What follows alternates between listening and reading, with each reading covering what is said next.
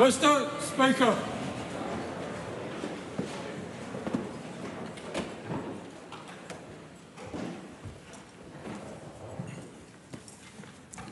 E te atua kaharawa, ka tuku whakamoima ti ati mātou mōna karakia ko waihotia mai ki runga ia mātou. Ka wahi o mātou pānga whaiora katoa ki te taha, ka mihi mātou ki te kengi me te inoi atu, mo te arahitanga I roto I o mātou whakaaroarohanga. Kia mohi ai, kia whaketi ai tā mātou whakahaere ngā take o te wharenei. Mo te oranga, te maungarongo, me te aroho Aotearoa, āmene.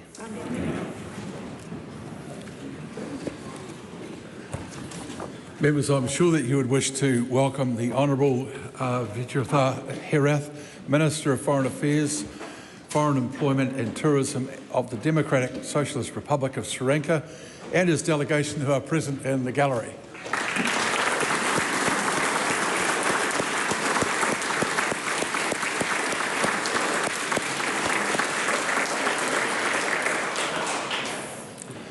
Two petitions have been delivered to the clerk for presentation.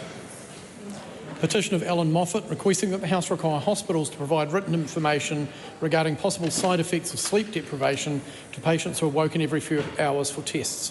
Petition of Lamb's Pharmacy requesting that the House urge the government to keep open the post shop at Lamb's Pharmacy at Karangahape Road. Those petitions stand referred to the Petitions Committee. A paper has been delivered for presentation. Ministry for Women Long-Term Insights Briefing 2026. That paper is published under the authority of the House. No select committee reports have been delivered. No bills have been introduced. The House comes to oral questions. The first in the name of Chloe Swarbrick. Ki te Premier, e tautoko ana ia I ngā kōrero me ngā mahi katoa a tōna kāwanatanga. The Right Honourable Prime Minister. Yes. Does the Prime Minister stand by his statement yesterday that the official in his office who received the briefing notes from Z Energy and Fonterra, quote, left a while ago, end quote? And if so, when exactly did that official leave? In answer to the first leg of the question, yes.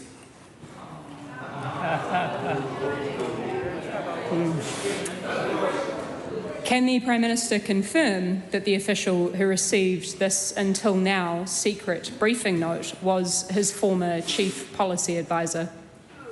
Well, as I've said and I've addressed this issue in recent days, is that I don't think it's appropriate that I identify specific members of staff. All I said is the staff member left a while ago.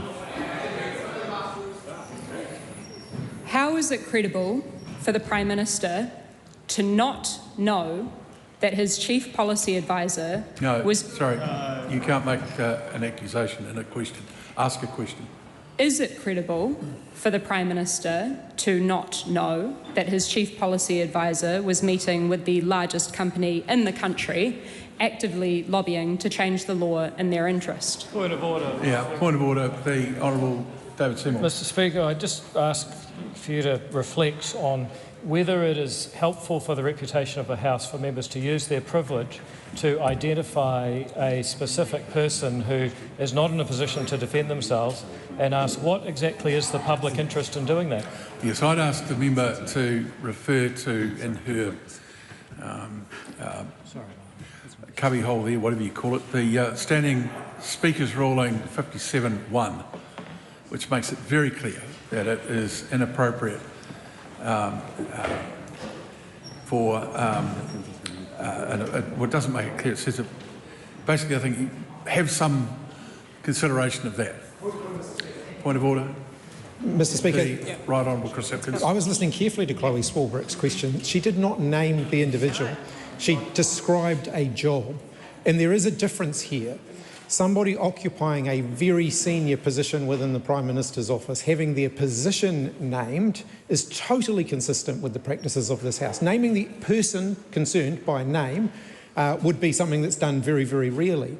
But naming somebody's position, particularly when it's the Chief Policy Advisor to the Prime Minister, is absolutely consistent with the practices that have been followed in this House. Well, it would be Oh, well, away we go. Yes, Steve Abel. In your rulings 57, 1 and 2, it does allow the naming of officials. As the leader of the Labour Party pointed out, Chloe didn't name the official, our co-leader, but the point is that the office of the official has been named. It is not calling into question the conduct of the official, but the extent to which the Prime Minister was not aware of the conduct of their Chief Policy Advisor. Yeah, well, I'll come back to that in a minute. Speaking to the point of the Honourable Louise Upson. The Prime Minister has answered the question and been clear about the intent in terms of individuals. And anyone in this House would know if you use particular titles, it is very easy then to identify people. So it has the same result as the intent of not naming an individual by that connection. It's pretty obvious. Point of order. Final point. My point, Mr Speaker, is what the Prime Minister knew when. I very intentionally am not naming the person, which, just for sake of knowledge of the House, has actually been named this afternoon in a publication from Stuff. So the question that comes... thank you. You finished? Yeah. The question that comes to mind is, firstly, 57.1 makes it clear that while a name can be given, people should bear in mind that public officials do not have the opportunity to defend themselves in this House. I would go further and say that by naming a position, it would be a stretch of the imagination to suggest that people couldn't work out who that person was. The question then becomes, is it absolutely necessary for that to be part of the question for the information to be sought from the Prime Minister? And I would say in this case, it doesn't. So, point of order, the Right Honourable Chris Hipkins. Mr Speaker, I think we need to be very clear here. The motives and the conduct of the position that has just been named are not being questioned by Chloe Swarbrick's question. It's whether the Prime Minister was aware of the actions that person was taking that's being questioned. The Prime Minister is being questioned, as is absolutely acceptable in this House. The motives of the individual concerned, named, have not been questioned, merely pointed out the fact that they were in a senior job in the Prime Minister's office. And if it were that broad and ask exactly as you've just asked, that would be fine. But I think throwing in the person's position effectively names that person. We'll see where we go. is it credible for the Prime Minister to not know that one of his most senior staff members was meeting with the largest company in the country who was actively lobbying for a law change in their favour, which they ultimately got? Well, I reject the characterisation of that question.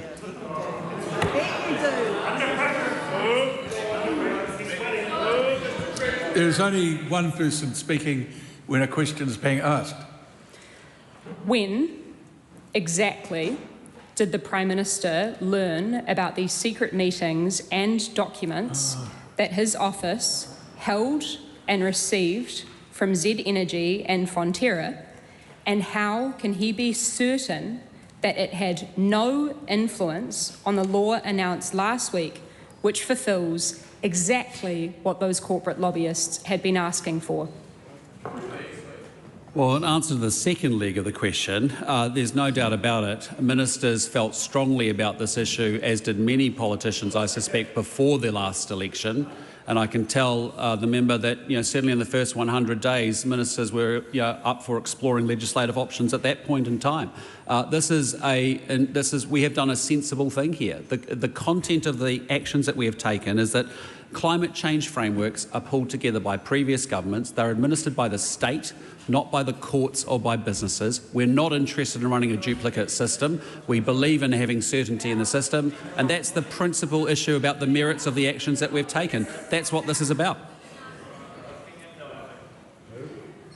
Can the Prime Minister confirm whether the until now secret briefing papers from Fonterra and Z Energy were passed on to Ministry of Justice officials? And if he doesn't know, does he think it might be his job to find out? Prime Minister can answer one of those questions. Well, as I said in answer to the first leg of the question, there is no record or recollection of the interaction from 2024. Ideally, there should be. There hasn't been, and as a result, my office has asked ministerial services to remind staff of their obligations. Question 2, Ryan Hamilton. Thank you, Mr. Speaker. My question is to the Minister of Finance and asks, what recent reports has she seen on the economy? The Honourable Nicola Willis. Mr. Speaker, I've seen reports and commentary about what Budget 2026 should deliver. Tomorrow, Kiwis will see what a responsible budget that secures New Zealand's future looks like.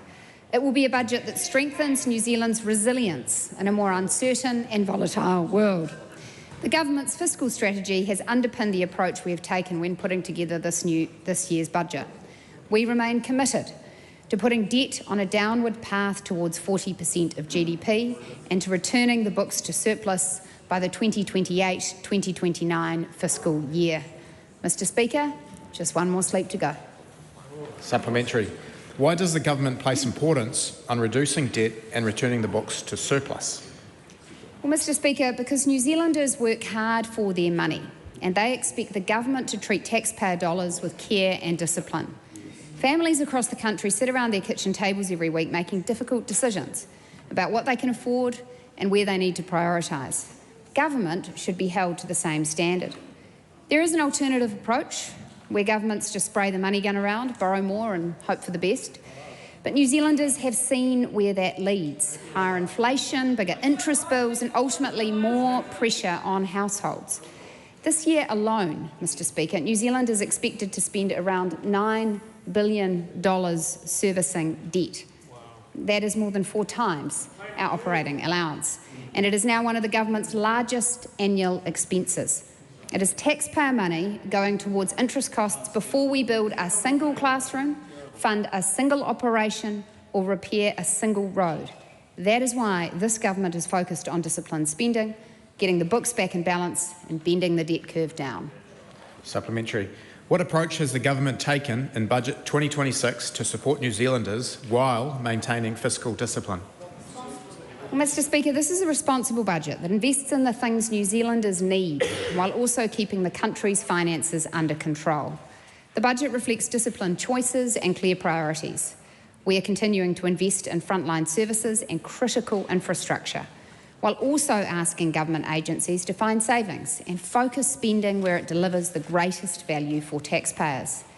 That means investing in areas like public infrastructure, health, education, law and order and defence, while reducing lower value spending and ensuring government spending becomes more sustainable over time. This budget recognises that easy choices are gone. It reflects careful prioritisation and responsible trade-offs, because if we want to invest in the future, we also have to make sure the country can afford it.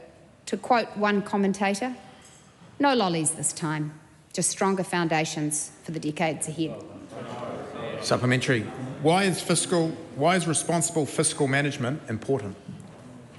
Well, Mr. Speaker, because New Zealand is a small trading nation and we do not have the luxury of pretending debt doesn't matter.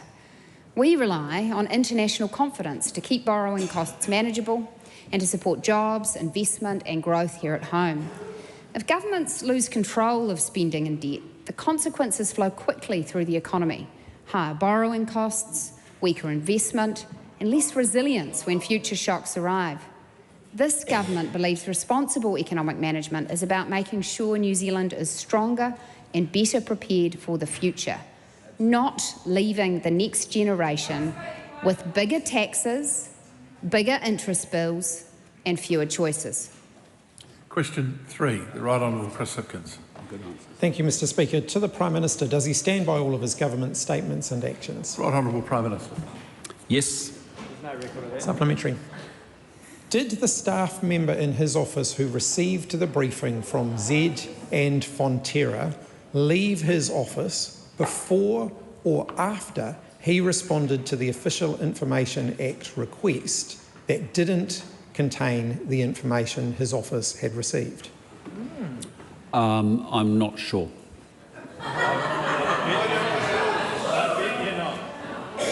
Why hasn't he asked? Well, I've been very clear in the last few days. There is no record or no documentation from that interaction from just a moment. 2024. Wait on, sorry. It's an important question, so we'll hear the answer without anybody else adding to it. Right Honourable Prime Minister. The member is more than welcome to put it in a written question, but I've been very clear that there is no record or no documentation from that interaction in 2024. There ideally should be, absolutely. That is why my office has asked Ministerial Services to go and make sure that staff understand their obligations going forward. But this was a Cabinet decision, and it was a Cabinet decision on a matter of policy about not wanting to have a parallel system determining adherence or not to our climate change frameworks. That is a state responsibility, not a court or a business responsibility. When was the Official Information Act request in question sent to the person who asked for the information? If the member puts that in writing, I can get him an answer. When he said yesterday that the person had left his office a while ago, does he regard a while ago as within the last few weeks? I stand by the statement I made yesterday. The reporting is wrong. Supplementary question, Mr Speaker. Why can't he tell the New Zealand public why his office withheld a briefing that he had received from Fonterra and Z Energy asking for a change to the law in their favour that his government has subsequently agreed to make? Well, I reject the characterisation of the way the member is presenting that question. This is an issue that was well understood and socialised before even the election in 2023. Many ministers in the newly formed government had very strong views, actually, that legislative action was needed because we are not going to tolerate having a parallel system where climate change frameworks are administered by courts. That's as simple as it is. But you know, it doesn't get any simpler than that. We made the right decision with the intervention and the actions that we have taken around that legislation because we are not interested in having duplicate systems. End of story. So if the government had already decided after the election that it was intending to change the law in favour of those who were defending themselves in court, why did he make no effort in his office to record the information around lobbying from those very same firms? Well, as I've said in recent days, there should have been a record of that. In this case, there isn't. There is no record, there is no documents from that interaction in 2024. Yes, there should be. Yes, Ministerial Services are advising all staff about their obligations and reminding them of those obligations going forward. But this was a Cabinet decision, and that's important because this point of policy is an important one to get right and to correct. If he thinks that there should have been records kept, why hasn't he asked his office about the records that have? Like when the meeting took place, who held the meeting, when they left, and when the Official Information Act request was responded to? I've already addressed that with my previous answers to the members' questions. Question number 4, Laura McClure. Thank you, Mr Speaker. To the Associate Minister of Education, what recent announcements has he made about charter schools? The Honourable David Seymour. Mr Speaker, last Friday I released figures that show, contrary to some commentary from education unions, charter schools are actually cheaper to open than equivalent state schools. These figures show a new primary school with 100 students would receive $400,000 or thereabouts as a charter school, but roughly $640,000 were at a state school. Similarly, for a secondary school, $950,000 in set-up costs for a state school, but only roughly $480,000 for a charter school. This follows information about the cost of running the schools once they are set up. For a primary school, around $8,800 for a state school, but around $8,300 for a primary school. And at secondary level, $11,000 for a state school and $10,700 per year for a charter school. Mr. Speaker, this should finally put to bed the incessant but incorrect claims that charter schools somehow cost more to the taxpayer than state schools. They cost less, and the students who choose to attend them are just as worthy of a state-funded education as any other student in New Zealand. He's not here. Supplementary. Are charter schools proving popular? Mr. Speaker, yes indeed. The demand is growing rapidly. There are currently over 1,600 students enrolled, up from only a few hundred on day one last year. There are now 17 charter schools today, and by the start of next year there will be 21. They cater to a range of students with a range of different interests. There are schools that support autistic and neurodivergent kids, and schools that provide outdoor immersion alongside the New Zealand curriculum. The original 7 schools alone have seen their rolls triple from 200 to 700. You see North West College in Henderson, which is having to move to a bigger building, as has Twin Oaks School in Green Lane, despite only beginning in term 3 last year. They are literally bursting at the seams. And the other thing charter schools are doing is listening comprehension. So you heard what I just said, giving the figures showing those cheaper, but Damien O'Connor, the former member from the West Coast, is baying on that they cost more. Listen carefully or rewind the tape. Supplementary. What have attendance levels been like at charter schools? Well, Mr. Speaker, more very good news. They're already proving their worth. We are seeing attendance at charter schools exceeding slightly that of state schools, which I have to say has also been improving in every term but one that this government has been in power. People may have seen on One News last night that Māori attendance at charter schools is 68.5% regular attendance. That is at or slightly above the level of average state school attendance. So I just want to just sit on this for a moment. Charter schools are getting Maori students to attend at the same rate as the New Zealand average. That is the professed dream of many on the other side of the House, but the people on this side of the House and those running charter schools are making that dream for Māori a reality. Question number 5, Ricardo Mendes-March. Thank you, Mr. Speaker. My question is to the Minister for Social Development and Employment. Has she announced or introduced any reforms in the past fortnight that will see any low-income families worse off? If so, how many families will be worse off because of these reforms? The Honourable Louise Upston.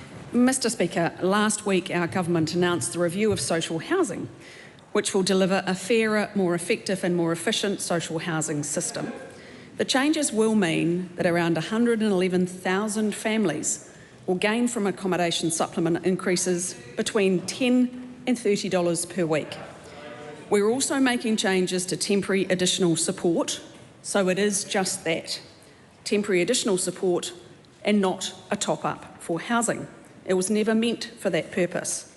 This will be an average reduction of $10.82 per week for about 45,000 households.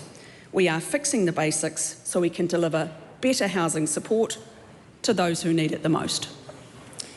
Is it correct that the temporary additional support payment is one of the last lifelines for people who can cover basics such as keeping the power on, prescriptions for life-saving medication, or keeping a roof over their head? And if so, what is her message to families who may not be able to afford these essentials as a result of the reduction in the temporary additional support payments?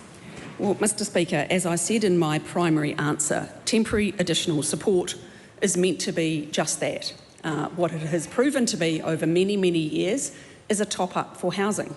So by increasing the accommodation supplement for those in private housing, we want to ensure that the housing support products are doing its job, and rather than a temporary additional support was never intended for that purpose. And that's why we have undertaken this change. Does she stand by her statement that, quote, our government is focused on targeting financial assistance to those most in need, end quote? If so, how would she describe the financial situation of those who rely on the lifeline that is temporary additional support for things like life-saving prescription medicine? Well, as I said, and the number I've seen previously is that about 95% of the temporary additional support is used for housing, not for the other items the member mentions. It is used for housing, which is why the change that we are making in the review of social housing that we announced last week for Budget 26 quite rightly puts the housing support where it should be, which is in the accommodation supplement. Was it a tough choice to cut accommodation support for thousands of low-income households by $42 a week on average, while ministers are still able to claim $1,000 a week in ministerial entitlements for a property they already own mortgage-free? Mr Speaker, speaking to the first part of that question, which is around the review of social housing, we've been really clear about the fact that, unfortunately, social housing isn't reaching those who need it most. What we do know is there are a large number of people in private rentals who have been struggling. We want to ensure that the incentives are right, that they have additional support with the additional $10 to $30 a week for those in private rentals, and we want to ensure that actually the incentives are in the right place for them to get ahead. Was it a tough choice to proceed with policy changes that would, according to her own ministry, leave those very same families she talked about with, quote, less money available for spending on other necessities such as food, clothing, and transport? And if it was a tough choice, how does she justify people struggling to make ends meet as a result of these reforms? Well, I think the other point to make, Mr Speaker, is that the temporary additional support is meant to be that. It is meant to be temporary, and for areas where there is challenges around food or other costs, that's where we have hardship grants. So I don't want the member confusing two different items. We are talking about the temporary additional support. As I said, about 95% of that has been used for housing. That is why we are doing the review of social housing, making this change in Budget 26 to ensure that where the housing support product is, it is being utilised more effectively, and equally where households are challenged by food, then that is the appropriate place to seek assistance is work and income through food hardship grants. Supplementary question, the Right Honourable Winston Peters. What's the difference between Green MP Wade Brown's accommodation or McNulty from Labour's accommodation as opposed to yours? What is the difference? The answer is none. Good. Well, thank you. There's no need for the Minister to respond. We'll go to question number 6, Dr. Carlos Chong. Thank you, Mr. Speaker. My question is to the Minister of Housing. What announcements has the government made about improving social housing? Mr. Speaker, last week I announced Cabinet has agreed to a multi-year program of work to reform social housing. Social housing should be there for those who need it for the time that they need it, but where people can move to independence, the system should help them do that. The system is currently not fair, it's not targeted to those who need it most, and it's trapping people in dependency. It also costs the Crown around $5.5 billion per year, and that number is growing. The system is broken and not sustainable, so we are changing the system through 3 key shifts. Is the current system fair? Mr. Speaker, in my view, the answer is no. Similar households can receive very different levels of support depending on whether they're in a social house or a private rental. Take 2 sole parents in similar situations. They can have considerably different financial outcomes, with the family in a private market rental receiving accommodation supplement being $65 a week worse off compared to a comparable family in social housing. On average, social housing tenants on a main benefit have $105 more per week left after housing costs compared to their equivalents in the private rental market receiving the accommodation supplement. I think most reasonable people would look at this and say that is not an equitable situation. Many people struggle to afford their housing costs, not just people in social housing. Well, actually, it's not like that, and there's been extensive There's been Hold on, extensive wait on. economic evidence to the contrary. Sorry, Mr Bishop. I'm just responding to the... No, well, the person who is calling out across the House like that, is disorderly. Please don't do that anymore. I'd invite the member to look at the screeds of economic evidence that's been conducted by governments, both red and blue in the past and of all different stripes, by academic economists and others. It indicates that the accommodation supplement, whilst not perfect, is a form of income support that goes to people in relation to their housing costs. Supplementary. Does the current system prioritise those in mostly?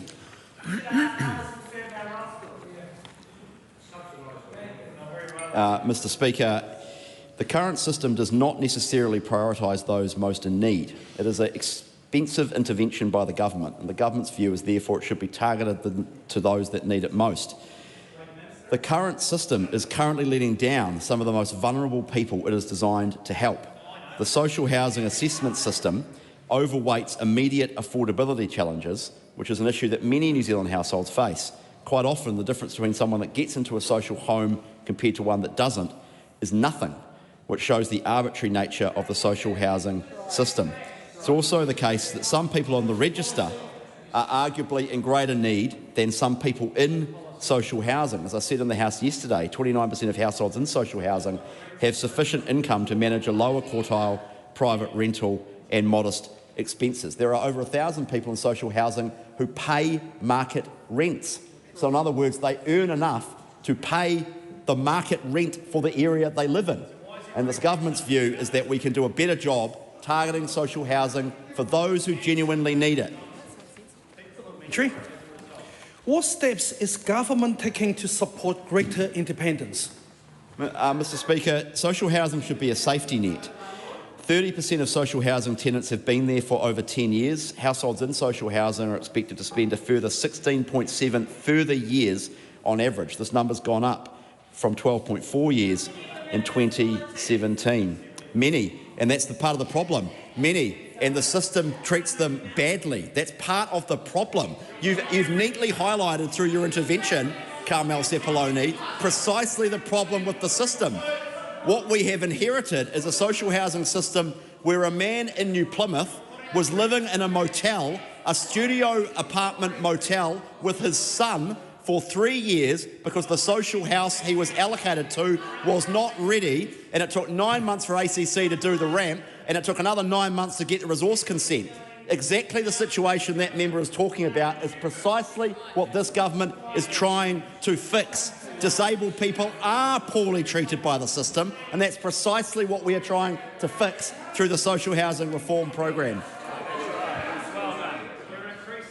Good. We'll just have a little bit of silence from everyone until I call the Honourable Barbara Edmonds. Whawhitai te lava, Mr Speaker. To the Minister of Finance, does she stand by all her statements and actions? The Honourable Nicola Willis.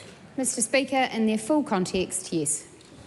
Supplementary. Does she stand by her statement that she expects Crown entities to, quote, reflect on the government's overall objectives, unquote, including to make headcount reductions? If so, why? Mr Speaker, yes. Supplementary. Does she expect Fire and Emergency New Zealand, a Crown entity, to make headcount reductions because of her budget? Mr Speaker, I need to be careful not to step too deeply into the portfolio of another minister, but I don't think I would be alone among New Zealanders to say that Fire and Emergency New Zealand is an entity that could do a better job of converting public money and levy funds into results not only for the people it serves, but actually the people who work for it. Supplementary. What support will there be in budget for Mary, who has 15 years of IT experience but cannot find a job after more than 50 applications, as reported by media? Well, Mr Speaker, obviously I'm not in a position to comment on the individual circumstances of Mary, nor do I expect that the member, Ms Edmonds, is either, because we do not know the full story of her background, circumstances or experiences. What I can say is that I feel for any New Zealander who is working hard to get a job, who is doing their very best and is struggling to do so. That is a challenging position to be in. And that's why when we deliver the budget tomorrow, one of the things I will be very pleased to be able to confirm is that we will be creating many more jobs in this economy over the coming years. Supplementary. Well, then what support will there be in the budget for Benj, who was made redundant in the last round of cuts in 2024 and has applied for 130 jobs but is still out of work?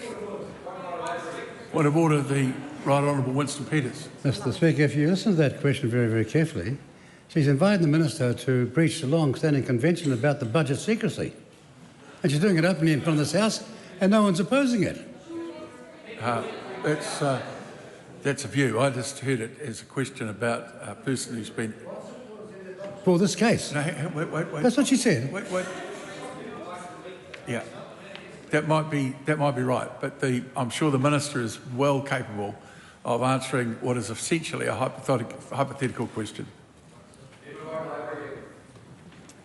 Well, Mr. Speaker, again, similar to my previous answer, I'm simply not in a position to comment on the particular circumstances that Benj has been experiencing, although I can express empathy and sympathy for that situation.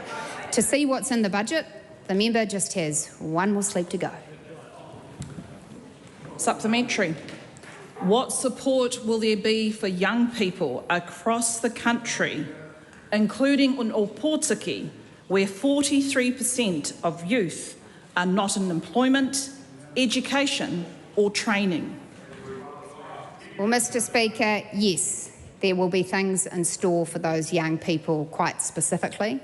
It's also the case that one of the most reckless things a government can do to young people is spend so much today that we end up having to tax those young people more tomorrow. That is the member's approach, it's not mine. Question number 8, Jamie Arbuckle. Thank you, Mr. Speaker. To the Associate Minister of Health, what recent announcements has she made about funding for road ambulance services? The Honourable Casey Costello. Mr. Speaker, last week the Minister of Health, the Honourable Seymour and Brown, and I announced that Budget 2026 will provide $35 million over 4 years to strengthen road ambulance services, delivering immediate improvement for patients and frontline staff. This is on top of an additional $77.7 million that has been invested since 2023, which brought total funding for road ambulance services to $452 million for this financial year. I'm pleased that this increased investment means there are now record ambulance staffing levels and faster response times for the most serious emergencies, and that it contributes to the New Zealand First National Coalition commitment. Supplementary. What will this increased funding support? Mr. Speaker, the funding announced last week will provide for the establishment of 2 ambulance hubs in Auckland, with one already confirmed for South Auckland. Deployment of an electronic patient clinical record system, which means better access to the information frontline staff need. Additional training support for ambulance communication centre staff and additional clinical welfare checks for patients. Mr. Speaker, this investment is further demonstration of this government's commitment to ensuring New Zealanders can access timely, quality care when they need it most by investing in the right tools and approaches to increase the efficiency and effectiveness of services. Supplementary. Will there be additional funding for road ambulances? Mr. Speaker, I'm pleased to say absolutely. This funding announced through Budget 2026 will be in addition to an increase in funding from Health New Zealand and ACC for road ambulances to meet demand and cost pressures. The total funding package will be finalised following contract negotiations in the coming months. However, once finalised, the increased funding from Health New Zealand and ACC will support additional frontline ambulance crews and 111 call handlers, strengthened recruitment and retention of ambulance volunteers, particularly in rural and high deprivation areas, and an enhanced clinical hub that will provide clinical advice over the telephone and support more patients to resolve care needs without an ambulance response. Supplementary. How will these investments support frontline staff? Mr. Speaker, these investments are about making frontline staff's lives better. They're delivering more staff, more training, better tools and more volunteers. Staff I've spoken to have already told me that the 2 new ambulance hubs will be game changers. We're talking tangible, practical differences. Mr. Speaker, our support for frontline emergency services doesn't just extend to investments. The New Zealand First National Coalition Agreement committed to creating new offences to protect our frontline responders, and assaulting first responders or prison officers is in the Crimes Act Amendment Bill, currently with the Justice Committee, and it delivers on our commitment to protecting those who are doing so much to protect New Zealand. Question number 9, the Honourable Willow Jean Prime. Tēnā koe te manga te whare. My question is to the Minister for Social Development and Employment and asks, does she stand by her statement that, quote, the government believes that the welfare system should be a safety net for those who need it most, unquote? If so, why? The Honourable Louise Upston. Mr. Speaker, yes, the social safety net is there when New Zealanders need it the most. But the system should be firm, fair, simple and sustainable. That's why the government has announced a review of social housing that will ensure we deliver better housing support for those who need it most.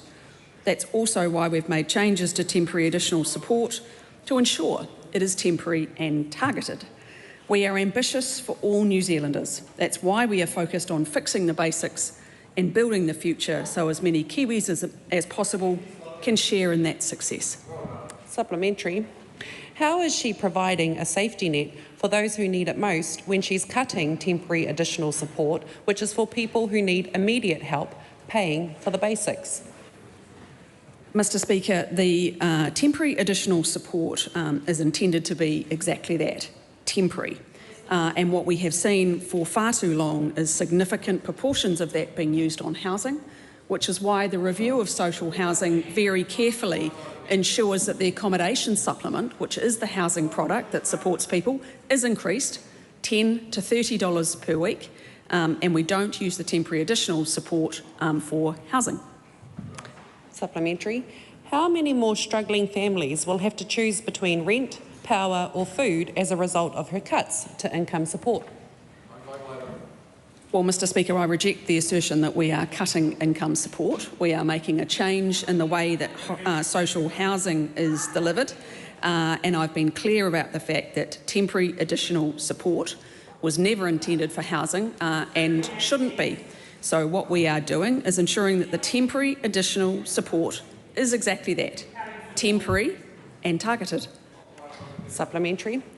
Why is she cutting the safety net from young people when youth unemployment is sky high?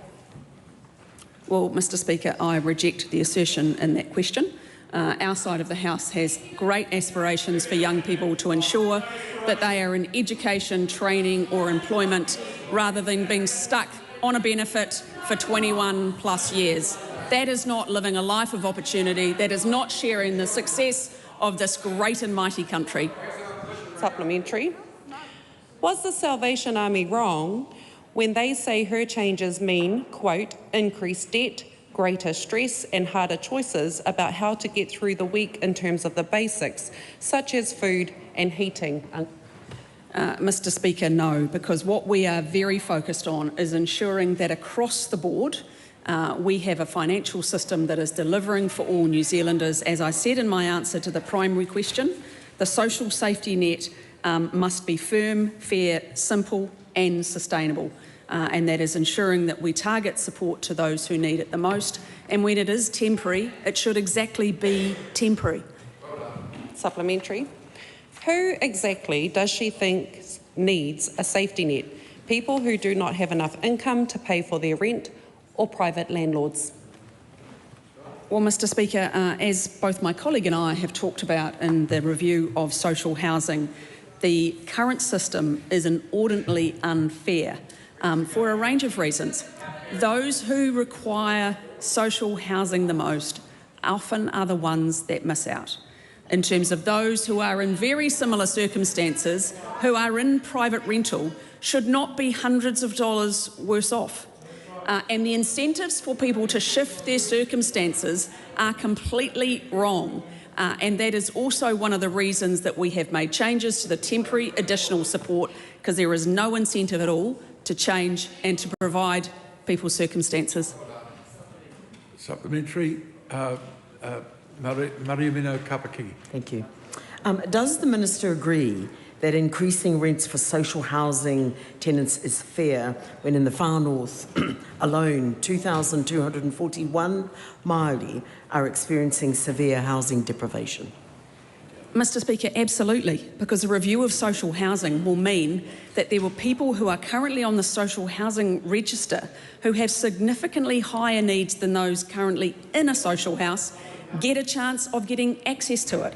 And my colleague spoke about the 1,000 people in social housing who pay market rent. No one in this House should argue that they need it more than those who are in the far north, who are currently in severe housing hardship, who don't have access to that support. Supplementary.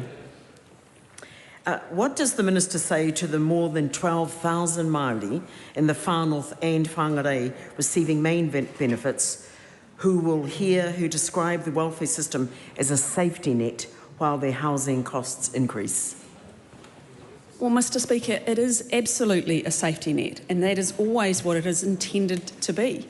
Our side of the House believe that we should be providing support in times of need for people who need it, but actually we want to see people improve their circumstances. The temporary additional support does nothing to incentivise people to be in work, to work more than they are, or to improve their circumstances. That is fundamentally what is wrong with the temporary additional support and the significant percentage of it being used for housing. Our side believes people can and do lift themselves up, and we want them to share in the success of this beautiful, amazing country we all live in. Supplementary, the Honourable David Seymour. Would she expect criticism if she introduced a policy of further improving the terms for those in state houses at the expense of lower accommodation supplements for everyone else? And if she would, how is it possible for the same people to criticise levelling that very playing field?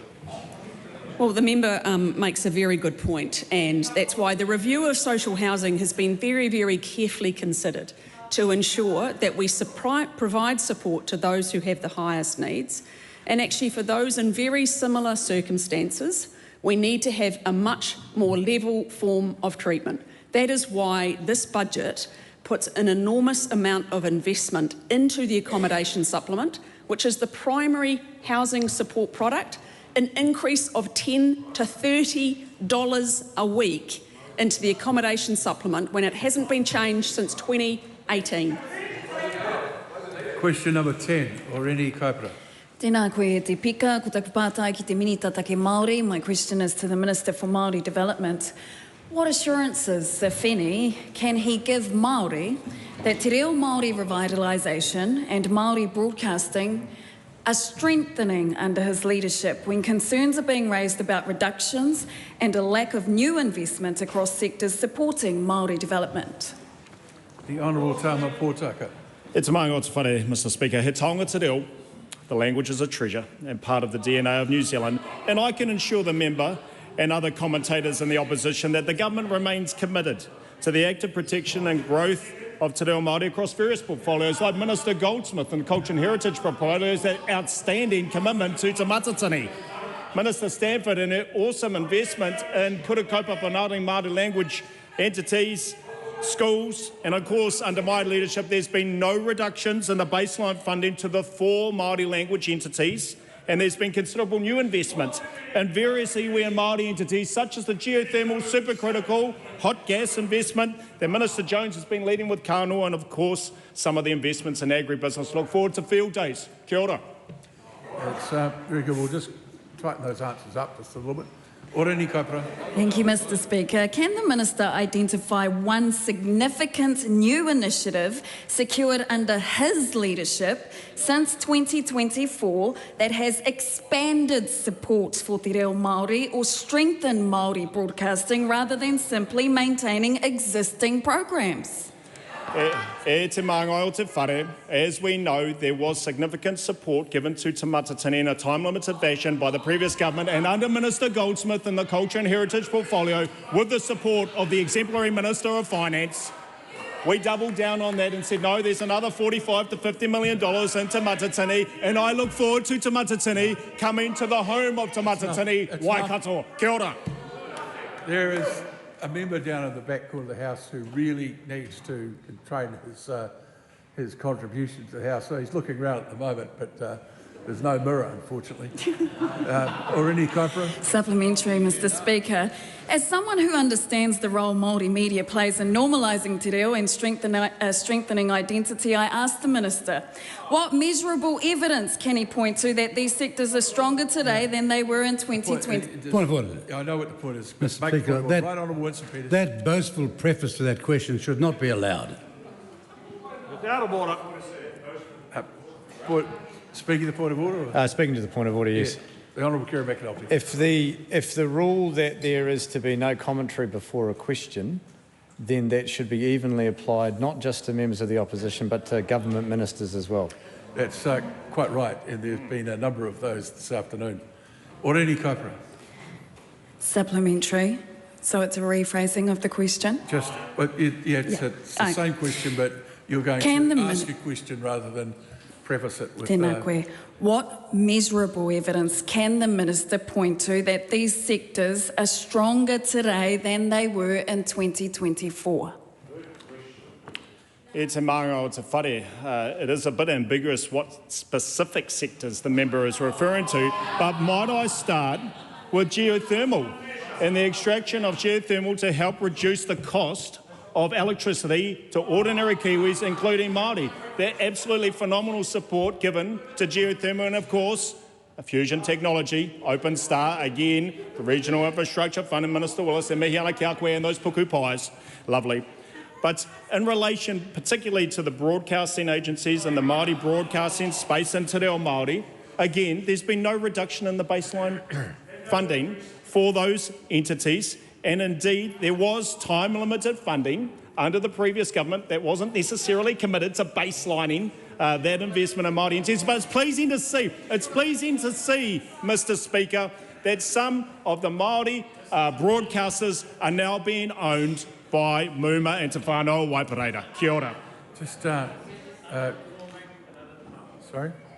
The answers to questions need to be far more concise than we've been getting for the last few supplementaries. The Honourable Nicola Willis. As the Minister, has he inherited any fiscal cliffs in the funding track for Māori broadcasting? Mr Speaker, yes, and with the exemplary support and scaffolding of the Minister of Finance, we continue to support a variety of sectors, including Māori development, in a material and fiscally prudent way. The Honourable Paul Goldsmith. Well, point of order, Mr Speaker. I'm not sure I'm a little bit hurt by that tone. I'm delighted that you're so sensitive. Can I ask the Minister, is it the case that the single biggest investment this government has made in the arts sector has been the funding of Te Mata Tine, because we recognise the power of Waiata Kapahaka and all the wonderful things that have been developed through that program? Mr Speaker, the answer is yes, Ana, and absolutely tautoko. The direction of travel that the Minister of Culture of Heritage has for supporting Māori arts, culture and heritage, he and we are building the future. Question number 11. Before I call Ginny Anderson, I've been advised the answer to this question may be slightly longer than usual, although it has to be long to top some of the answers today.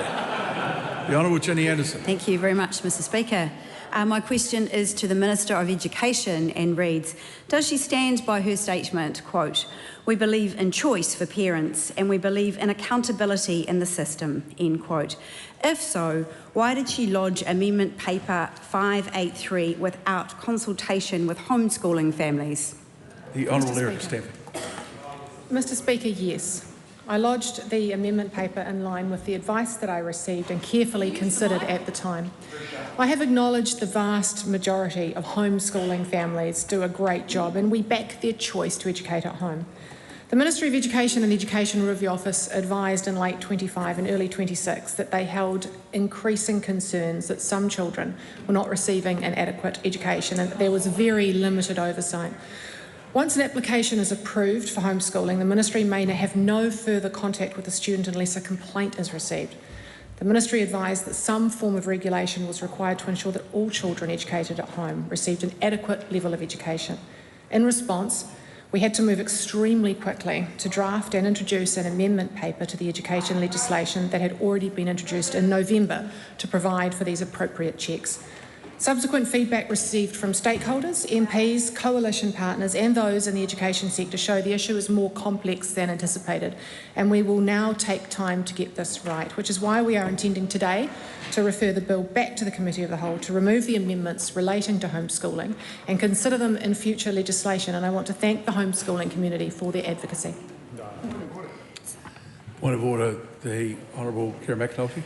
Thank you, sir. I think there's a couple of Speaker's rulings that are relevant here, and one being that when it is on notice, there's an expectation that the Minister has been given the appropriate advice from officials to answer the question. They signalled to you that it was going to be a long answer, but unfortunately, the second leg of this, and specifically why there was no consultation with homeschooling families, was not actually answered. Now, if we look at 1995, it makes clear that a two-part primary question on notice, both legs must be answered. Yeah, well, I took it that the, well, I don't know if it was an announcement today by the Minister, but the announcement said to the House this afternoon that the bill was being withdrawn, or the clause was being withdrawn, was probably an answer to the question about consultation. Honourable Ginny Anderson. Why did she try to bypass the concerns of thousands of affected families without consulting any of them? Mr Speaker, I already answered that in my primary answer, which is why I did it at length. We received very late we received quite late advice from the Education Review Office and the Ministry of Education that just a moment. That raised serious and increasing concerns. We had to move extraordinarily quickly in order to get a cabinet paper drafted, through cabinet committees, through cabinet drafted, and in order to get it included in the bill that was before the House. If we hadn't done that, Mr Speaker, it would have been another couple of years down the track. We wanted to move at pace to make sure that we were protecting the very children that I was alerted to in December last year. Supplementary. Why did it take thousands of families writing to her, political pressure from across the aisle, for her to do at the 11th hour what she should have done in the first place? Well, Mr Speaker, at this point in time, I want to thank those homeschooling families who contacted me, but also want to thank the coalition parties who agreed to make this change, and in particular the time that was given to me by New Zealand First, who met with me last night and again this morning to discuss and help put in place solutions to the issues raised by the homeschooling community. Honourable Priyanka Radhakrishnan. Why did she propose more compliance and strict assessment for homeschooling when parents of disabled children tell us they were effectively forced to homeschool their children because the lack of flexibility in the mainstream system had failed them?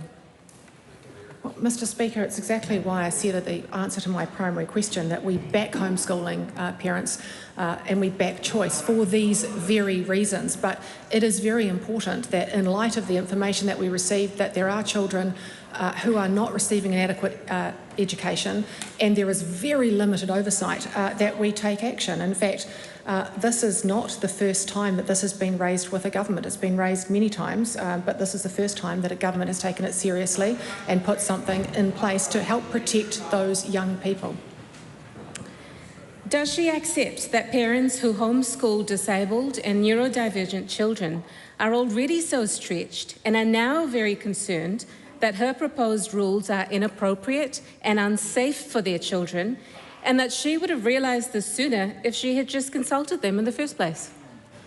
Well, Mr Speaker, this is exactly why we are going to remove those provisions and take it and consider them in future legislation. but it is also worthy of note that for those very same families who are doing it tough, that this government has been providing an enormous amount more choice when it comes to education provision and specialist provision by building the first 2 new specialist schools in 50 years and around 40 satellite classrooms provided in the previous 2 budgets. And if the member can wait until tomorrow, some more good announcements for the special school sector. Supplementary. Does this newfound last-minute willingness to engage mean that she will now start listening to all the other groups that have been shut out by her one-size-fits-all educational reforms? Mr. Speaker, I think it's worthy of bringing to light a question that Jack Tame asked once, where he said, it's extraordinary that there has only been 47 visits when 13,000 people have been given an exemption from homeschooling. And he asked, how do we know that any of these kids are getting a good education? And the answer from the Jan Tinetti at the time in 2023 was, I don't think that we do. And yet they did absolutely nothing about it. Didn't consult. She went on to say, I've asked for some advice that she never actually asked for. Question number 12, Question 12, Tim Vandermolen. Thank you, Mr. Speaker. My question is to the Minister of Defence. How is Budget 2026 investing in our Defence Force? The Honourable Chris Peters. Thank you, Mr. Speaker, and I thank the Chair of the Foreign Affairs, Defence and Trade Select Committee for the question. Sir, we are investing in drones, critical ship maintenance and work to replace our ageing naval fleet to bolster New Zealand's maritime capability of a defensive and offensive nature. Budget 2026 provides an additional $880 million worth of operating funding and an extra $700 million of new capital funding for activities and operations, as well as priority projects identified in the Defence Capability Plan. In addition to a strong focus on maritime security, we will also deliver new and upgraded training facilities and continue the long-term Homes for Families program, building modern, healthy homes for personnel of the Defence Force and their families. Great work, Minister. Supplementary. How will Kiwis benefit from the increased investment in defence? Mr. Speaker, our prosperity and security depend on the sea. Recent events have shown how quickly disruptions to international shipping routes can affect supply chains. The oceans are a vital interest that must be actively secured. Defence also plays a critical role in supporting communities during severe weather events at home and elsewhere in the Pacific. Humanitarian assistance, disaster relief of other categories too, fisheries protection, environmental monitoring, search and rescue and much more. Sir, we are fixing the basics of defence and building a secure future for New Zealand. Oh, well done. Well, that concludes oral questions. Every day I ask people to leave the House quietly and quickly without talking on the way, and people seem to take it as an instruction to do exactly that. We'll take 30 seconds before I call some honourable member to take note of some miscellaneous business.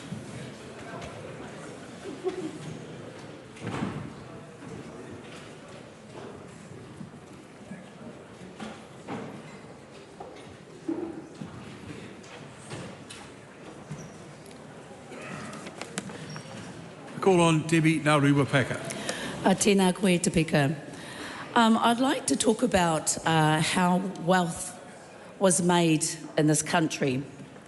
So first of all, you take land that belongs to Indigenous people, let's say tangata whenua. You pass laws to making that land legal. You break up communal ownership so individuals can be picked off one by one. You confiscate what remains after resistance. You extract timber, coal, gas, minerals from whenua and moana that you did not steward and do not understand, and you build an economy on that foundation. You create a tax system that protects that wealth, and you call it success. And this is the blueprint of New Zealand's capitalism. You can hear them speaking out loud over there. And the wealth sitting at the top of this economy today is the wealth that this government will protect in their budget. So let's remember that wealth in Aotearoa has wakapapa. And it leads directly back to raupatu, directly back to confiscation, to the deliberate destruction of Māori economic systems so that another system could be built in their place. And every year, this government will refuse to tax the rich, the super rich made wealthy on that model of capitalism.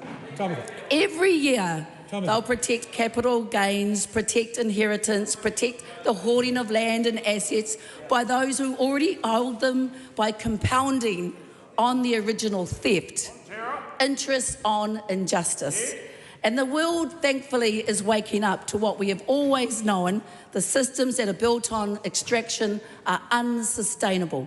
The old colonial imperial powers that wrote the rules of globalisation, whose powers are imploding, their economic model is eating itself, as you can see, bloated with eating itself. And we see it in the climate, we see it in the inequality so extreme it destabilises democracies. We see it in the hollowing out of the communities, not just Māori communities, but working communities everywhere, while a tiny number of people accumulate wealth faster than any generation in human history. The budget has one job, one moment to say enough, and you can hear it won't happen, but it will fail tomorrow to redirect the flow.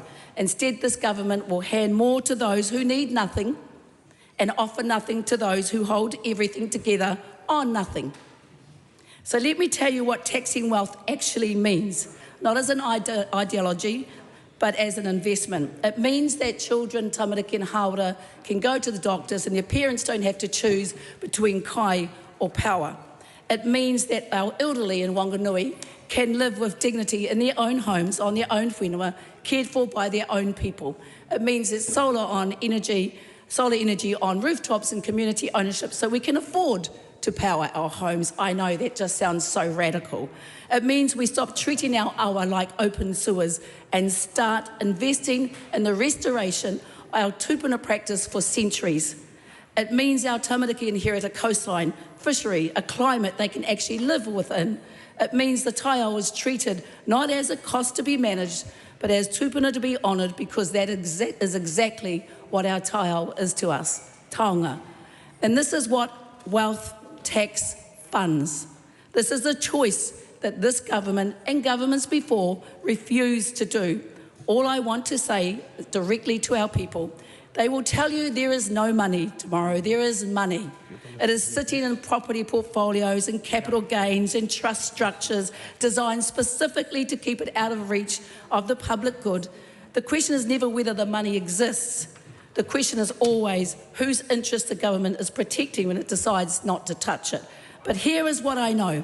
The system they are protecting is not as permanent as they believe. The rules written by colonial power are fracturing globally. And when the world looks for a different model, one grounded in collective well-being, in intergenerational responsibility, and the inseparability of the people and the environment, they will find that the wealthy, the super rich, can no longer be protected. Capitalism can no longer be normalised. Te Pāti Māori will tax the rich. Horrible to hear. Listen to it over here. It is not an if, it is a when. Kia ora rā. The Honourable Chris Bishop.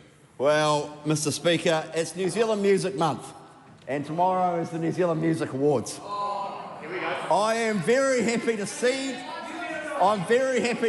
the crown of the worst New Zealand music performance of all time to Dr. Aisha Verrill. What a shocker on the weekend. Mr. Speaker, there's a saying that if it walks like a duck, it sings, in Aisha Verrill's case, like a duck, then it is a duck.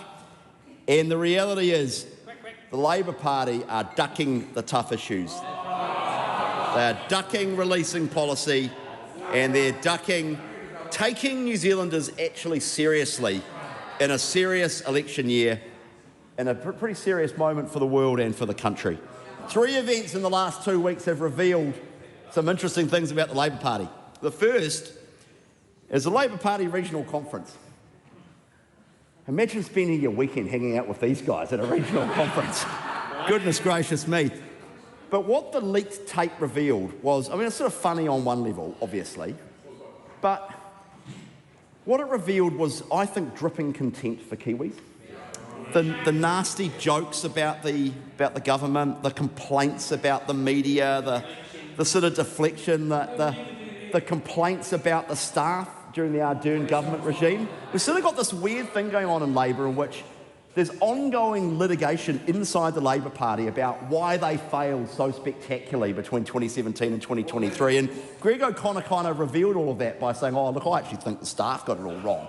No accountability for the leadership or the ministers, or dare I say, the MPs who made up the largest absolute majority ever received in MMP history. No accountability for them. No, it was actually the poor staff fault who worked for Jacinda Ardern. The name calling, it was the sort of arrogant entitlement that I think kind of came through from that was the biggest thing that came through to me from the audio. The dripping contempt for New Zealanders. And this is from a party that is seeking the support of New Zealanders to govern the country after November the 7th. So that's the sort of first event. The second, sort of actually more serious. Labour have got this policy, they call it their cornerstone policy. There's not a lot of flesh on the bones, to be fair. This is the so-called New Zealand Future Fund. It's a cornerstone policy. What we learned 2 weeks ago via Chris Hipkins and Barbara Edmonds is that New Zealanders have to wait for the details of that policy until after the election. And it's sort of treating, I think, the public as taking them for fools. What it's saying is, vote for us and we'll tell you what we'll do later. We'll tell you what assets are in it later. We'll tell you how it's going to be constituted. We'll tell you how it's going to be structured. Don't worry, we've got it sorted and we'll tell you later. And I think it's particularly interesting given the history, given the spectacular failure of so-called big grand promises in the 2017 to 2023 period. I mean, everyone remembers the 100,000 homes that become 3,500 homes. Everyone remembers the spectacular failures like that. You know, the cycle bridge, that light rail, thank you, or Auckland Light Rail that they said were going to be built and not a single metre of track was, despite hundreds of millions of dollars spent. So it's a pretty interesting approach for a political party with an epic record of failure to turn up at the next election and say, don't worry, we've got it all sorted, vote for us, and we'll tell you the details later. And then the Treaty of Waitangi is blamed for many things in New Zealand. I think it is blamed far too often for too many ills, unfairly. But it's a new low in kind of treaty jurisprudence when the fact that the treaty exists is blamed for the inability of the Labour Party to actually do any serious policy. Because that was the other excuse they said. They said, we'll tell you later, and we can't tell you before the election because of the treaty. As if like that's just like a get-out-of-jail-free card.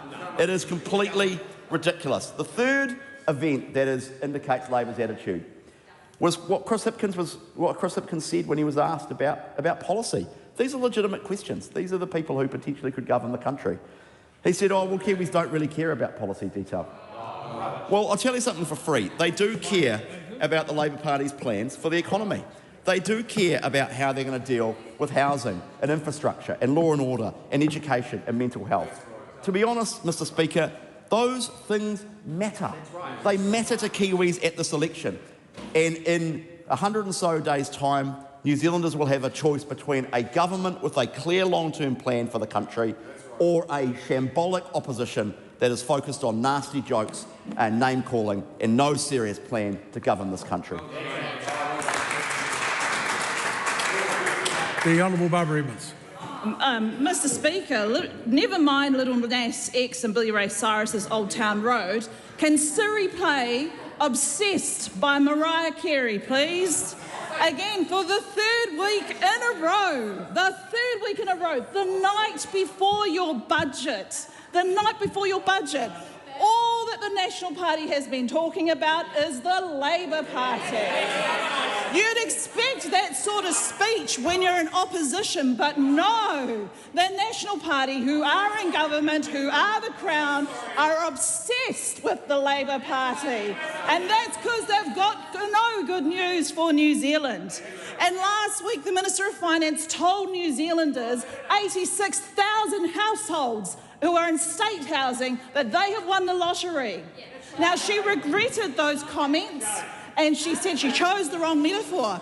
And I get it, Joseph Mooney. Sometimes we say things that we regret. But on the metaphor itself, she was closer to the truth than she actually knew. Because a lottery is exactly how that government runs this economy. It has run it that way for 3 years. And based on what we know about this year's budget, this budget appears to be no different. A few people win, and they win big, but everyone else pays the price. Tomorrow's budget is that government's last chance. It's your last chance to show that they understand what life is like for everyday New Zealanders, to make good on your promise of fixing the cost of living, to show a real plan for growth. So let's look at who this government has made winners in the last 2 years. Landlords handed interest deductibility worth billions of dollars. Property speculators who saw the Bright Line test reduced from 10 years to 2. And guess who benefited from that? The Prime Minister. Tobacco companies given a tax cut of 50% on heated tobacco products, and only one company benefits from that excise tax reduction. But now let's look at who the government has left to pay the price of their choices. In this budget alone, 86,000 households will have their rent increase by $30. 30,000 of those households are pensioners. The 8,700 public servants losing their jobs, and everyday New Zealanders who will have to wait longer for their hospital appointments because they're getting pushed back, whose children go without learning support, and the calls to IRD that go unanswered. Tertiary students who no longer have 1 year of tertiary education free. And this is not new. Last year, to help pay for the budget, this government extinguished pay equity for thousands of working women. They took billions of dollars off these working women to help them balance their budget. Disabled people have to pay more for their transport under the Total Mobility Scheme. We saw a handbrake on government infrastructure projects. Those projects help to contribute to the whole economy, not just the 12,000 construction centre roles we've lost or the 1,500 engineers that we've lost. Local community providers who deliver much needed services for women and new mothers, like the North Shore Family Centre, like Birthright in Hutt Valley, closed.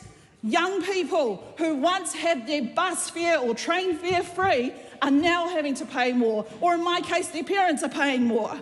We've also seen high unemployment, record numbers of KiwiSaver hardship withdrawals, record youth Māori, Pacific unemployment, record job losses. And government members on that side of the House say this stuff is old. Those government members have clearly not been talking to everyday New Zealanders, just so out of touch. Everything is on the chopping block with this government. And this government has made its choices. They chose who won, they chose who lost.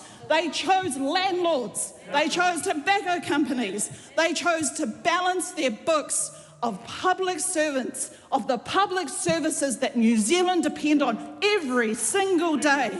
And the worst of all, the lowest paid woman in our economy. Shameful. Labour will choose differently, and this November, New Zealand will have a choice too.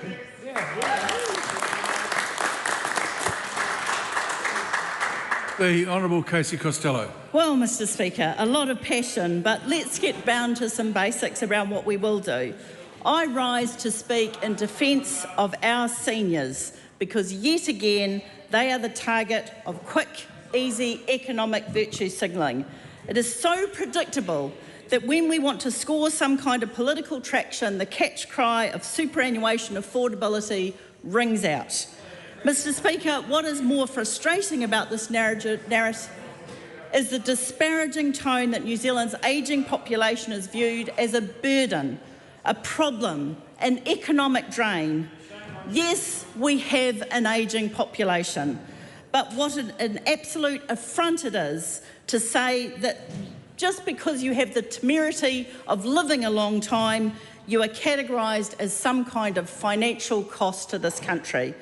Balancing our books by tinkering with superannuation seems to be endorsed even by the opposition, who spent the last 5 minutes championing about how they were going to stand up for the underdog, and yet have at the same time said that yes, they'll have a conversation about adjusting the superannuation. Just yesterday in question time, with faux indignation, they talked about what about the pensioners because of the adjustments to housing subsidies. What will happen to those pensioners?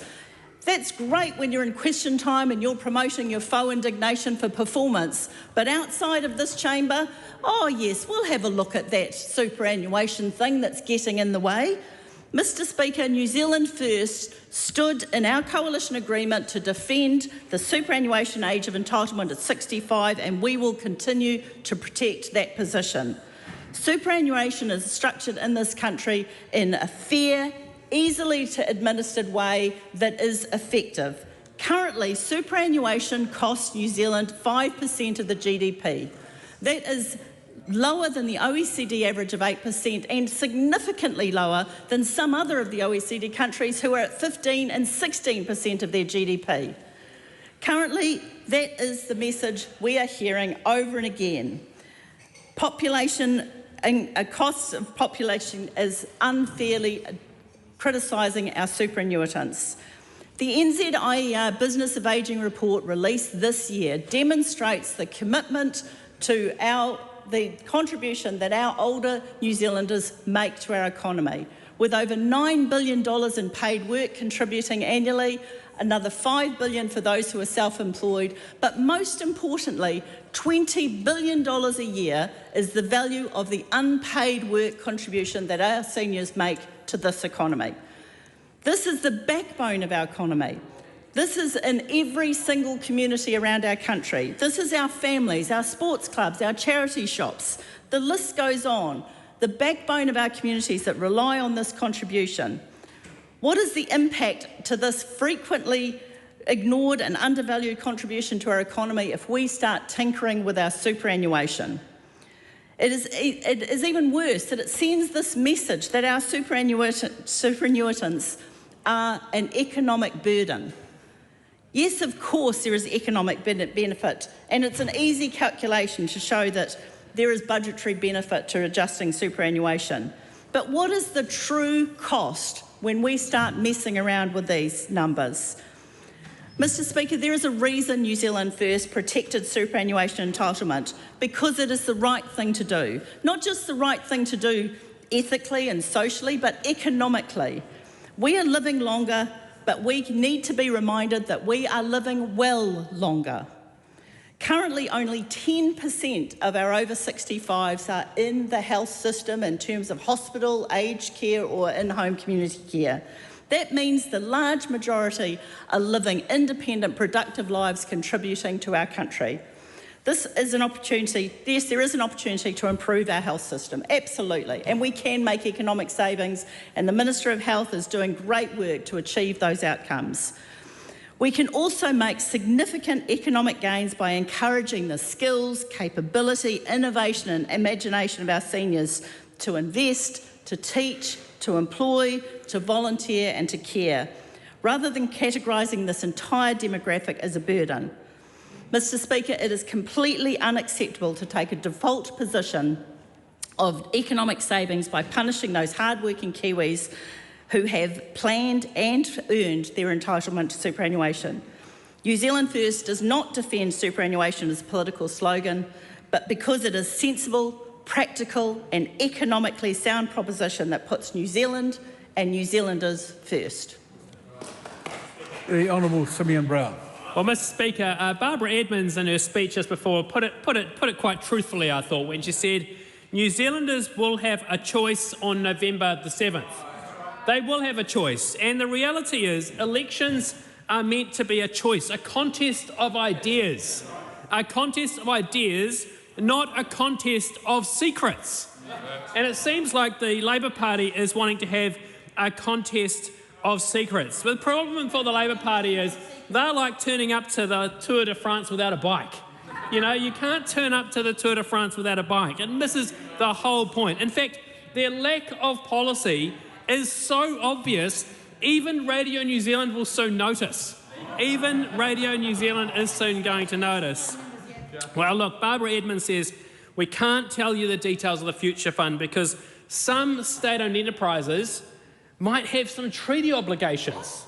Hipkins is even worse, treating New Zealanders with absolute audacity when he says, we're not telling you the policy because, well, New Zealanders just don't really care. Well, exactly. They do care in Takanini. They do care in the Bay of Plenty. They do care in my electorate of Pakuranga. Well, the problem is the New Zealanders are finding far more out from their leaks, aren't they? Far more from the leaks from the Labour Party than actually from their announcements. Their capital gains tax was leaked. Their media training's been leaked. And, of course, Labour has now more leaks than Wellington Water. It's up to them to keep their house in order, but if my house was leaking as much as that, I'd be calling a plumber. And of course, we all learnt so much listening to that audio, didn't we, on the weekend? So much. I mean, I'm not sure why Dr. Aisha Viril is not in the House actually giving a speech for Music Month. Why is she not here giving a speech for Music Month? But it does outline some of the Labour Party's intentions, doesn't it? Here they are. Here she is saying, I'm going to take my duck to the old town pond. I'm going to ride till I can't no more. Is that what Labour's policy is? Is that Labour's policy? It must be. She repeated it. I'm going to take my duck to the old town road, she said. I'm going to ride till I can't no more. I've got the duck in the back and I'm going to do a quack. She's going to do a quack. It isn't true we haven't heard anything from Labour. What we heard from them has had people begging to stop. Please stop. But of course, there's another Billy Cyrus song which I think many New Zealanders are actually singing. We pay the bills. We pay the taxes. That's what New Zealanders know, and they know that a Labour Party will increase the bills, and it's not the duck bills, it's the bills in their back pocket is what Labour will be doing, because we know a Labour government, if given the opportunity to be re-elected, will increase taxes, increase borrowing, increase spending, and it'll be New Zealanders paying the bill. Right. It'll be New Zealanders paying the bill. And of course, we are out there talking to New Zealanders each and every day on the doorstep, hearing from New Zealanders. And just last week, I had a young tradesman in his early 20s stop his ute, pull over and say to me, keep going. We need a national government to keep building the future of this country. Well, we hear you. And we know that what New Zealanders need is another term of a national-led government, a government focused on growing wages and opportunities and fixing up the economic mess left behind by the previous government, a government focused on keeping taxes low, not increasing taxes on hard-working New Zealanders, which is exactly what a Labour government would do. A government focused on making sure our streets are safe. That's right. And what a big thank you to Paul Goldsmith this week for putting a law in place to criminalise stalking. Another practical solution, making our streets safer. And a government focused on investing in health and education. Mr. Speaker, that is what this government is doing. That is what tomorrow's budget is going to be all about. Investing and fixing the basics, building the future for New Zealanders, creating an environment of stable and low inflation, supporting Kiwis to get ahead, driving value for money out of every single dollar of taxpayers' money. That is what a national government is doing. That is what tomorrow's budget will be about. And I know that New Zealanders are seeing the work that we're doing, but they're also seeing what Labour really want to do. They not only want to sing some bad songs during Music Month, but they've got bills that they want to put on every single New Zealander, not duck bills, tax bills, and so only a party vote for national can fix the basics and build the future for New Zealand. Tamatha Paul. Mr. Speaker, I find it quite disgusting that the government thinks it's so crack up making these dry jokes over and over again about whatever, ducks, horses. When, you know, just last week, I mean, where do we start with all of the announcements that they made to punch down on the most vulnerable people in our society? But there was one particular announcement that they made that is still being felt heavily here in Wellington as the public service city of Aotearoa. And it was that this government wants to lay off around 9,000 of our public servants. Now, there was a massive rally on Sunday at Te Papa against this announcement, and I was approached by a person who worked in the public service for 17 years. Now, this is a person with multiple degrees, actually, postgraduate degrees, bachelor's degrees in software technology and in AI itself. And this is a person who has delivered 7 transformational digital projects for over 7 different government departments across our public service. And this is a person who has transformed the way that the general public engage with all of these different government departments, from ACC to Oranga Tamariki to the DPMC itself. Now, this is a person who has been on the job seeker benefit for 2 years. This is a person who has not been able to find a job. This is a person who was denied 2 roles this morning. This morning. He has had to use up his entire life savings over the last 2 years. He has had to sell his one and only family home. He now lives in a cold, dark, mouldy flat here in Wellington, and he's described it himself as having to restart his entire life after 58 years. This is a 58-year-old man having to start life from scratch. A highly educated person at that, who has been on the job seeker benefit for 2 years. This is what is happening to our country. Highly skilled, highly educated individuals sitting on the job seeker benefit for years, who are then going on to be sanctioned for not trying hard enough to apply for jobs that simply don't exist. Now, they're saying that in these public service job cuts that they won't touch the health or the education spaces. And I think that this shows just how little they understand how the public service works and how deeply interdependent all of our government ministries and departments are on each other. Because it's not just nurses or doctors or health professionals working in our hospitals, it's also people who work on the front line in MSD and in the back rooms in MSD who go in and spend time in our hospitals supporting whaiora or patients in those hospitals. I was also talking to a nurse who works in Wellington who said that cuts to MSD through these proposed thousands of job cuts will inevitably impact their work on the front line regardless, because those specialists in the public service are the ones who come into our hospitals and work with patients to make sure that they have the wraparound care and support that they need. And now, instead of those MSD workers going into hospitals in Wellington to provide that support, they now have to say to them, sorry, let's say if there's a patient in the Wellington hospital, sorry, you're actually going to have to go 25 kilometres down the road to Wainui or Mata to get the support that you need to be well and to be healthy and to live a decent life. And that is not good enough, especially on top of them already closing the MSD office in Newtown alone. What the government doesn't understand is by cutting down those administrative roles or getting rid of that technical expertise behind the scenes, it is going to inevitably have a massive impact on the workloads and the burden of those working on the front line. The public service is not only those in Wellington, although it does impact us the most. It means that every New Zealander, next time they walk into a hospital, walk into a school, walk into an MSD office, if they have an accident and end up in ACC, if they go for a passport through the DIA, if they want their rent back through MB, through tenancy services, good luck with that, because you'll have an AI system on the other end of the phone who won't understand anything you say over and over again.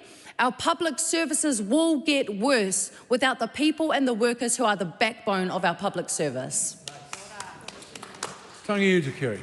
Kia ora ana, Mr Speaker. Look, we hear a lot about the fact that there's one more sleep until tomorrow budget day, and we will see if this government has been listening to Kiwis all around the household. This is their last chance to present a plan to lift the burden that Kiwis are very clearly experiencing right now and have experienced for quite some time. Sadly, Mr Speaker, I don't think there's much hope that they've been listening and there won't be much action coming tomorrow. In fact, actually, this is a government that is out of touch. And anyone who has a look at the front page of the Post will see this photo of the Finance Minister and the Associate Finance Ministers eating some pies. Now, I think that's an attempt to perhaps try and be a little bit more relative to folk out there. Based on that photo, it looks like they'd never ever had a pie in their life. Now, I think actually it's pretty sad because times are tough that people out in our community can't afford a pie right now. And this is being thrown in their face. So Christopher Luxon and this government promised to make things better, and they have very clearly made things worse. Tomorrow is the last chance that this government will have to show that they actually have a plan to make life easier for Kiwis who continue to do it tough under their government. And of course, Mr Speaker, we look at the context about what that means. At the moment, we have high prices when it comes to fuel. We have food prices that are high. We have power prices that are high. We have rents that are high. For those that can still afford insurance, they are high. And every week, Kiwi households are sitting around thinking about the tough decisions that they are forced to make about what they can afford to buy and what they have to actually forego. And they have to make those decisions, Mr Speaker, because this is a government that has prioritised property speculators and tobacco companies ahead of Kiwi households who continue to do it tough. More people are feeling the pinch every day, every week, and when they look at the choices that they have to make, they are tough choices that this government is forcing upon them. Mr Speaker, track records do matter. And this government has a track record that's not a very good one when it comes to transport. Recently, a couple of colleagues and I took our B cards and we jumped on a bus to get from A to B. You know, it was timely. It was a lot of folk who were on there and there were real options. But as more and more people feel the pinch, more and more people are turning to public transport as an option. Last week, visiting ECAN, looking at the improvements that they'd make, again, an opportunity to have public transport as a real option. But this is a government that is very clear in that it is doing nothing to support public transport and for communities to utilise public transport.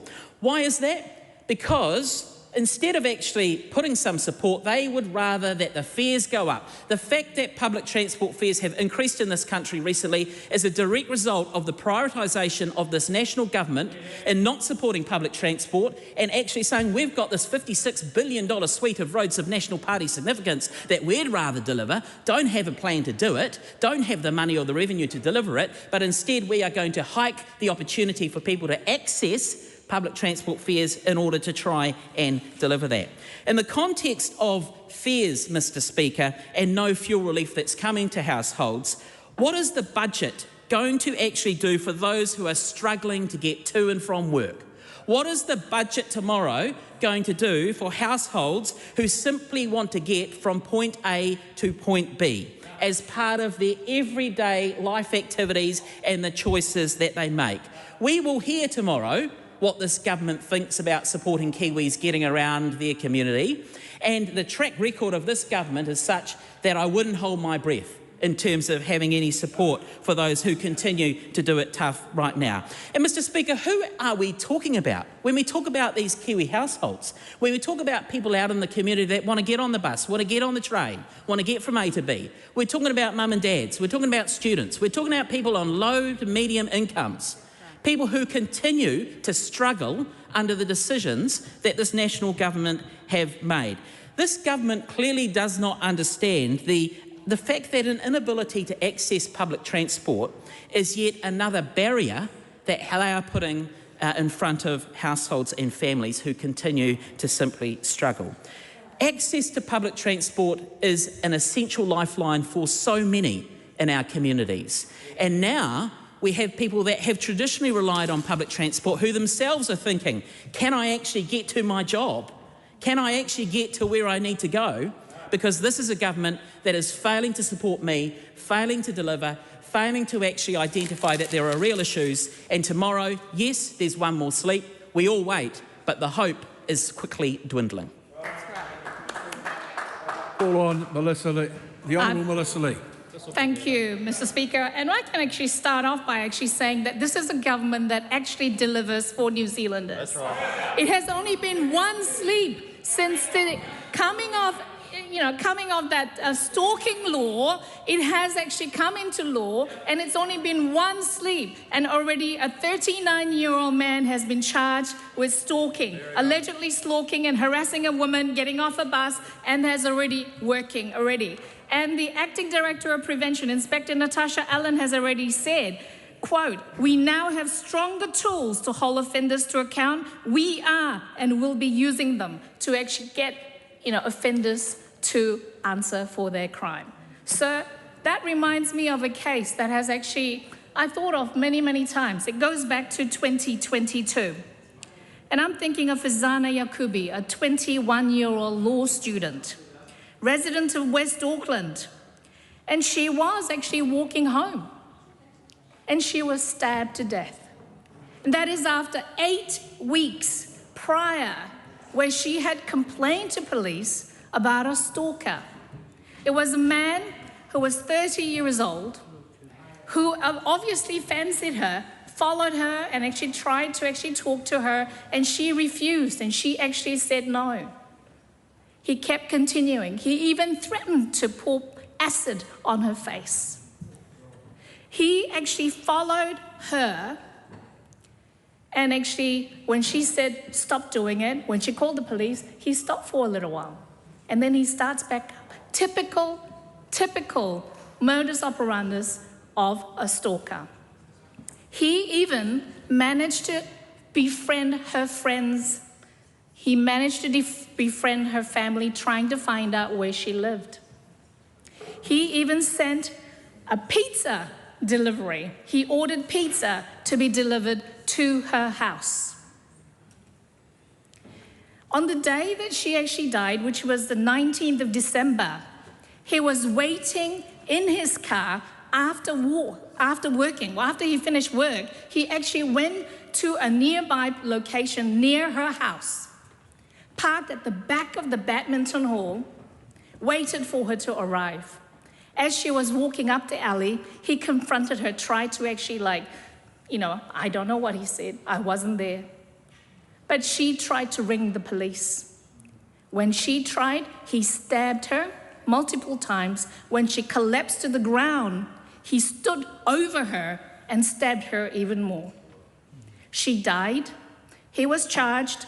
And I'm so pleased to say that this man has got a minimum non-parole period of 17 years. And I say that's not long enough. A young 21-year-old girl who was studying law, she had the world in front of her life. And he ended her life because it started off with a stalking, and she refused him, and he ended up killing her. Do you know, when we actually passed that stalking law, I was so happy that perhaps if that murderer was caught when he was stalking Fizana, she may still be here. Do you know, when we talk about law and order, everyone knows that National is pretty tough on law and order. And I have to say that ram rates are virtually, every night, going back to the last election, everyone was complaining about ram rates. It's down 85%. Everyone talks about victims. Yes, I was just talking about victims. We have 49,000 less victims because National is focused on making sure that we deliver on our promises. Increased patrol of police, 40%. As the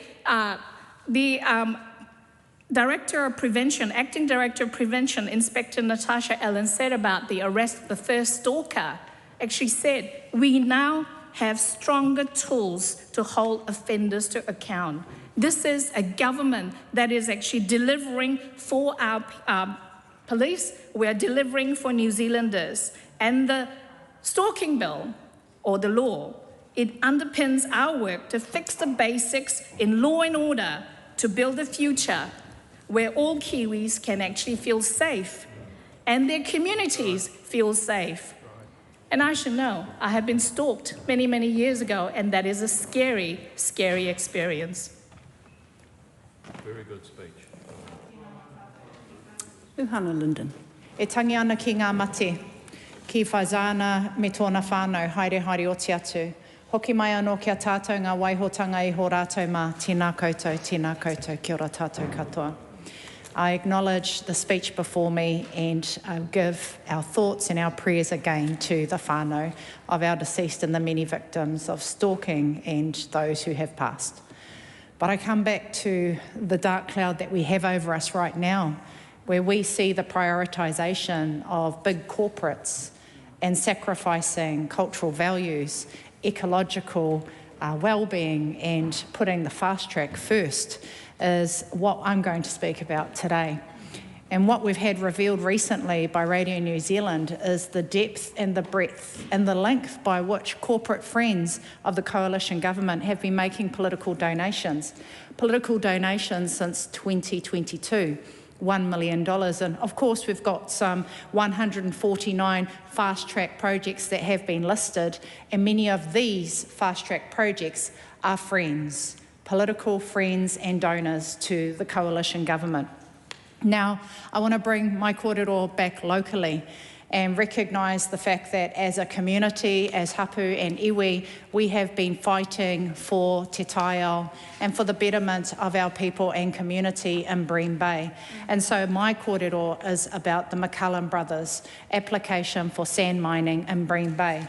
So just want to remind the House that we have had McCullum Brothers as a constant donor to New Zealand First annually for the last few years. And with the McCullum brothers, they have already lost and been proven to be negligent to te taiao for some 80 years of sand mining in Pakiri. So they were removed from that rohe and turned their attention to Bream Bay. And so with the Bream Bay application that the McCullum brothers have before this independent panel is something that will have intergenerational impact on the taiao and on our connection as hapu, iwi, community and residents, because it's a 35-year consent. It's a 35-year consent for 9 million cubic metres of sand to be dredged from the Takutai Moana across a 17-kilometre area of a beautiful coastline. Beautiful. If you come to Whangarei, you will come down to Hurihanga Kāwhiru, the Brenduans, and you will see the crystal blue waters of Bream Bay. But, you know, that's the thing. The McCullum brothers have been proven to be negligent. That's why they lost in the Environment Court in Pakiri.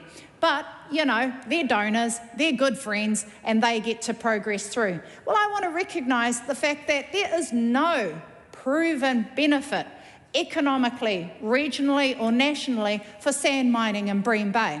That's a well-known fact. We have the research that has been commissioned from the community that demonstrates that there is no need to sand mine anymore, that there are alternatives available in manufactured sand in Tāmaki Makaurau. There's no need for sand to be provided for Tāmaki or Northland. The evidence is really clear. There is no national or regional significance and need for the sand to be provided from out of Aotearoa. Going over to the ecological impacts. Oh my gosh, far out. Did you know that we already have a fisheries closure on scallops in Whangarei Terenga-Parawa? So the closure of scallops protects this special taonga species in Whangarei and Bream Bay, and yet the dredging will provide, what would it be? Huge impact, intergenerational breakage and connection to a taonga species such as the scallop, as well as our mammals, as well as our marine birds that we have in the rohe. And that's part of the issue, is that we are prioritising corporates and this somehow fast-track application for Bream Bay as something good for Aotearoa when it's well known there is no benefit to community, to our ecology, to hapu or iwi and all of the cultural connection that will be undermined.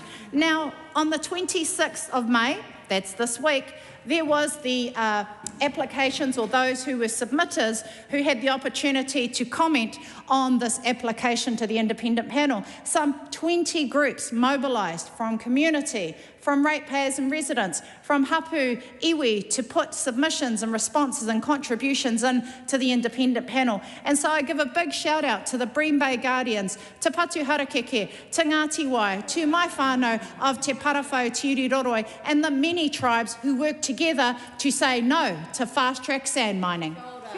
Todd Stevenson. Thank you, Speaker. I just want to talk for a few minutes about something that is very important to Kiwis, and that is health and our healthcare system. I know it's going to be the budget tomorrow.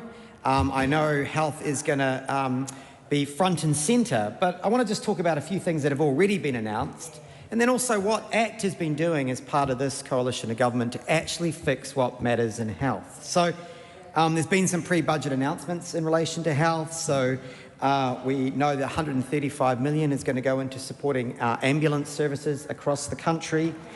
We had the excellent announcement around $15.5 million for specialist palliative care for children, and that's a really important investment when a family is actually dealing with a really difficult situation. They need that support, and this government has recognised that that's an area where we're falling behind, and I think that's that is a worthy investment of taxpayers' money. And then down my way in central Otago, we also had the excellent announcement of $180 million to go into the Southern Lakes area, some of it for operational funding over 4 years, some of it for capital funding. And again, I want to acknowledge Joseph Mooney and Miles Anderson, my colleagues in the South in this coalition government, and local councillors as well, because we advocated for quite a while to highlight the lack of health services in the kind of Queenstown, Wanaka, Lake, Central Otago Lakes district. So that was really welcome news. But I also want to kind of cast our minds back, because ACT had a whole section in its coalition agreement with National, and we've just been really getting down and just ticking off those priorities as we saw them. As part of this government, we got rid of the Therapeutic Products Act, a really bad piece of legislation that was actually going to send us backwards, not forwards. We got rid of the Maori Health Authority, people might remember. We actually got the second phase of the Commission of Inquiry into the COVID up and going, and that again has delivered results and much more transparency. So there's just a couple of things that we got done in the first year. The other thing which I'm really proud of is we've really got it stuck into modernising FarmAC. And so we are now actually seeing FarmAC, and in fact, you'll see some information shortly where the New Zealand public is seeing FarmAC as a highly responsible and credible organisation around medicines funding. It in fact has put in what we wanted it to do, which was to listen to patients and the community more. So it's had a consumer and patient working group, and I want to thank Dr. Malcolm Mulholland for chairing that working group. It really has brought the outside perspective into FarmAC, and in fact people who really were, I think, at war with FarmAC are now some of its staunchest advocates, supporters, and actually helping change that organisation and its culture for the better. I also want to acknowledge we've had some other working groups, like the Rare Disorders Working Group announced, and also the Blood Cancers Working Group. And again, I think it's good to see my colleague, Minister Seymour Brown, seeing that actually you can get stakeholders around the table and deal with these issues. And I think, again, Chris Higgins from Rare Disorders and Tim Edmonds from Blood Cancers New Zealand should be congratulated for their advocacy. We've also got on just with some practical changes. I can't tell you the number of times people still, Madam Speaker, contact me about the fact they can get pseudoephedrine in their local pharmacy. We're in kind of the winter season now. It's going to be going for a few more months. That is just a simple change. People can go in and actually get a medicine over the counter which relieves their symptoms. We didn't just stop there. We also dealt with melatonin, again, which we were asked for many, many years. We've also ensured that pharmacists talking of pharmacy, can actually kind of operate at their maximum scope of practice, actually do some simple diagnosis and prescriptions. And we're going to be looking at more and more things that we can do with community pharmacy. ACT has also obviously supported GPs and GP capitation. So really, these are things that matter to Kiwis. We haven't just talked the talk, we've actually got on as part of this coalition government. And ACT is very proud of what we've been delivering in healthcare because it is actually practical things for Kiwis. In just a few weeks' time, we're actually going to have expedited access to medicines, the accelerated pathway, and that's very exciting, where overseas regulators have already approved a medicine. There's going to be an expedited pathway so we can get those treatments to Kiwis faster. So really, I want to say thank you for listening, and we really are focused on health. Stuart Smith. Oh, thank you, Madam Speaker. It's a great pleasure to have a general debate speech. I haven't had one for quite a while, but it's great to be back. Madam Speaker, we've got a great budget coming up tomorrow, but I want to talk about something that's already been announced and for certainly my part of the world is very good news. I did hear the Finance Minister say today that it's a responsible budget that secures New Zealand's future. And the announcement about Wilding Pines is so welcome in my part of the world. I know it's welcome also on the plateau, and it's welcomed in the Mackenzie country and elsewhere around the South Island. They're such a scourge on our rural New Zealand. There's 58,000 hectares of wilding pines in the Leitham and Branch valleys in Marlborough, and I'm talking choked valleys. That's a lot of area. The only way to really appreciate it is to fly in. People try to walk in, it's very difficult. The main species that have caused the issues are Pinus contorta, which a lot of people will have heard of. They're a very hardy species. In New Zealand, they can survive up to 10,000 feet of altitude. So they could effectively take over all of the practical high country right up into above the snow line. And I've seen, Madam Speaker, on the top of Saxon Pass, which is at the top of those valleys and goes over into the Aotearoa and Molesworth Station, a scrubby little Pinus contorta tree, which would be like less than half a metre high, and it was coning right on the top in the snow. Now, the problem with those species are not just the nature of how they grow, it's the light seeds that they have in the cones, and they fly a long way in the wind, and the prevailing wind is all heading out into that Aotearoa. So it's a massive problem. I took Tama Potaka there, and I've got to give kudos to him. He's been a great supporter. We flew up in there, had a look around, we landed in an area. The other species I want to talk about is Scots pine, which is even worse in lots of ways. It has branches coming out from right above the ground. It's almost impenetrable, and nothing grows underneath it. Unlike the native species, when you get manuka stands and so on, native plants can come up underneath. They're really effectively mother plants for the other native species to come up through. That does not happen in wilding pines. It's a massive issue. It's a big problem. 58,000 hectares. It's beyond someone with a chainsaw or with a drill to drill and fill. I know Marlborough helicopters are wanding them around the end. That means around the edges. That means someone sitting on in the door of a helicopter with a wand, and they fly up and spray them directly. There are drones now being developed that can, long duration drones with petrol engines rather than having the batteries, which are very short life, and they can actually carry quite a bit of spray, and they can deal with the isolated ones where it's not practical for people to do that on foot. But when you get 58,000 hectares, that's a completely different problem. It's either broadacre spraying, I suppose you should call it broad hectare spraying, or burning.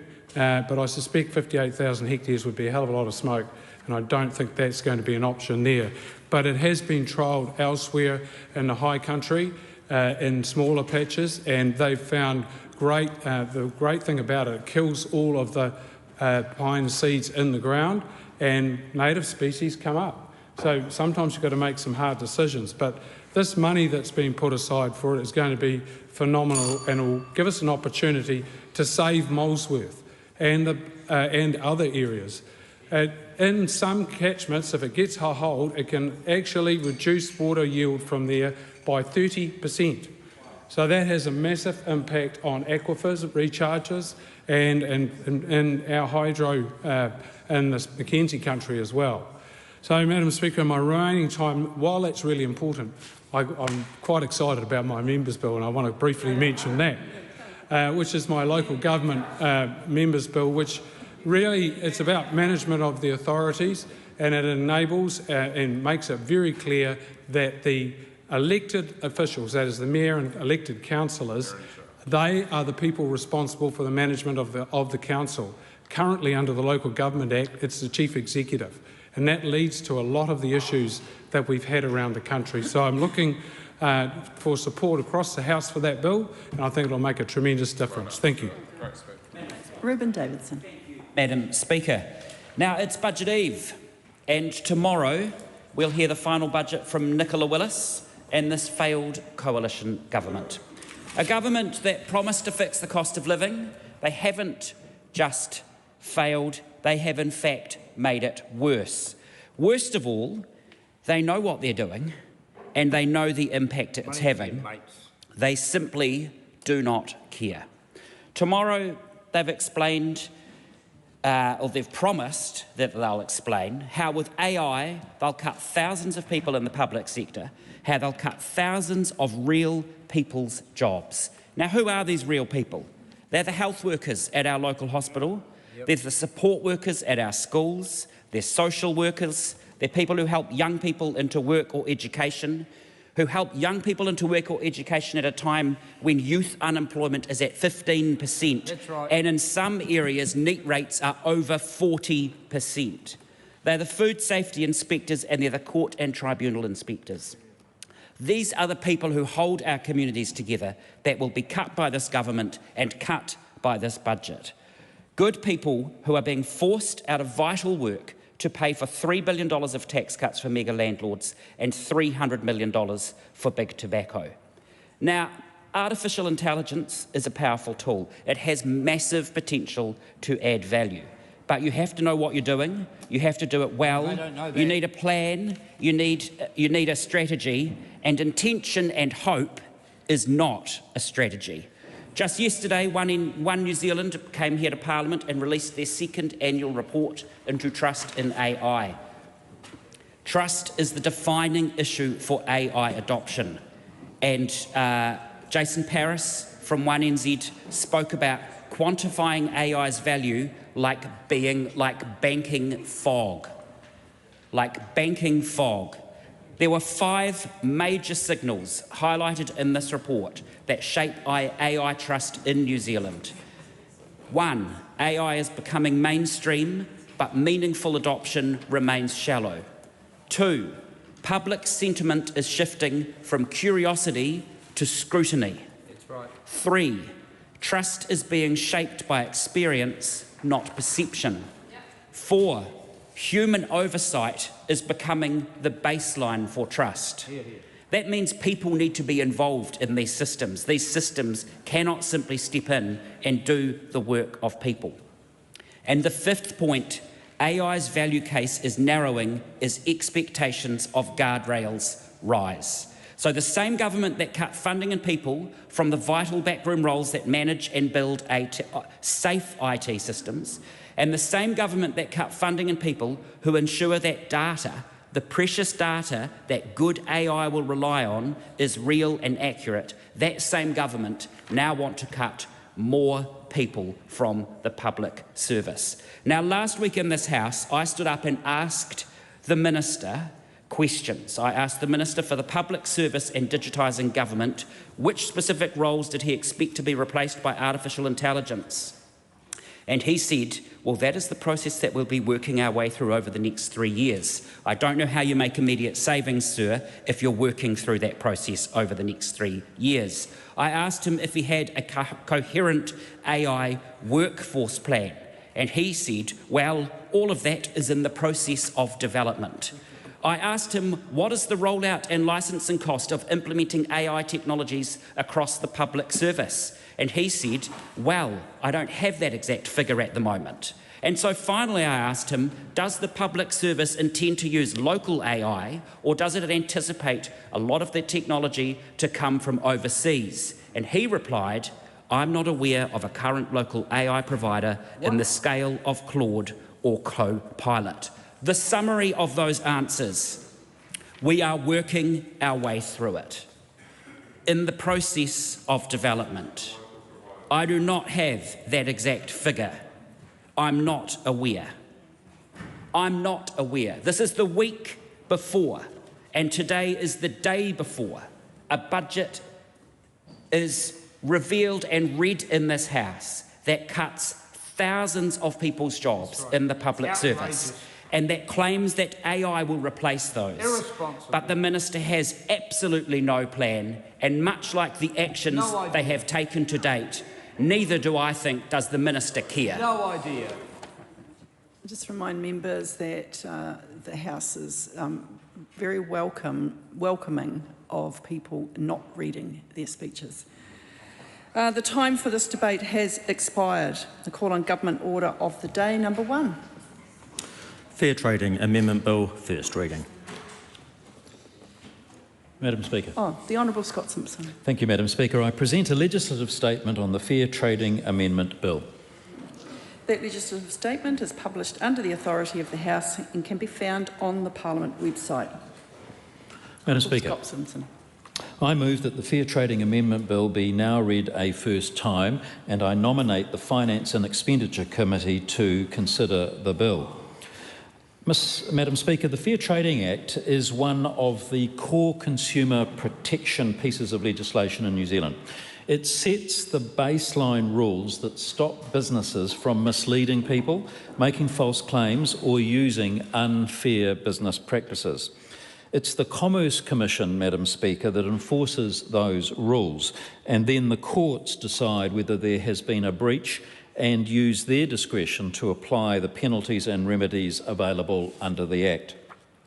At its heart, this amendment bill is about fairness. It backs honest businesses and strengthens the consequences for those few who choose to cut corners. It gives New Zealanders confidence that they are being treated fairly by businesses. And it does that, Madam Speaker, in 3 practical steps. First, it modernises how the Act is enforced by shifting most breaches into an easier-to-enforce civil liability regime. It also increases the penalties for breaching the Act. Secondly, it gives online service providers clearer legal protections when they act quickly and in good faith to disrupt suspected scams. And the third element, Madam Speaker, is that it streamlines product safety requirements so technical standards can be kept up to date. So I'll now go through each of those 3 steps in a little more detail for the sake of the House. Firstly, modernising penalties and enforcement. Now, the Act currently relies heavily on criminal enforcement to address a wide range of commercial conduct, and the current penalty settings are out of step with how similar conduct is regulated elsewhere. A civil liability regime is better suited to addressing this kind of commercial misconduct while still allowing meaningful court-imposed monetary penalties. It also brings the Act more into line with other commercial regimes such as the Financial Markets Conduct Act and the Commerce Act. Now, we've seen, Madam Speaker, how issues like pricing and specials can create real consumer harm. And that includes Fair Trading Act charges relating to misleading specials, for instance, and guilty pleas and prosecutions for misleading promotional pricing. This bill shifts most breaches from a criminal enforcement model to a civil liability regime. And that means that the rules about what businesses must do and must not do stay the same. Criminal offences remain, however, for a limited set of very serious conduct issues. These include serious product safety offending and behaviour that obstructs the regulator. On top of shifting most breaches into a civil liability regime, the bill also lifts the maximum penalties for both civil and criminal offences, and it does so in a tiered way so the consequences better match the seriousness and scale of the conduct. The change increases the maximum penalty from $600,000 to the greatest of $5 million, 3 times any gain made or loss avoided, or the value of the relevant transactions. For lower level breaches, the bill applies a lower tier with a maximum of $200,000 for businesses. So these changes, when taken together, intend to ensure that businesses are less likely to treat breaching the Act as a cost of doing business, while keeping the criminal law for truly serious, deliberate conduct. These changes back honest businesses by helping ensure competition is based on playing by the rules, not cutting corners.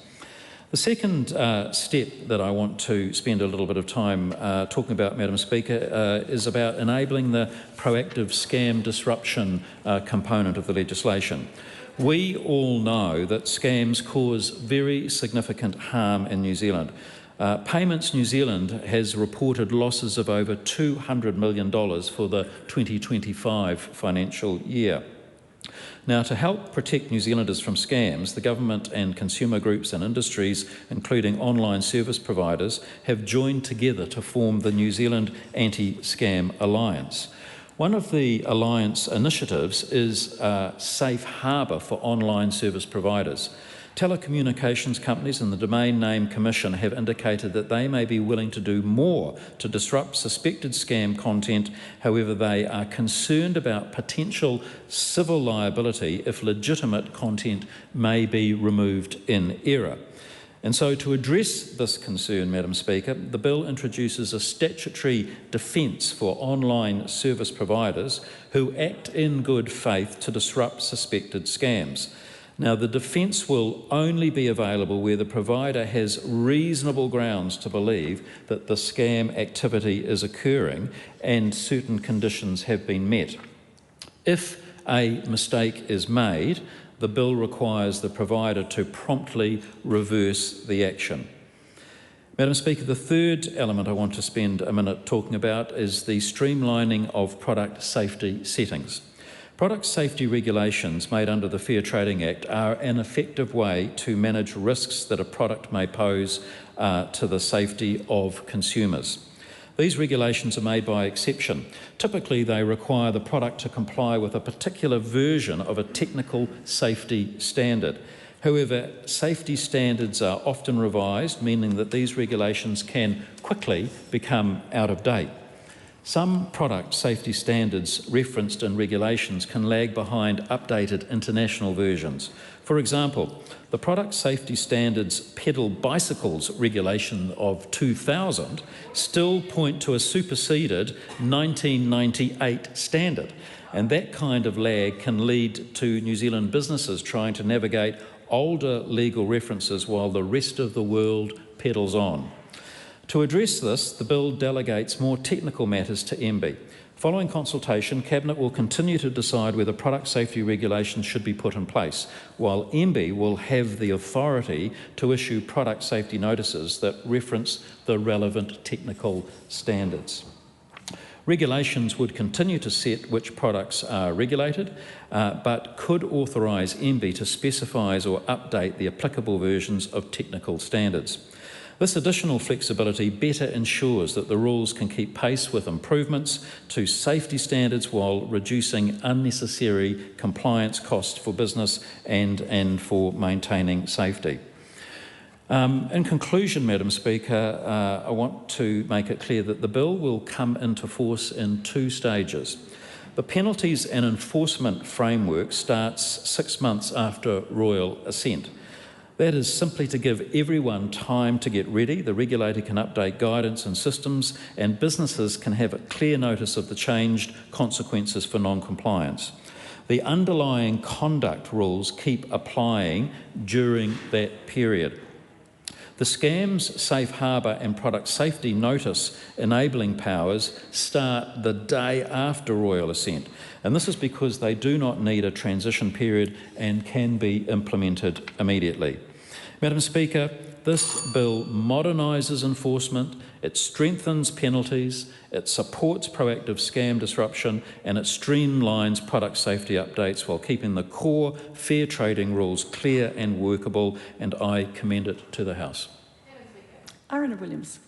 Speaker, let me start by thanking the Minister for his legislative statement, and I look forward to examining this bill, which will be interesting at the Finance and Expenditure Committee, that hard-working committee. This is a bill that might seem ancient and arcane, and it is. Company law, competition law is some of the oldest law that New Zealand has imported from England. It's centuries old, and it's essentially about this. Who gets to enjoy the protections of the corporate veil? Who gets to trade not as themselves, not in their own name, but who gets to transact in a special kind of vehicle that we now call company, a limited partnership, a trust, whatever it is, and what conditions are we going to hold them to, and what will we do when things go wrong? Because the people who get to enjoy the corporate veil are people who have upstanding character, great members of our community, are building things, creating things, and that is important. But these sorts of fair trading rules are about the conduct we expect of them and what happens when things go wrong. Consumers are worse off, and prices are used in such a way as to diminish competition in any given market. And Labour really supports these stronger consumer protections because ordinary New Zealanders don't go into these trading arrangements with equal power to large companies that they are transacting with. We need strong fair trading laws because every single transaction in the market, whether it was the coffee that you bought at Copperfields earlier or whether it was the subscription on your phone, which has just popped up to a new article on the Herald, we as consumers do not get to enjoy the kind of trading relationship which companies get to enjoy. And so fair trading rules are essential, and it is very important that the penalties for things that go wrong are very clear. This is a bill that we tentatively support because we support both the stronger penalties for misleading conduct that are the civil liabilities. They should be higher, and this bill sets out to make them higher. But we have some questions about removing those criminal liabilities because at the end of the day, this is about the people who get to trade behind the corporate veil. This is about people like you and I, when we transact with businesses, are doing so in our own name, and we are people. And the government has made some policy choices here to take away the punishments for the people that we are transacting with and leave them inside the corporate veil. That is a kind of capitalism which can result in really good outcomes for markets, but can also be punishing for the consumers who end up on the wrong side of it. We also support the stronger enforcement tools for the Commerce Commission and the courts. Consumer law really only works if ordinary people can have confidence in those rules and the regulator bringing prosecutions. We also support the principle that markets only function properly when consumers trust them. And that is the most important part of this, that we show New Zealanders that the government will use its power to get into markets that aren't working properly and to make sure that, in this case, the penalties are appropriate for conduct which is keeping prices high over a sustained period of time. And we know that because of the Commerce Commission's good work in its market studies in industries such as banking and supermarkets, building products and fuel. The things that we are going to be testing very closely in Select Committee, though, are around those penalties which shift them, as the Minister says, to easier to enforce civil penalties. So we would like to test that. Are these in fact easier to enforce? Will they be a sufficient deterrent if there are not criminal liabilities which attach to them? We'll also be testing whether the Commerce Commission has the resources and expertise and enforcement capacity needed to make these reforms meaningful in practice. This has been raised constantly in the Select Committees that are considering the Minister's other suite of reforms around the Commerce Commission's structure. Many submitters in that forum are raising questions about whether the Commerce Commission can continue to be the courageous litigator that this government first envisioned when it took office. The next thing is whether the safe harbour provisions for online scam disruption, which we support, contain sufficient safeguards around civil liberties. Are we going to collect the wrong people in this net? And are we holding companies to account for then impinging on their rights? Ordinary legitimate users going to be wrongly swept up in that new power? The next point we'll be testing carefully is whether consumers will have clear, accessible and timely pathways for redress if online platforms act incorrectly around that, and whether the shift towards civil liability around that regime is the right one. And finally, the product safety standards. These are important to me. As a mum of 2 kids growing up in a very changing environment where they have access to all sorts of things which are not from the local store and not from people that I can take issues up with, it's really important that we get this right. MB should have a greater role, but at the end of the day, the buck should stop with the Minister. That's what we'll be testing in Select Committee, and I commend it there. The question is that the motion be agreed to. Call Ricardo Menendez-March. Thank you, Madam Speaker. The Green Party is supporting the Fair Trading Amendment Bill. We acknowledge the Minister's legislative statement as well. And I remember when this bill was first announced by the Minister and Nicola Willis, that they paid tribute to Consumer New Zealand's campaign of Price It Right. And I wanted to acknowledge that campaign by Consumer New Zealand and the advocacy that they have done for consumers, because this bill does take on one of the recommendations of this campaign. In that campaign, for example, they called for a mandatory supermarket pricing accuracy code, automatic compensation where shoppers were overcharged, clear disclosure of consumer rights in store and online, and tougher penalties and infringement notice powers like those used in Australia. And it is that last one in particular that this bill is taking on. It is obviously not the only thing that this bill is doing, but it is carrying on that recommendation. That campaign that led to this bill acknowledged that consumers locally were missing out on millions of dollars collectively due to issues relating to pricing errors. And one of the things that this bill will do is increase the maximum penalties for breaches of the Fair Trading Act. But I think more importantly, it moves it from a criminal liability regime to a civil liability regime. That in of itself also does a range of things like changing the burden of being able to carry out these consequences, and it actually will make it easier for consumers to take on big corporates. The previous speaker rightfully noted that ultimately we live in an economy where there's often a power imbalance of the reality that everyday individuals may not have the means to take on huge corporations such as supermarkets, for example, when they are seeing that there are systemic breaches or, for example, pricing issues that may lead to consumers being left worse off. And strengthening the fair trading legislation, the Act, will actually be particularly beneficial towards this.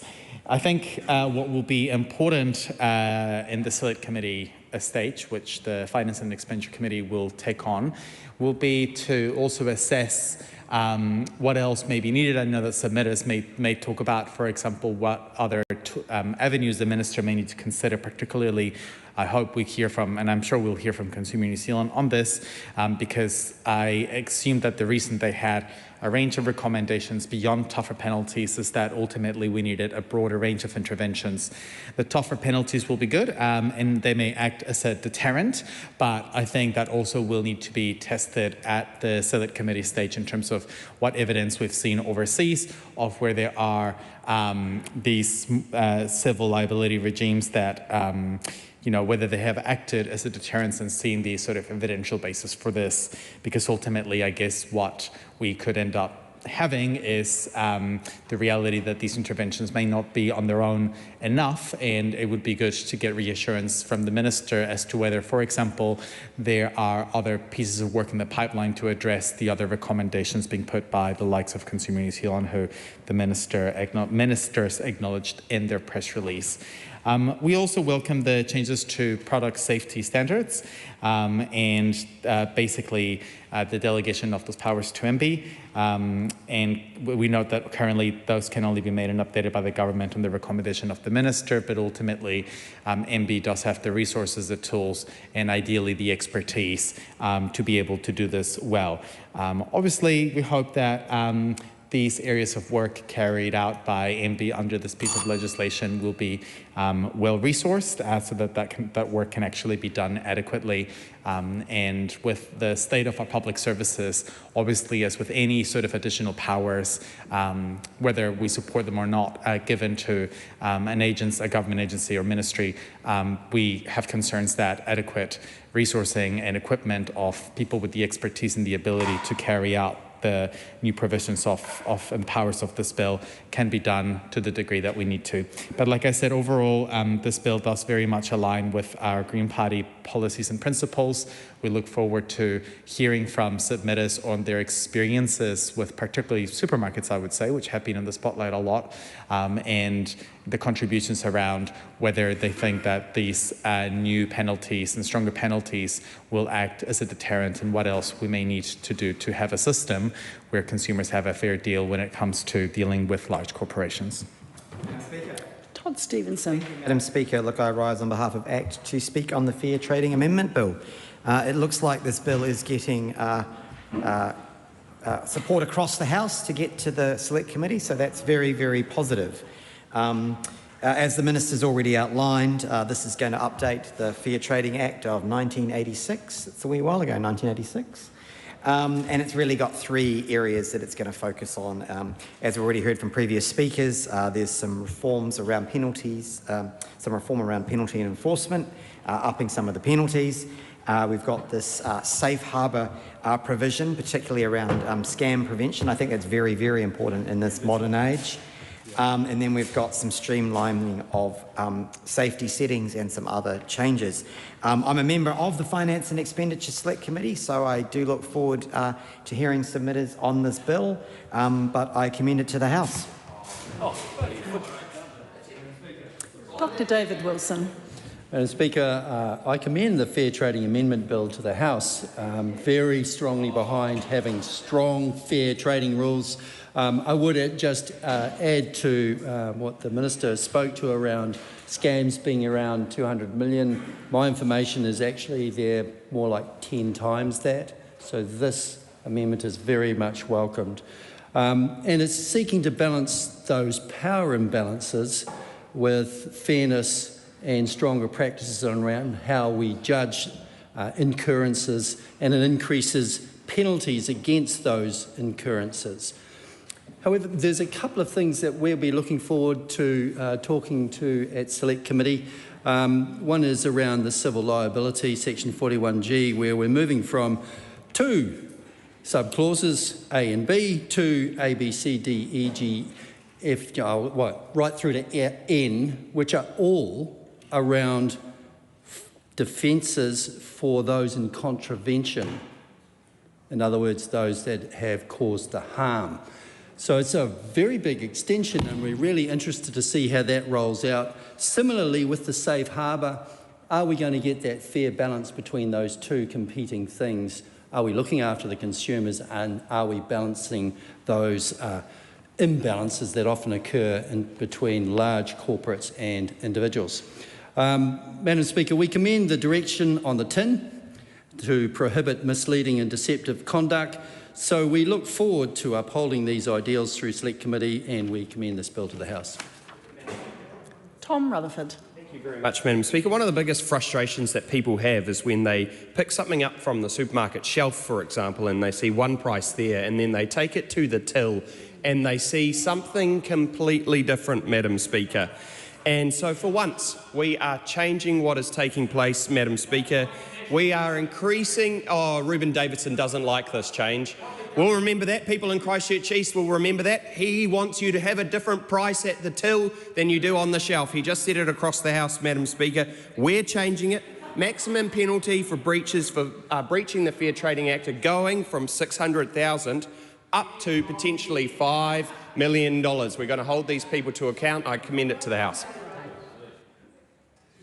The question is that the motion be agreed to. Those of that opinion will say aye. Aye. To the contrary, no.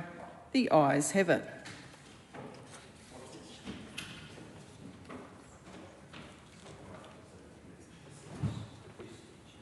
Fair Trading Amendment Bill, first reading. The question is that the Fair Trading Amendment Bill be considered by the Finance and Expenditure Committee. Those of that opinion, please say aye. Aye. To the contrary, no. The ayes have it. Call on Government Order of the Day number 2. Education and Training System Reform Amendment Bill, third reading.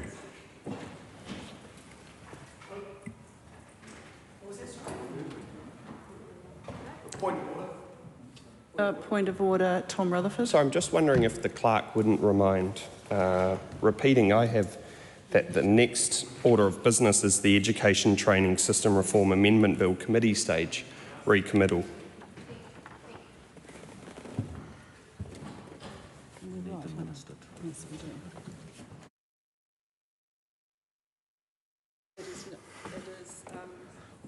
Correct, we are up to the education bill. Sorry? No. We need the minister here to move. Yep, that's all I need. Someone stand up and move. Point of order, Shannon Hill. Madam Speaker, it clearly looks like that the government isn't ready for the business in front of the House today, and so we should just move on, as we did in the last session.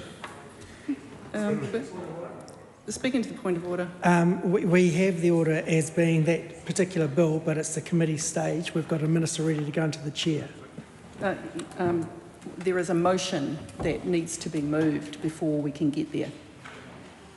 The bill is set down for third reading, Madam Chair. The government need to move the third reading, or somebody needs to move the. Yeah, the minister is waiting. Okay. Yeah. Madam Speaker, I so move. What is he moving? I need the motion that's on the crib sheet. We're just dealing with this bit first. Okay. You've got a point of order to you. How long do you give the government to move the order of the day or a motion? It's entirely up to you. You've got a point of order, Shannon Hilbert. I move that the business for the rest of the day be discharged. Madam Speaker, it's clear that the minister is not here to continue the business in front of the House. Well, the last bill you moved through quite quickly, and so on that basis, I ask that you apply the same to the current situation, and I move that the remaining business of the day be discharged as a result. I'm not going to put that motion. We had a minister on his feet. We've now got the minister. You're yielding to the minister. Thank you. So I'm calling the Honourable Erica Stanford, but I do want to say this is extremely messy, and there needs to be a bit more coordination about what's going on in the House. Honourable Erica Stanford. Thank you, Madam Speaker. Madam Speaker, I move that the order of the day for the third reading of the Education and Training System Reform Amendment Bill be discharged and the bill be recommitted immediately to consider amendment paper number 633 in my name. So, which is the motion that I have on my crib sheet. So the question is that the motion be agreed to. Those of that opinion will say aye. Aye. To the contrary, no. The ayes have it. A party vote's called for, Mr Clerk. New Zealand National. 48 votes in favour. New Zealand Labour. 34 votes opposed. Green Party of Aotearoa, New Zealand. 15 votes in favour. ACT New Zealand. 11 in favour. New Zealand First. 8 votes in favour. Te Pāti Māori.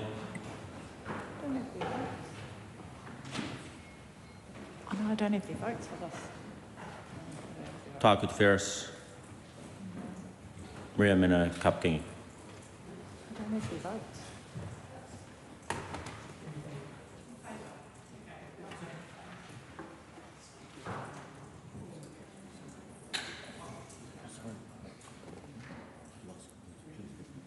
Which one? Which one?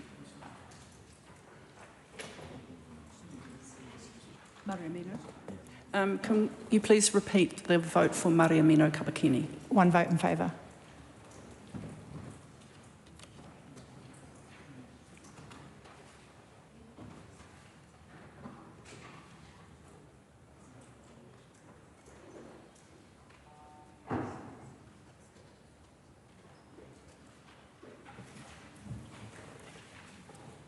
The ayes are 82, the noes are 35. The question is agreed to. I declare the House in committee for consideration of the amendment paper 633.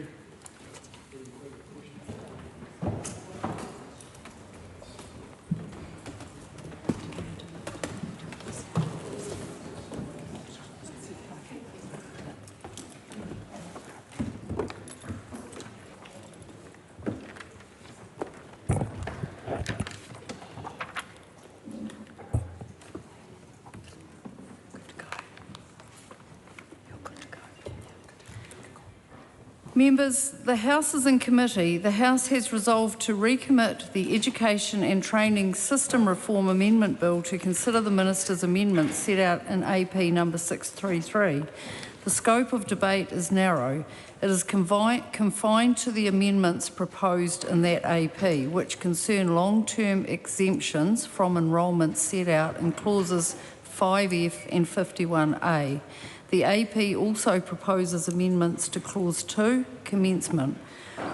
Other matters addressed when the committee last considered the bill are not open for further debate. I remind members that the Chair is the sole judge of relevance, and I will be looking for contributions that are directly related to the amendments before the committee. We come first to the amendments proposed to Part 1 of the bill, which is the debate on clauses 5F and 51A. The question is that the Minister's amendments to Part 1 be agreed to. Honourable Erica Stanford. Thank you, Madam Chair. I'm here to discuss amendment paper number 633 in my name. That includes 2 changes to the Education and Training System Reform Amendment Bill. The first relates to the removal of the changes that would have required anyone with a homeschooling exemption to meet specific requirements. The government has listened to feedback that we've received and decided to pause the work on these changes and include them in future legislation. Feedback from stakeholders, MPs, coalition partners and those in the education sector show the issue is more complex than first thought and will now take time to get it right. We still consider that it is reasonable to have some checks that ensure all homeschooling children receive an adequate education, but we do not intend to progress changes through this bill. The second change is around the commencement dates for the establishment of NZSPA, the School Property Agency, and the transfer of regulatory functions to ERO. With the bill being recommitted back to the Committee of the Whole, I want to ensure that there remains sufficient time to prepare for key proposals in relation to these. I'm proposing to amend the commencement date for the NZSPA and transfer of functions to ERO so that these changes come into effect by the 1st of November 2026 or at an earlier date through an order in Council.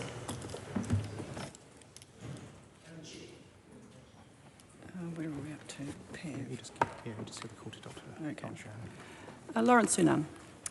Thank you, Madam Chair. I want to rise just to discuss, because I know that there are changes to Clause 2 and also Clause 2.3, which is substantially, it's quite different from what we're discussing with Clause 5F and 51A. And just, Madam Chair, with the previous chair in the seat, I want to start with the homeschooling section.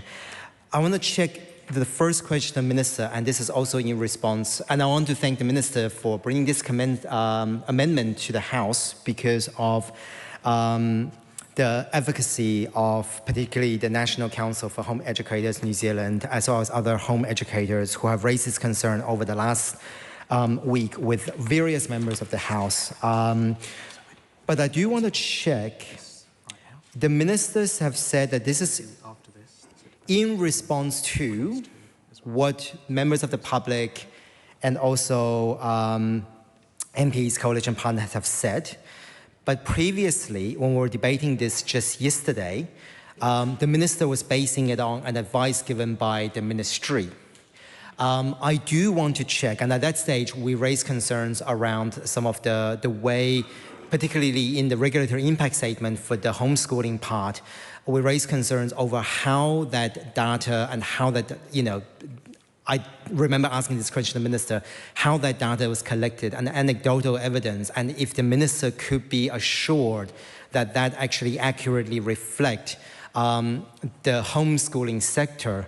And at that stage, the minister did say that, to her knowledge, that is correct. But I want to check with the minister from yesterday to today, as a first question, what has changed in terms of the minister's decision? And what has, I guess, the minister learned within the last 24 hours? But also, what is the minister seeing as the path forward? Honourable Eric Stanford. Ministers rely on advice from the agencies.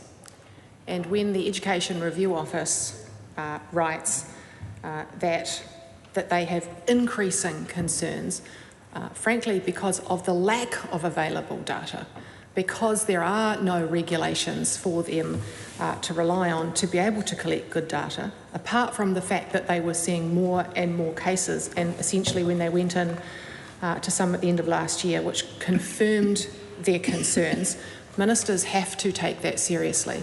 When you hear that there are child protection issues, the first thing you do is ask for advice from the ministry, which is exactly what I did, which confirmed those statements made by Aotearoa in their letter to me. Essentially, as I've already said today in the House in question time, it is a more complex issue. We will take time to get this right. Are there children who are at risk? Yes, there are. And we will have to look at this in the next Education Review Amendment Bill, number 2, which we've already started work on. We do need to make sure, and actually when I was in conversations with the homeschooling bodies in my office earlier today, even they said that they also have concerns. So it is a shared concern. It's been a concern that's been raised with multiple governments. It's not a new issue. We will need to look at this, but given the complexities of this, it had become clear that it's better to take a bit of extra time to make sure that we get this right. But that's the balance. Child protection and making sure we get this right. Honourable Ginny Anderson. Oh, thank you very much, Madam Chair. I have a couple of amendment papers, but they may still be being processed by the House, the office, so they might not be available yet. I'm interested to understand, I understand that in clause 2 of the amendment paper 633 is that it is proposed that 1 September 2026. I'm sorry to interrupt the member. We're debating clause F. The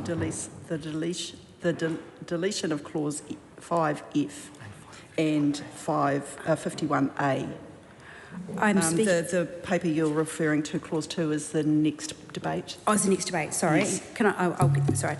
Okay. I have some questions in general. So I was going. You're not wanting discussion around the date of implementation. That's not what we're discussing. That's next. That's next. Okay. Thank you very much. I was going off the paper that was available on the table. I know they're just putting them on as we're getting here. So if the clerks are able to notify us if new papers are made available, that would also be helpful. If the minister would be able to explain, thank you very much for the information in relation to what has happened today and the change to make to now take homeschooling out of this amendment bill. I think that's been warmly welcomed. We would like to understand a little bit more about why this decision was taken so late in the piece. We were in the House last night debating this stage at committee, and that would have been an opportunity for these amendments to be made at that stage. I'm unclear as to why the bill has had to be recommitted to committee stage and for these amendments to be made now, and it would be interesting to understand why they weren't made last night, and I'm really interested to know. And the other point, if the minister would be able to speak to, is that from the initial amendment paper 583, the homeschooling group was just one group who were impacted by the changes in there. I'm interested to know if the Minister would be prepared to have discussions, as she did with the homeschooling representatives, with other groups who are also impacted by the amendments that were put through under the previous paper 583. Thank you. The Honourable Erica Stanford. As I've already said publicly, future changes to legislation will go through a process, and all of the affected groups will be part of those discussions. Lawrence Sunan. Thank you, Madam Chair. Just further on with regard to this section, I do want to sort of, again, acknowledge the Minister for bringing this amendment to the House after hearing from the public. But I guess the question remains is one of the things that were addressed as part of Amendment Paper 583 last week, when this particular section was brought to the House's attention on the day of the committee stage without consultation, without the select committee stage. There were multiple areas in that amendment bill that affected broader aspects, and not just in terms of the homeschooling section, but also in terms of changes to the teaching council. I guess my first question to the Minister is more of a process question, which is 583, nothing in 583 that was released last week had public consultation and feedback. But we are seeing that the Minister is willing to change her mind in light of new evidence and new information. So it does question in terms of whether the Minister considered what was then proposed. Actually, that's fine. What does the Minister consider to be the appropriate process when it comes to now something like this happening? Noting that then, was there then anything else that was in 583 that the Minister then is unsure of because of the fact that we didn't manage to hear from the public and potentially have unintended consequences that the Minister would consider removing? And the Minister has already mentioned that there is a subsequent education bill that's currently in the draft, whether that would be an appropriate time to consider more broadly, and not saying that the Minister doesn't have the ability to do things, but to be able to consider some of those changes and allowing for the public to actually hear, or we can get public submissions on the other changes that haven't had time to consult. So I want to check with the Minister if there's anything else that she thinks should be removed. I want to check with the Minister as well, because, you know, again, the Minister talks about the fact that this is in light of public advocacy and new information that has come to light. I do want to check that one of the things is that the peak body for homeschooling, and I'm really pleased to hear that the Minister has met with them, but they have been requesting to meet with the Minister since November last year. This is not a new thing, and this is both in response to the changes we're seeing in Amendment Paper 663, but also in response to the questions the Ministers had in the House today. I wanted to check with the Minister why then the Minister didn't choose to engage with the sector then to balance the advice that she received from the Ministry and ERO at the same time with the peak body for home educators, and now we have to do this sort of some of these last-minute changes.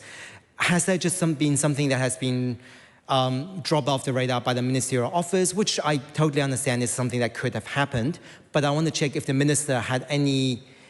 Did the Minister know that the Home Educators Collective contacted the Minister's office and repeatedly asked for a meeting since November last year? The Honourable Erica Stanford. Keep doing it. In relation to the second part of the question, I have met with homeschooling associations. There are a number of different... There are a number of different homeschooling associations, and I met with one recently in my electorate office in Auckland, and it's in my ministerial diary. Look, in terms of the advice that I received from the Ministry on what the options were, that was not received until earlier this year. At that point in time, as I've already explained in the House today, from that point to get it into this bill, given I had serious concerns about child safety, we had to go like the clappers, and I've already said that there wasn't time for consultation. But I understand now it's not about new information, as you've suggested, the Speaker has suggested. It's about additional complexities that we didn't expect, which is why we will take this back to a full process. Regarding other amendments, or the other part of the amendment paper, I already told the committee that I would be taking further advice on the Teaching Council and warned of that. And so there's nothing further in this amendment paper that relates to that. And that was given the Deputy Francis review. So it's not part of this, it's out of scope, and it will not be, it won't be part of this. In relation to the question from Ginny Anderson earlier about what changed between tonight and today, well, nothing. It was part one, was last week. That we debated, and I couldn't amend it this week, but obviously we're doing it now through this amendment paper. Lawrence Sunan. Thank you, Madam Chair. Just on the follow-on in terms of the homeschooling section, because again, acknowledging what the Minister is saying in terms of child safety, and and I agree that there have been things, and I agree with what the Minister said before in terms of response from the sector in terms of meetings with them today and earlier on. But I want to check, has the Minister then at this stage, rather than making legislative changes, because one of the other things that we have heard, for example, from the National Council for Home Educators New Zealand, is that changes could already be possible under the current legislative framework without having to make additional changes. So this is particularly with regards to I think section, I can double check the particular clause, but my understanding is, and I want to check with the Minister, is if the child safety is still something that was confirmed, which is a concern for everyone in this House, whether the Minister would have considered potentially looking at, for those who do receive the stipend from the ministry regarding homeschooling, that the ministry is already able to put in place certain criteria around that. And for those who are exempted from, by signing a declaration of exemption, who do not get the stipend from the ministry, that there are actually also other opportunities for the ministry already under the current legislative framework to be able to review and oversee certain things. Is that something that has been considered? Very quickly, sorry, Madam Chair. Honourable Erica Danford. We'll see. Thank you. Look, the advice that I've had is that that is not possible. And of course, the whole purpose of this is to remove this part of the bill so that we can then go through a full process and work with the Homeschooling Association on their views. But the advice that I've had is that it's not possible for the Ministry to do that. The Honourable Ginny Anderson. Very much, Madam Chair. I have a couple of amendments, and I think they're just coming through coming through shortly, and I'll speak to those. I'm really interested to understand in terms of the clause in the bill under 5F, which is in and around exemptions. And I know this is a particular area of homeschool concern, that the exemptions that are granted. And if there's any indication, is this one of the areas that she thinks that further work needed to be done on in particular? Because I also spoke with those groups who were here today at the front of Parliament, and that was one of the areas that is of key concern. I would like also to understand, if possible, from the Minister that this whole kind of process has seemed very rushed, that there has been a very remote, well, very little consultation and communication with groups who are directly affected by this legislation. And I would like to understand, she's already indicated in her initial statements to the House that under Education Training System Reform Amendment Bill number 2, that is where the homeschooling changes that we're removing now from this bill will end up being in. Can the Minister indicate whether there will be an opportunity for consultation and also for select committee submissions to occur if it's resubmitted under that bill, given the fact that that was bypassed in this legislation. If that's, I think that's something that they would like to know, and reconsidering in terms of engagement, any further engagement, that would be good to know as well. The Honourable Erica Stanford. In answer to those two questions about consultation, yes, and anything else I'm considering, no. Lawrence Sunan. Madam Chair, also seeking guidance from you, Madam Chair, that the previous chair mentioned that we're only debating 5F and 51A at this stage, but we also noticed there are changes to clause 2. How would that work? Would that? There's another debate. That's another debate. Yes. Okay, cool. Thank you so much. That's clear. Madam Chair, just want to check with the Minister, because thank you, Minister, for responding to the previous. I know that the officials are also very prompt in terms of their advice. But I want to check with the Minister, because the way that the current legislative framework works is, for example, under section, I see over here, under section 556, that the Minister or the Secretary is already able to determine the conditions that may apply the grant. This is to do with the grant for home educators, and required to provide the Secretary with any statistical or other information within the time specified.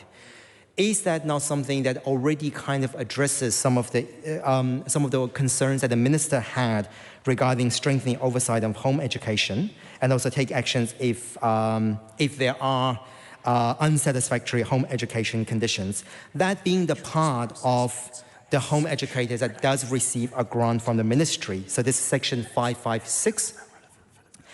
But for those who are, let's say, sign a declaration of exemption, which they are allowed to do as well, is there a possibility, for example, when you're looking at the way that ERO is able to review or conduct home education for families under section 466 to 469 of the Education and Training Act, ERO is also able to conduct some of the reviews or etc. that already is within the current legislation. And finally, Section 38 of the bill, and I know that, for example, 5F refers to the insertion of Section 38A, so this is the immediate preceding clause of the section that we're deleting here. Section 38 of the clause already provides for the possibility to revoke any exemption if the Secretary is not satisfied as to as regularly or as well as in the context of an ERO review under Section 466 to 469 of the Education and Training Act. So when we're looking at the criteria that's already been set under Section 38, Section 466 to 469, and Section 556 of the Education and Training Act, I just want to get double reassurance from the Minister that none of those sections allows the Minister to do what the Minister intended to do under Amendment Paper 583, and now we're seeing the removal of this. Madam Chair. Honourable Erica Stanford. Just in relation to this question, Section 556 has got nothing to do with homeschooling whatsoever. Honourable Ginny Anderson. Yeah. Now, in relation to clause 51A, which is under paper 633, delete clause 51A, which relates to new section 640A inserted around regulations relating to long-term exemptions from enrolment. I just wanted to understand with the Minister whether, in particular, the change under that, has that been consulted with New Zealand First yet or not? And if not, does that need to happen before we vote today? Katie Niman. Debate on this question now close. The question is that debate on this question now close. All those in favour, please say aye. Aye. Contrary, no. The ayes have it. A party vote is called for. Mr Clark. New Zealand National. 48 votes in favour. New Zealand Labour. Tori te kaumā whāngā pōti e whakahe ana. Green Party of Aotearoa, New Zealand. Te kaumārima ngā pōti e whakahe ana. Act New Zealand. 11 in favour. New Zealand First. Votes in favour, Mr. Chair. Party Māori. Pōti e whakahe ana. Taku Te Wharis. Ko tahi te pōti e whakahe ana. Mare Mano Kapkingi. Ko tahi te pōti e whakahi ana.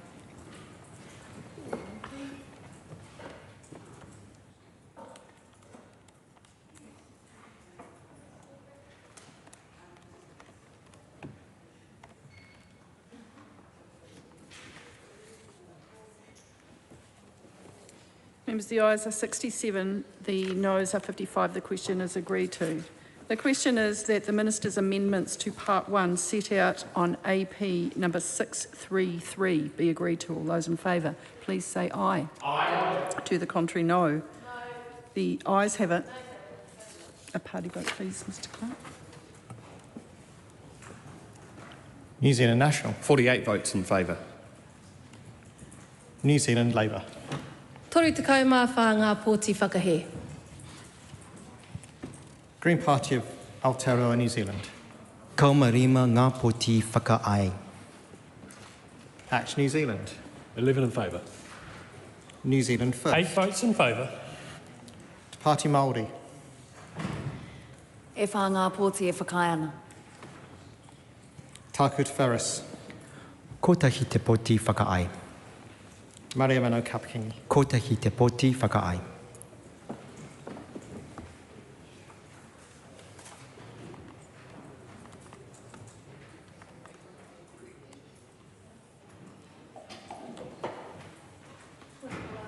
Point of order, Christopher Luxon. Correct our vote.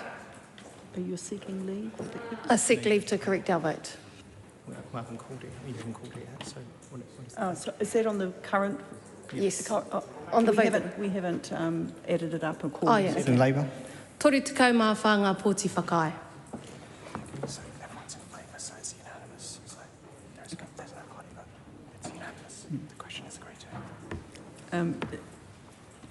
That makes the vote unanimous, so there's no party vote required. The amendments are agreed to, therefore Part 1 as amended stands part. Members, we come now to our final debate, which is Clause 2, on the Minister's amendments to Clause 2 set out on AP number 633. The question is that the Minister's amendments to Clause 2 set out on AP 633 be agreed to. Lawrence Sunan. Thank you, Madam Chair. And this is the part that I was, I guess, a little bit perplexed by, because it wasn't part of anything that at least I haven't seen that the minutes has indicated in terms of changing. I wanted to check because 2AAA replacing 1st of September 2026 by ordering council is quite a substantive change that does change quite a few sections of the bill. That includes sections 5A to 5E, 47 to 50, sections 52(1), sections 55, and section 61, but only for the purpose of Part 2 of Schedule 2. So this is quite a substantial change in terms of essentially the role of the Director of Regulation. And I want to check, first of all,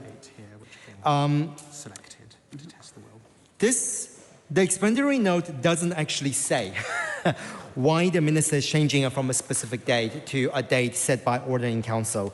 I do have an amendment on this particular part that I think maybe rather than setting a specific date by order in council, that it should maybe give a specified date but move it to 1st of July 2027, which possibly could work with some of the other dates that we're seeing here.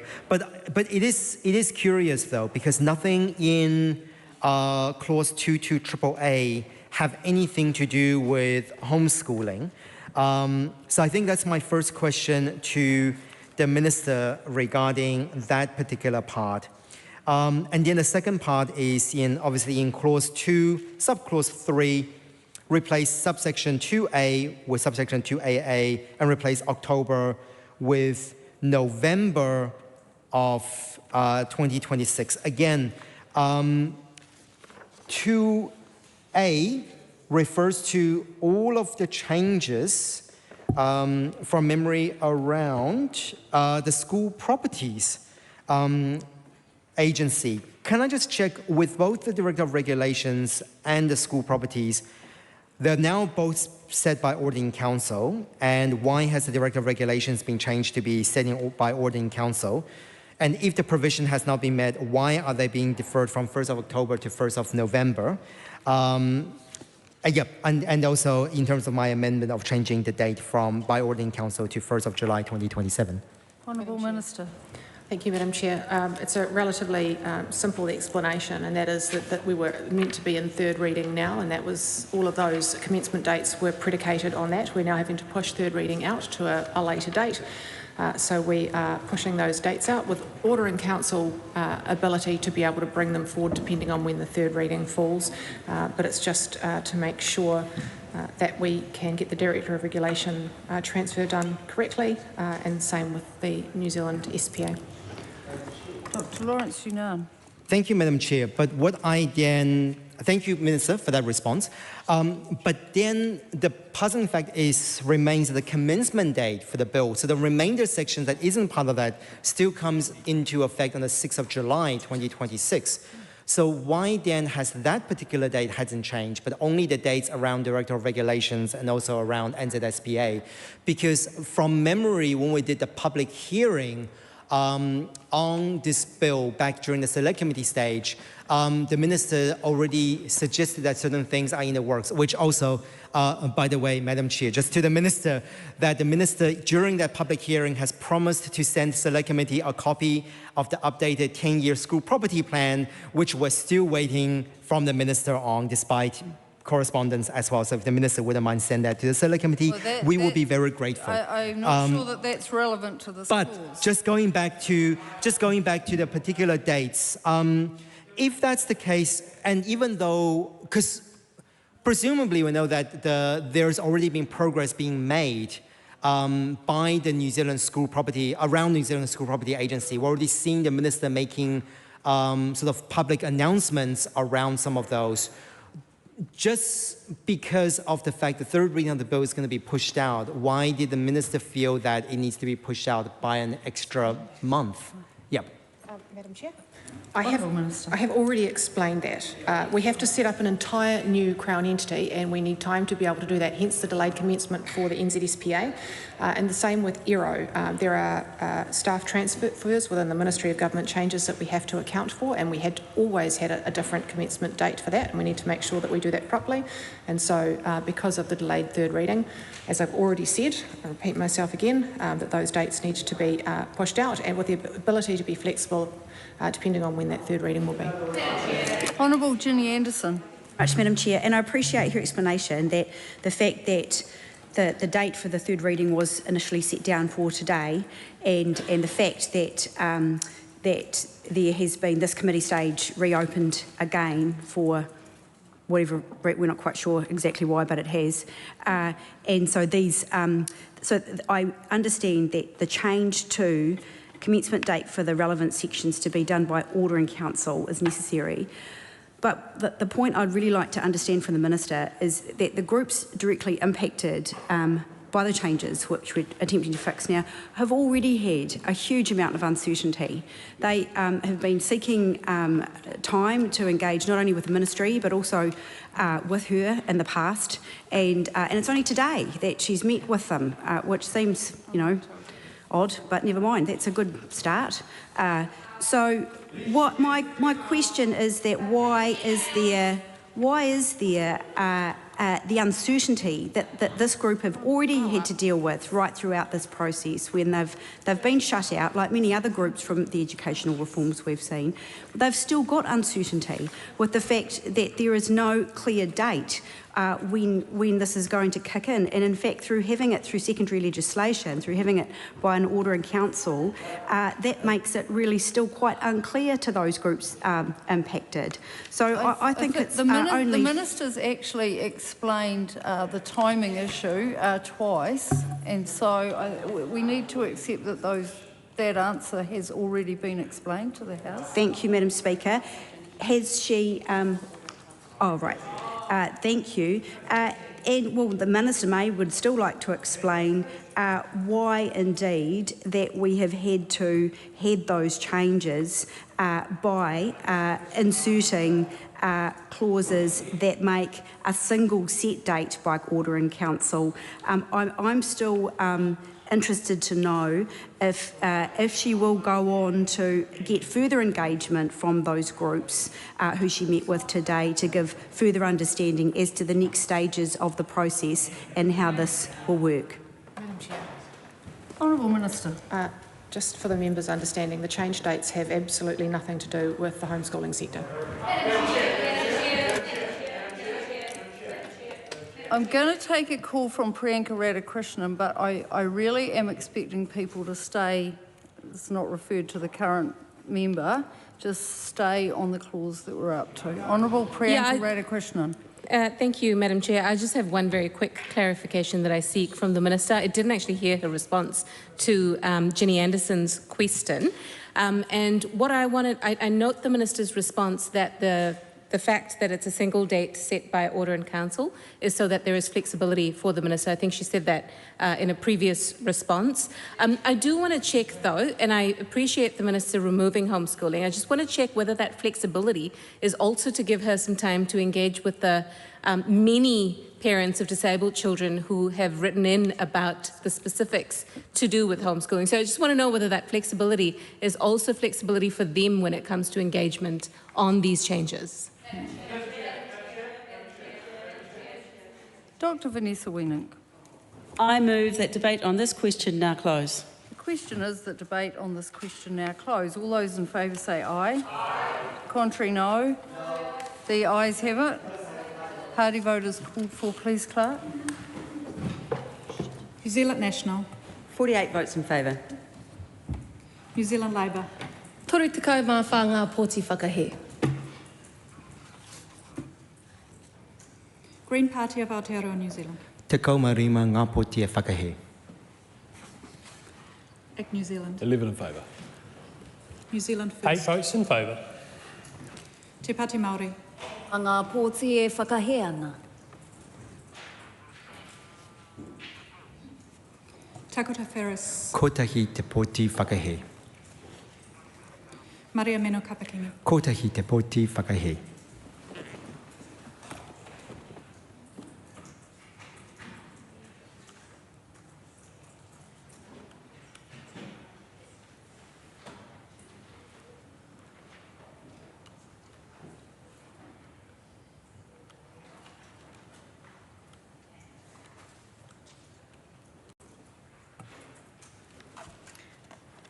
The ayes are 67, the noes are 55. The question is agreed. The question is that Dr. Lawrence Yunan's tabled amendment to AP number 633, amending the proposed amendment to clause 2(2) AAA to replace a single date set by an order in council with 1 July 2027 be agreed to.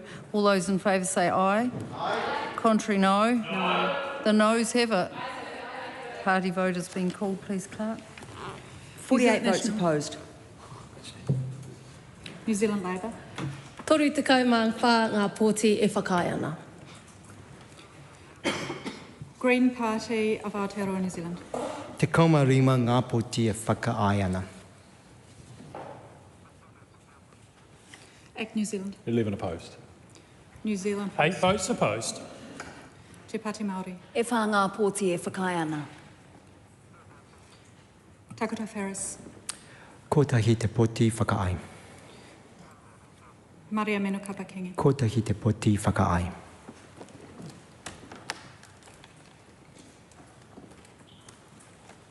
The ayes are 55, the noes are 67. The question is not agreed.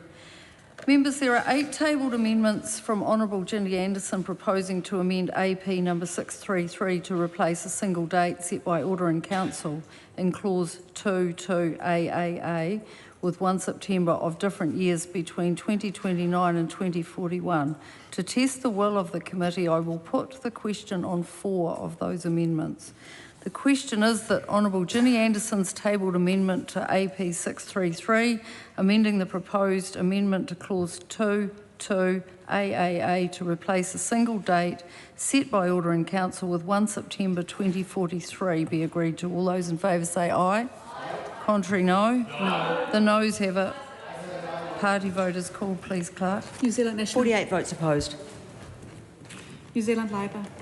Tori tekau mā whānga pōti e whakaai ana. Green Party of Aotearoa, New Zealand. Te kaumārima ngā poti e whakaae ana. ACT New Zealand. 11 opposed. New Zealand 8 First. votes opposed. Te Pāti Māori. E whānga pōti e whakaai ana. Takota Ferris. Kotahi te poti whakaae. Maria Meno Kapakingi. Kotahi te poti whakaae.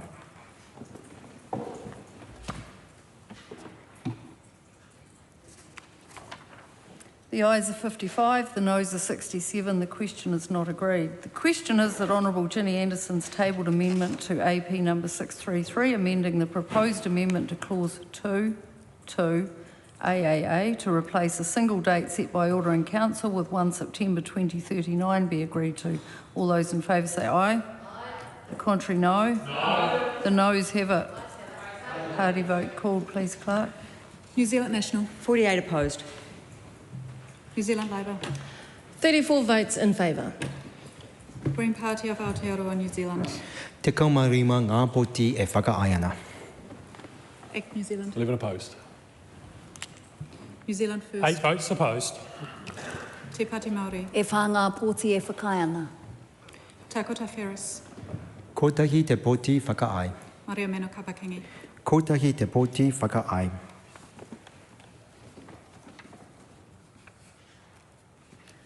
The ayes are 55, the noes are 67. The question is not agreed. Question is that Ginny Anderson's tabled amendment to AP number 633, amending the proposed amendment to clause 2(2) AAA to replace a single date set by order in council with 1 September 2035 be agreed to. All those in favour say aye. Aye. Contrary, no. No. The noes have it. Party vote called, please, Clerk. New Zealand National. 48 opposed. New Zealand Labour. Toru tekau mā whānga pōti e tautoko ana. Green Party of Aotearoa, New Zealand. Te kaumārima ngā poti e whakaae ana. ACT New Zealand. 11 opposed. New Zealand First. 8 votes opposed. Te Pāti Māori. E whānga pōti e tautoko ana. Takota Ferris. Kotahi te poti whakaae. Maria Meno Kapakingi. Kotahi te poti whakaae. The ayes are 55, the noes are 67. The question is not agreed. The question is that Honourable Ginny Anderson's tabled amendment to AP number 633, amending the proposed amendment to clause 2(2) AAA to replace a single date set by order in council with 1 September 2029 be agreed to. All those in favour say aye. Aye. Contrary, no. No. The noes have it. Party vote called, please, Clerk. New Zealand National. 48 opposed. New Zealand Labour. 34 votes in favour. Green Party of Aotearoa, New Zealand. Te kaumārima ngā poti e whakaae ana. ACT New Zealand. 11 opposed. New Zealand 8 First. votes opposed. Te Pāti Māori. E whānga pōti e whakaai ana. Takota Ferris. Kotahi te poti whakaae. Maria Meno Kapakingi. Kotahi te poti whakaae.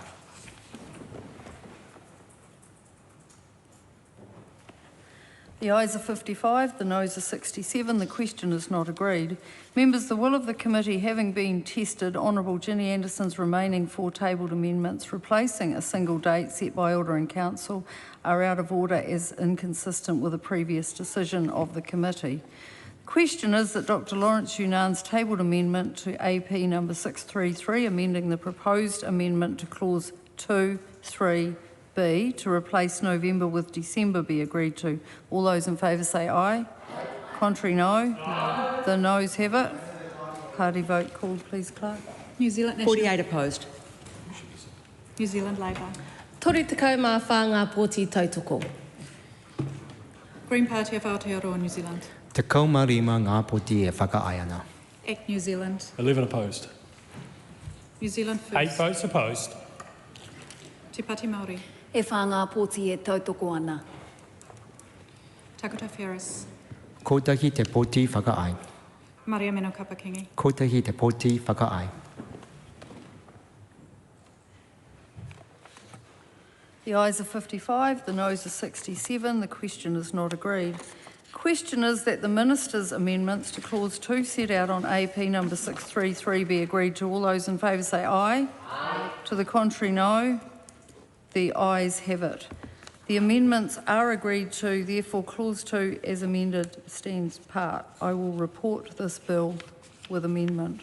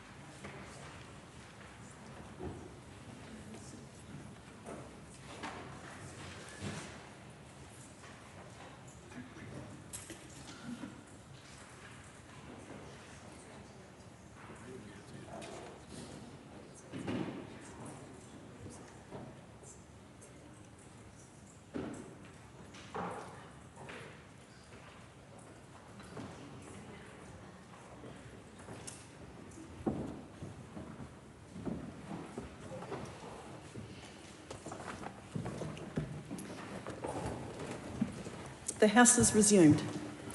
Madam Speaker, the committee has further considered the Education and Training System Reform Amendment Bill and reports it with amendment. Madam Speaker, I move that the report be adopted. The question is that the report be adopted. Those of that opinion, please say aye. Aye. To the contrary, no. No. The ayes have it. A party vote is called for, Mr Clerk.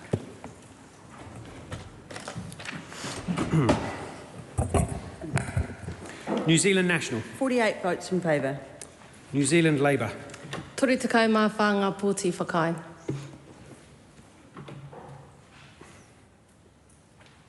I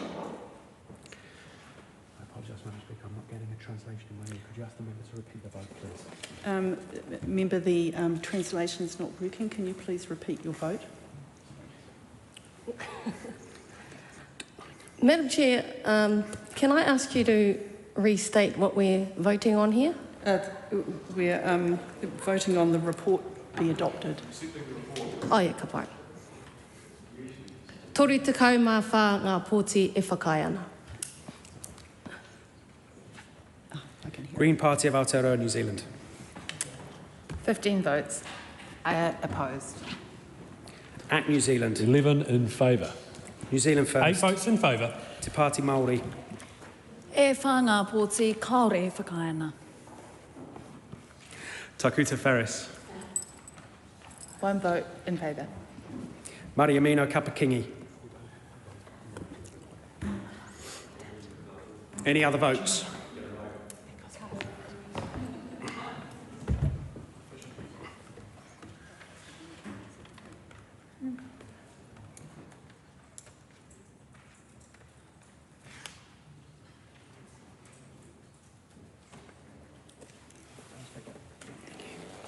Members, the ayes are 102, the noes are 19. The question is agreed to. The bill is set down for third reading next sitting day. I call on Government Order of the Day number 3. Environment, Disestablishment of Ministry for the Environment Amendment Bill, third reading. The Honourable Nicola Grigg.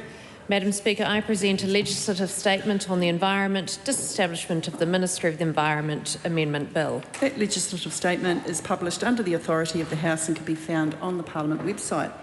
Honourable Nicola Grigg. Madam Speaker, I move that the environment disestablished of the Ministry for the Environment Amendment Bill be now read a third time. Madam Speaker, this bill completes a necessary legislative step to support the establishment of the Ministry for Cities, Environment, Regions and Transport, which we'll call MCIRT. As the House is aware, the Ministry for the Environment is the only agency involved in the merger that was created by statute. Disestablishing it as a legal entity therefore requires an amendment to the Environment Act of 1986. This is the specific purpose of this amendment bill. This bill ensures that the important environmental functions being carried out by the Ministry every day since its creation in 1986 will continue. The Environment Act of 1986, with the requirement to advise the Minister for the Environment on all of the aspects of environmental administration, continues as it is today. It does not go away. The Act's requirement to resolve conflicts with environmental policies does not go away. The role of the Secretary for the Environment does not go away. This bill represents a change of form but not function. It is important at this final stage to restate the context for change and what it is intended to support. Some of New Zealand's most persistent challenges, including environmental protection, housing affordability, infrastructure delivery, climate adaptation, regional growth and productivity, are fundamentally interconnected. Despite this, our current system attempts to manage them through fragmented institutional arrangements and policy silos. Key policy and implementation expertise have been spread across multiple agencies, making it harder to provide coherent advice on issues that cross traditional system and portfolio boundaries, and harder to deliver timely outcomes for communities. The decision to establish MCERT reflects the judgment that bringing these functions together within a single system-led agency provides a stronger foundation for delivery. And it is part of setting up the public service for the future through reducing the number of departments, increasing the use of AI and seizing the opportunity to innovate. MCERT will be at the forefront of a modern, high-performing public service. Despite assertions to the contrary, the Ministry for the Environment was never established to be an advocate nor independent. It was established as a Department of State under the control of the Minister to ensure a full and balanced account was taken to the management of natural and physical resources.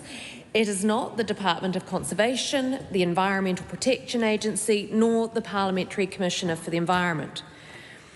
While the Ministry for the Environment plays an important role in the public service, it is not a role that must be performed in isolation.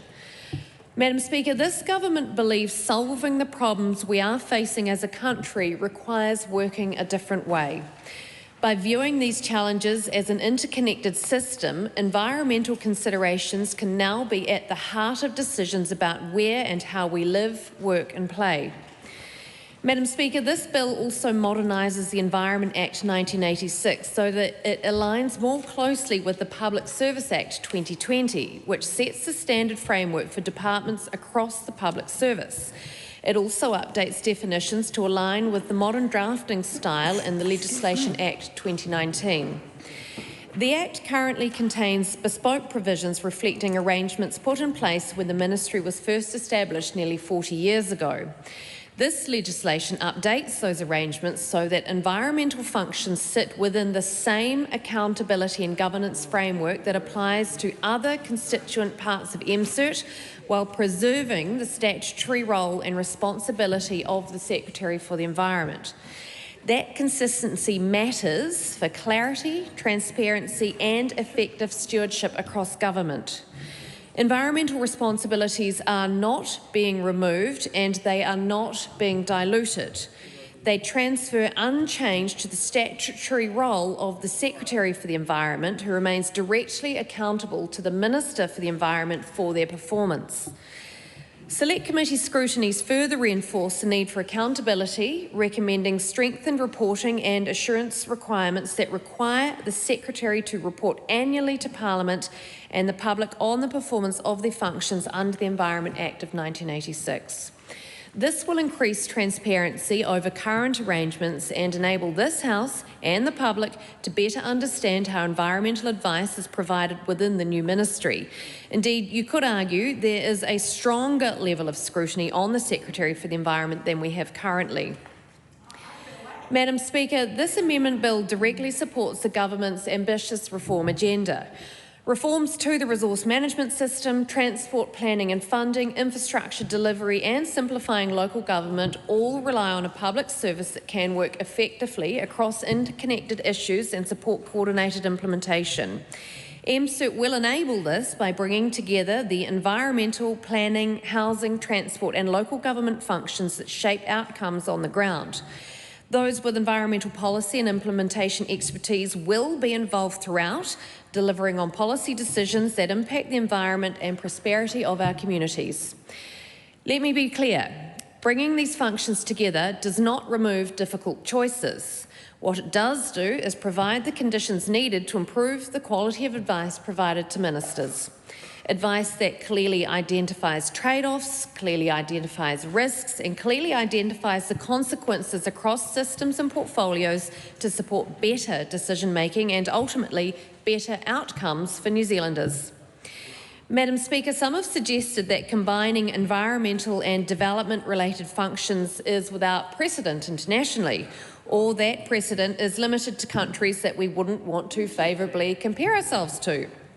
I contend there are actually well-established international examples where responsibility for environmental protection and land use planning is brought together within a single agency.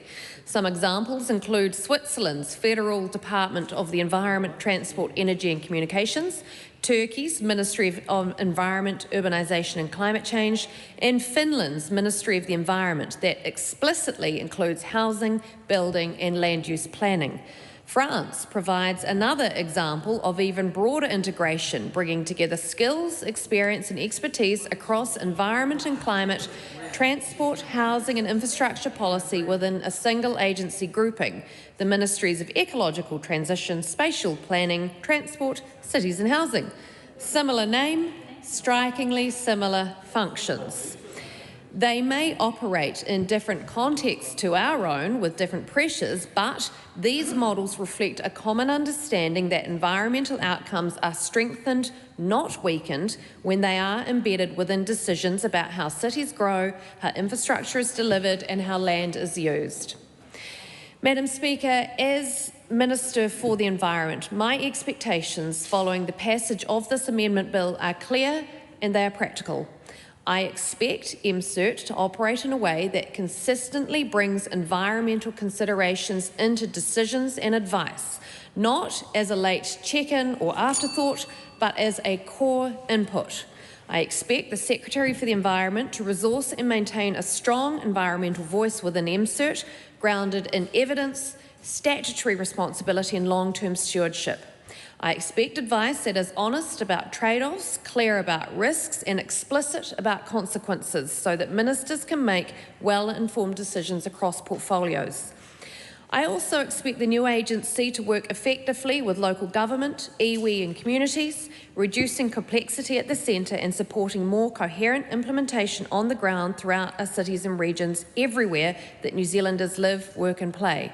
And importantly, I expect accountability through clear public reporting on how environmental responsibilities are being met and how they are shaping decisions across the wider system.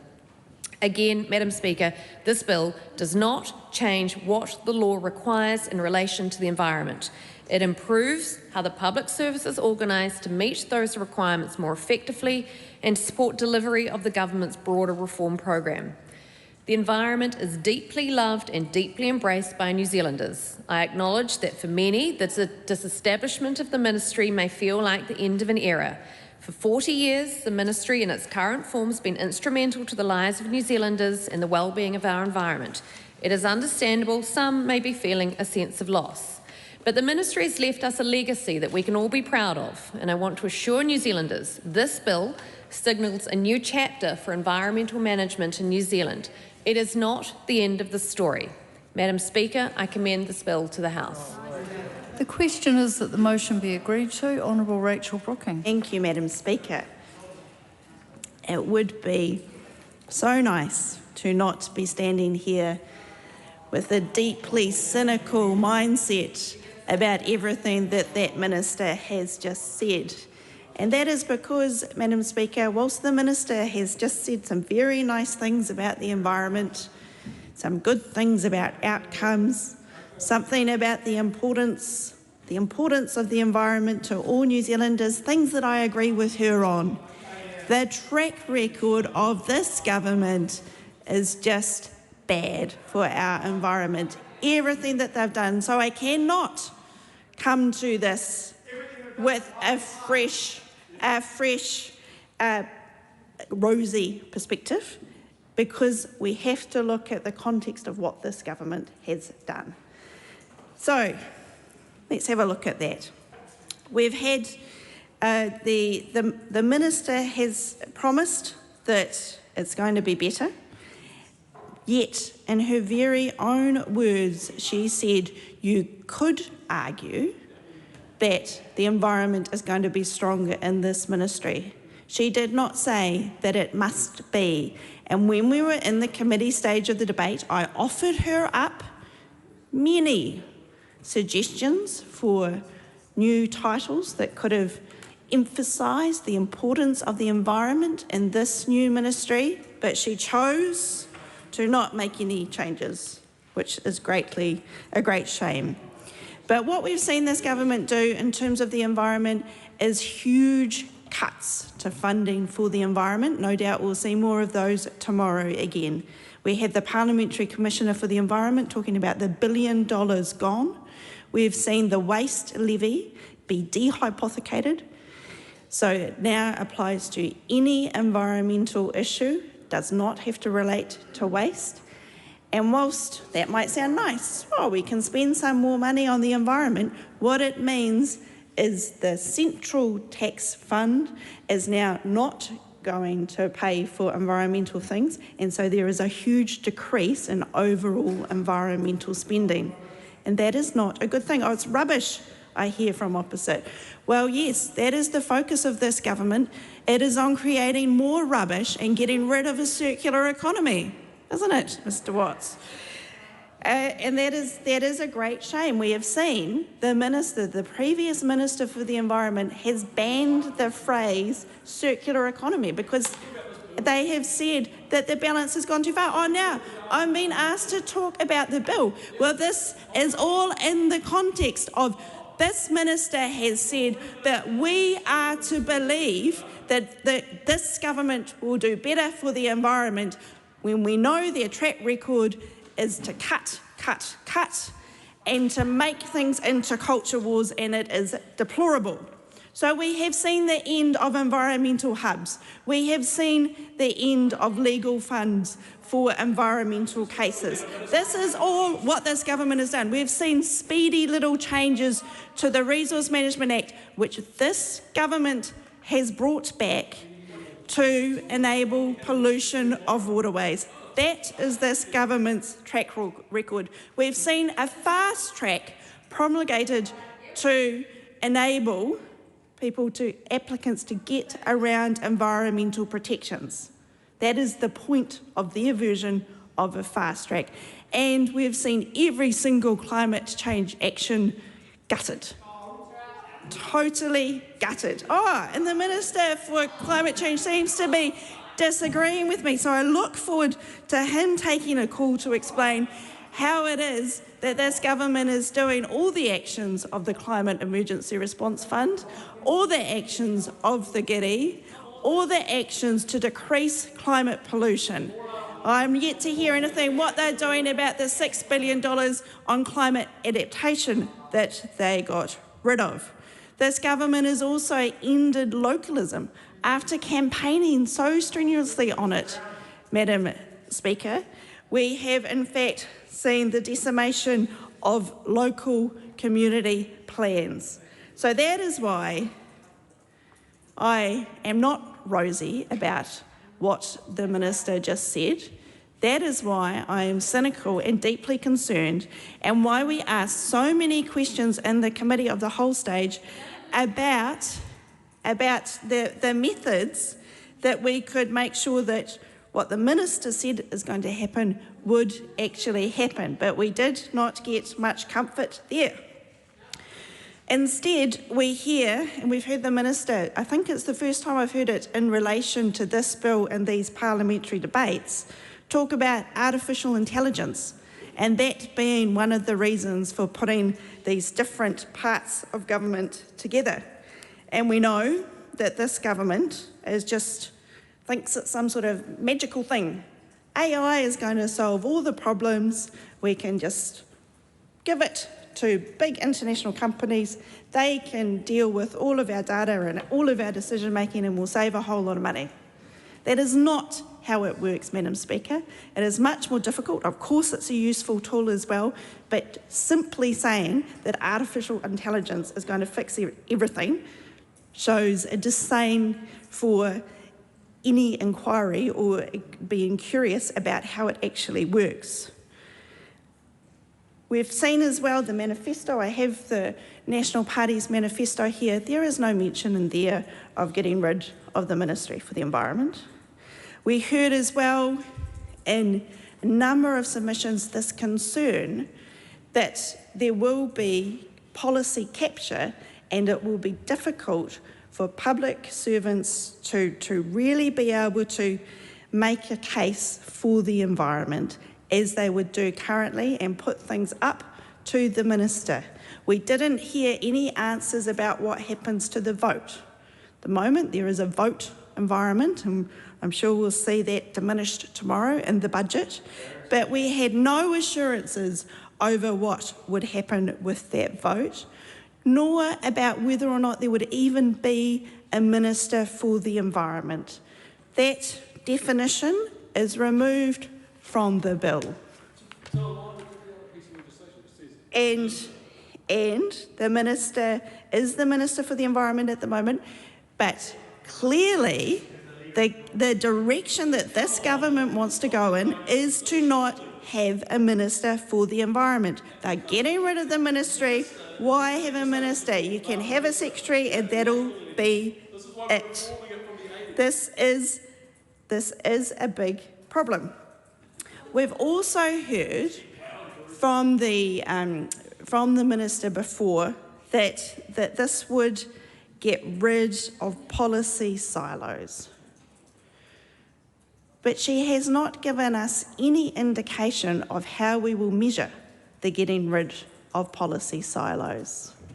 Will it be simply because the environment will be diminished in amongst these other ministries that are currently ministries that are all joining together to be this one agency and be forgotten about? Is that a way to get rid of a silo? You just forget about one thing and then it's not a silo. It doesn't exist. A silo requires different bodies, Madam Speaker, and so if one just dissolves away, it's gone. And that is what we are very concerned about it. And again, nothing has been said. Nobody from that side has said, do not worry, Labour Party, do not worry, Green Party. We will make sure that there is a Minister for the Environment in Cabinet. We will make sure that we will not enable more pollution. We will have laws that set proper environmental limits. These are all things that could be said. We will make sure that there are separate policy avenues to go to the Minister, and rather than going through a Secretary for the Environment, who is also the CEO of this new ministry and also has transport and also has regions and also has cities. How are we going to be clear that the siloed approach is not just going to be dissolved? So those are things we could be asking for. But we come back to this question that's been asked over and over of who will speak for the environment in government. We know there's no Minister for the Environment at the Cabinet table currently. We have this track record that I've already spoken about. And this needs to change, Madam Speaker. The environment has already been deleted by this government and it's a disgrace. Lan Farm. Thank you, Madam Speaker. I just have to reflect in times like these when bills are just so regularly coming through this chamber at pace.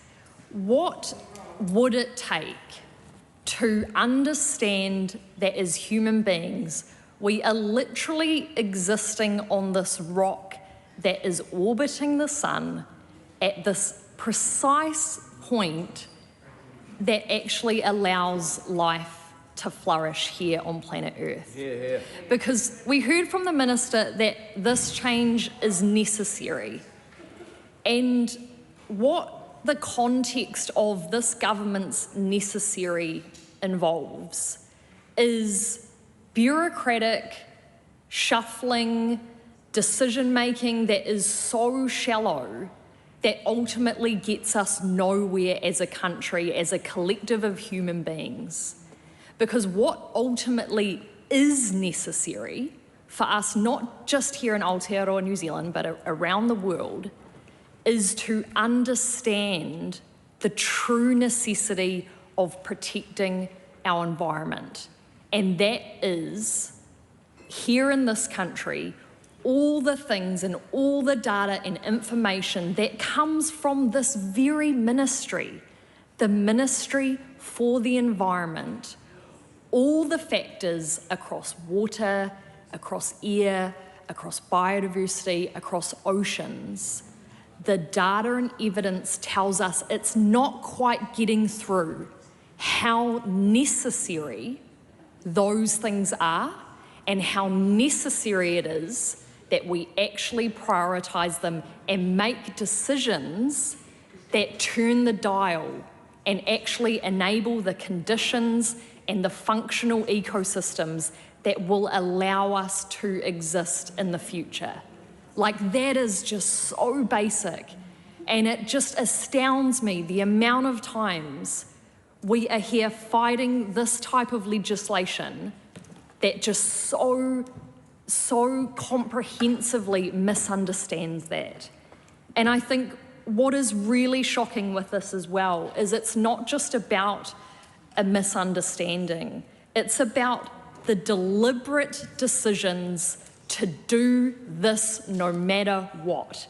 And we've seen this with this bill because, Madam Speaker, the very tiny process that we actually had at Select Committee and even considering to do this was so truncated. It was literally 2 hours and 45 minutes of public hearings. And then it came to Select Committee, and within 40 minutes, we'd just decided, you know what, we're just going to rubber stamp this.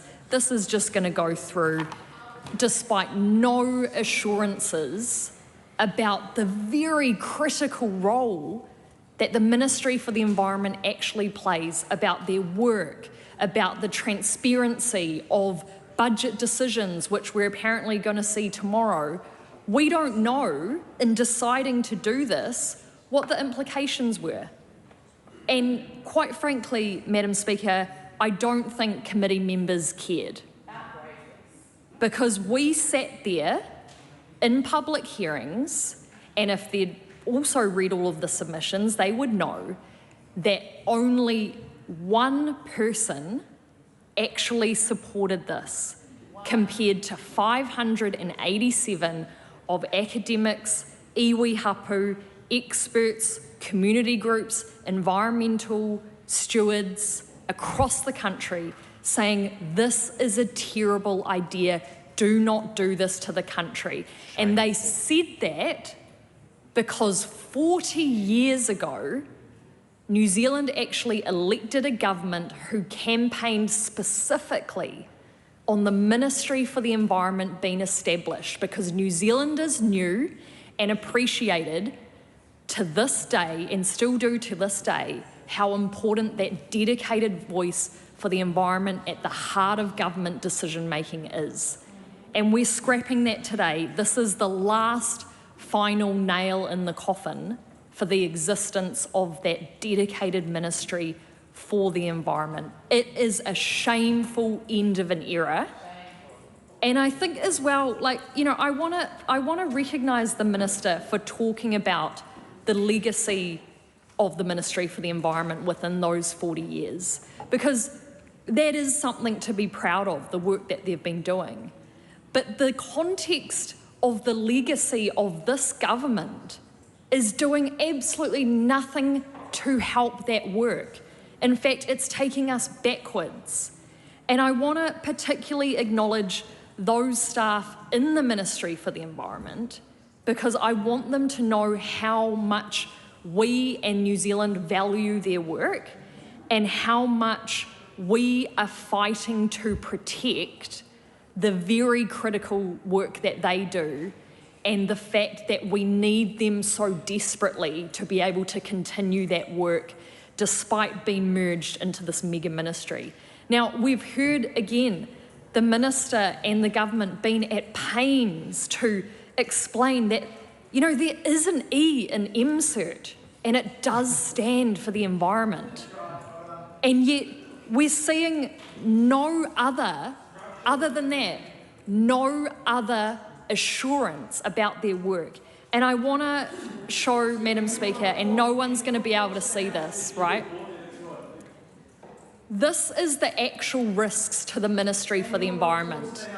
And this would be news to you, David McLeod, because you did not ask, sorry, Madam Speaker, Environment Select Committee did not ask to see this information, which outlines very clearly that there are extremely high risks to the department, which will no longer be, because it's been merged into MCERT, across competing priorities, across reduction in resource capacity risk, across a lack of clarity of roles, because the government didn't care about the actual implications of this, didn't allow us as Select Committee to actually at least be informed of them or examine them.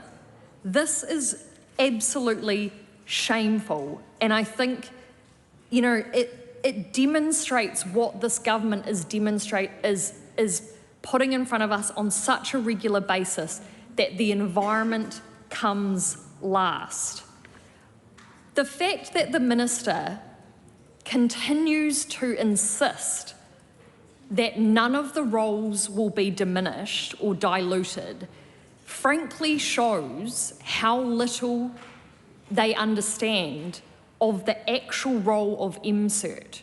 Because we saw from the Cabinet papers how the purpose is about economic development in region by region. There was very little, if not any, mention of the environment.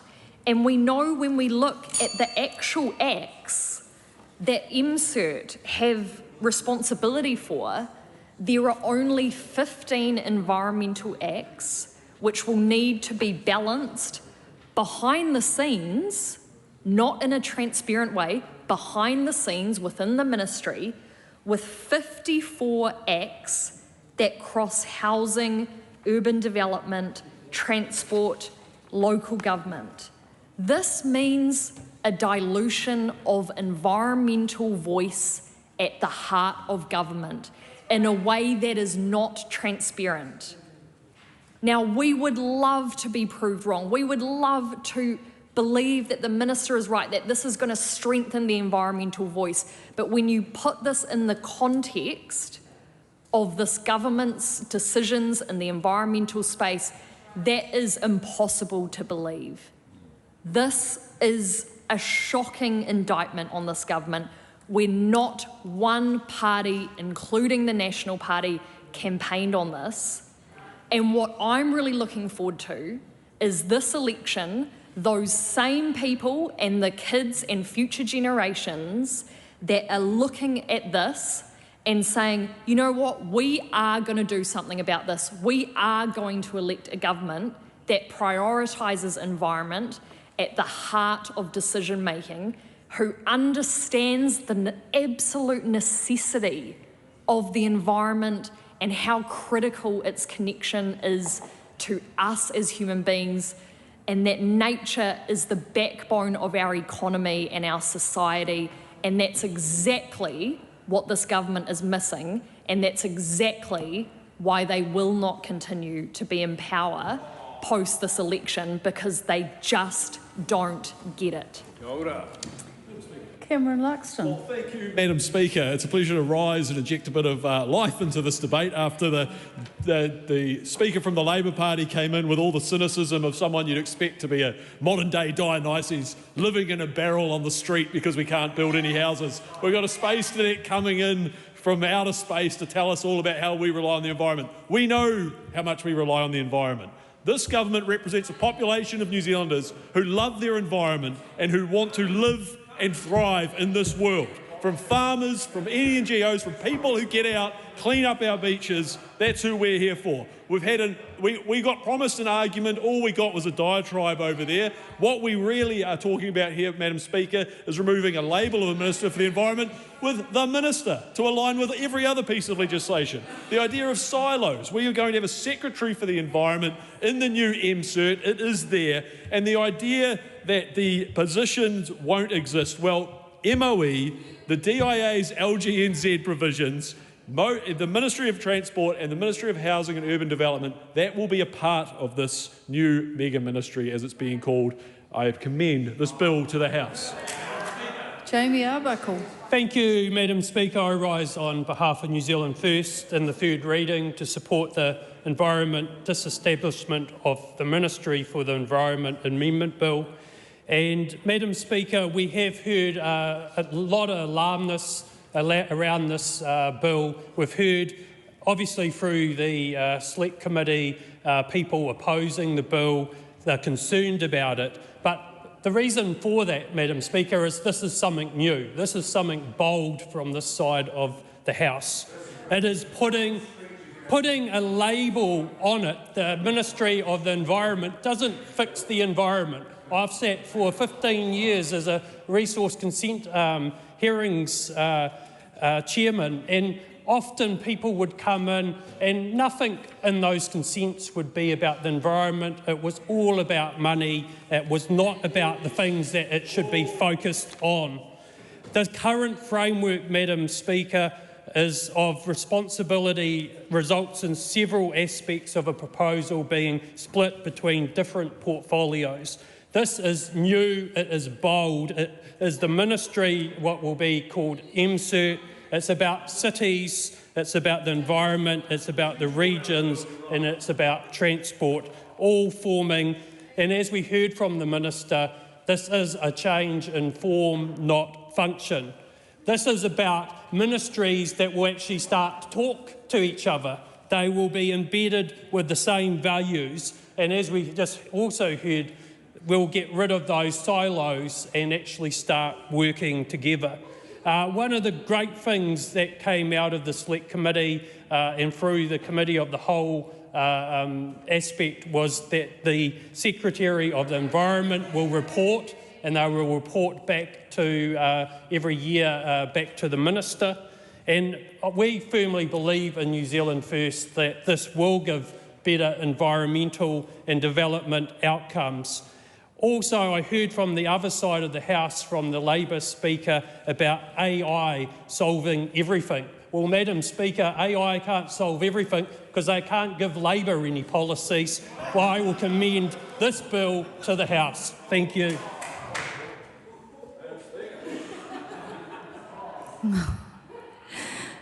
Debbie Naruapeka, this is a split call. Thank you. Appreciate it.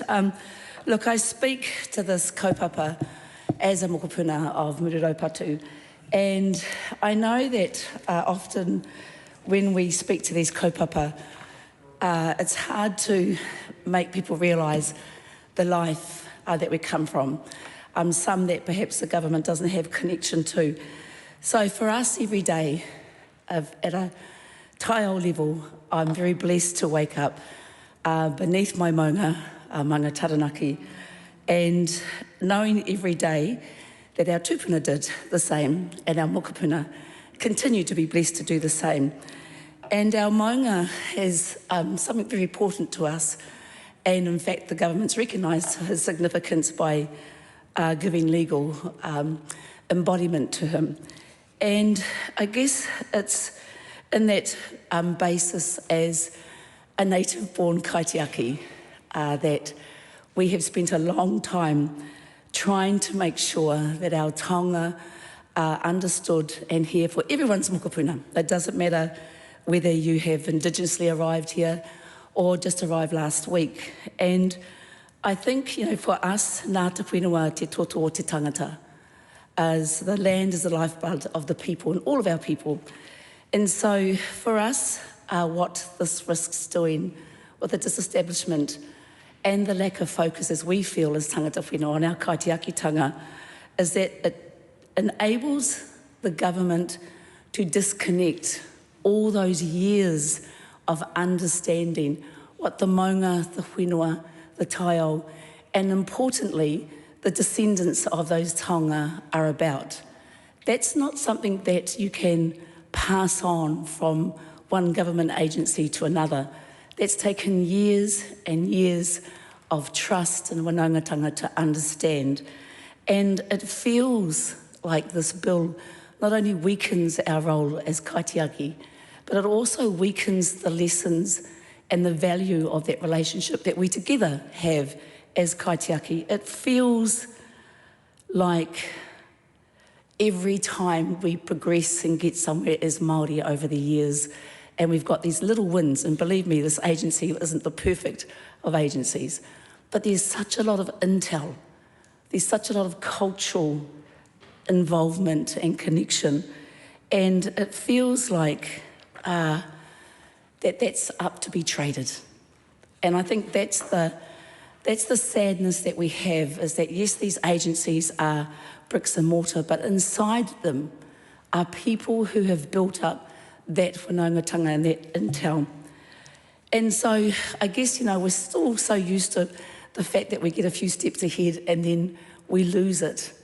And I guess the thing that I want to emphasise to our people is that sometimes we just have to believe in what it is that we can do, even when the government is going to threaten some of those with the closure of these agencies, this Environmental Ministry for Environment, and remind that, we still were able to win the Trans-Tasman seabed mining.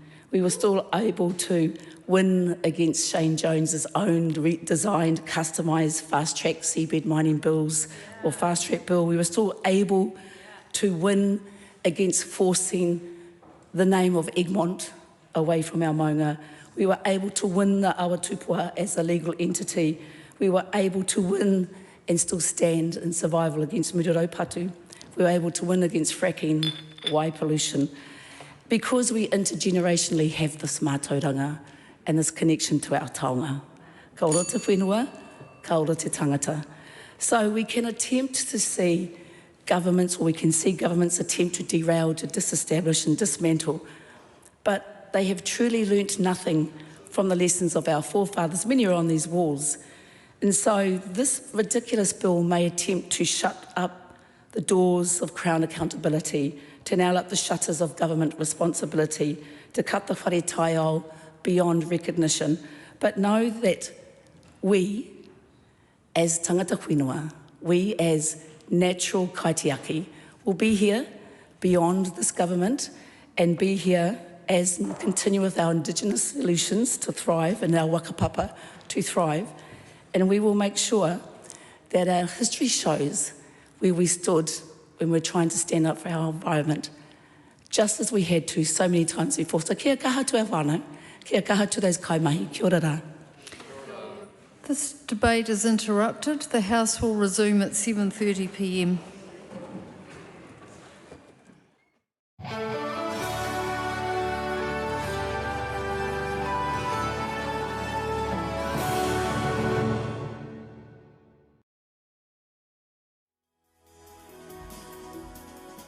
Live coverage from the House of Representatives will resume at 7:30 p.m. Until then, some of today's earlier proceedings will be repeated.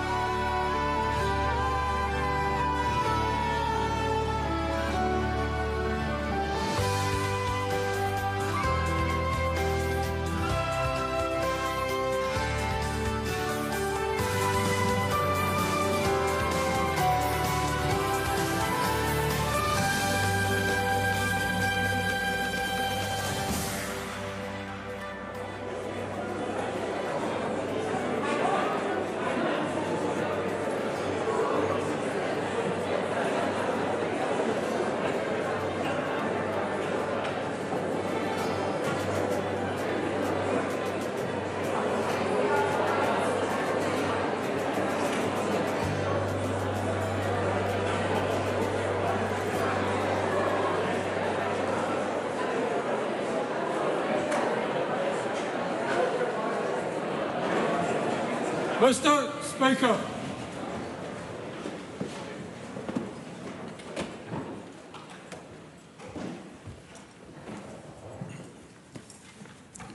E te atua kaharawa, ka tuku whakamoima ti ati mātou mōna karakia ko waihotia mai ki runga ia mātou.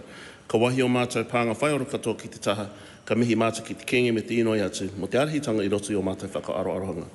Kia mohi ai, kia whakaiti ai tā mātou whakahaere o take o te whare nei. Mo te oranga, te maungarongo, me te aroho Aotearoa, āmene.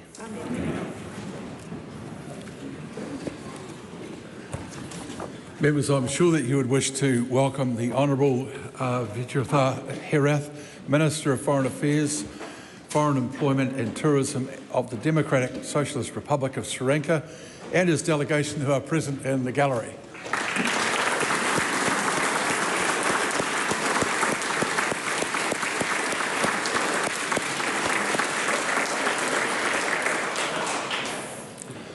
Two petitions have been delivered to the clerk for presentation. Petition of Alan Moffat requesting that the House require hospitals to provide written information regarding possible side effects of sleep deprivation to patients who are woken every few hours for tests.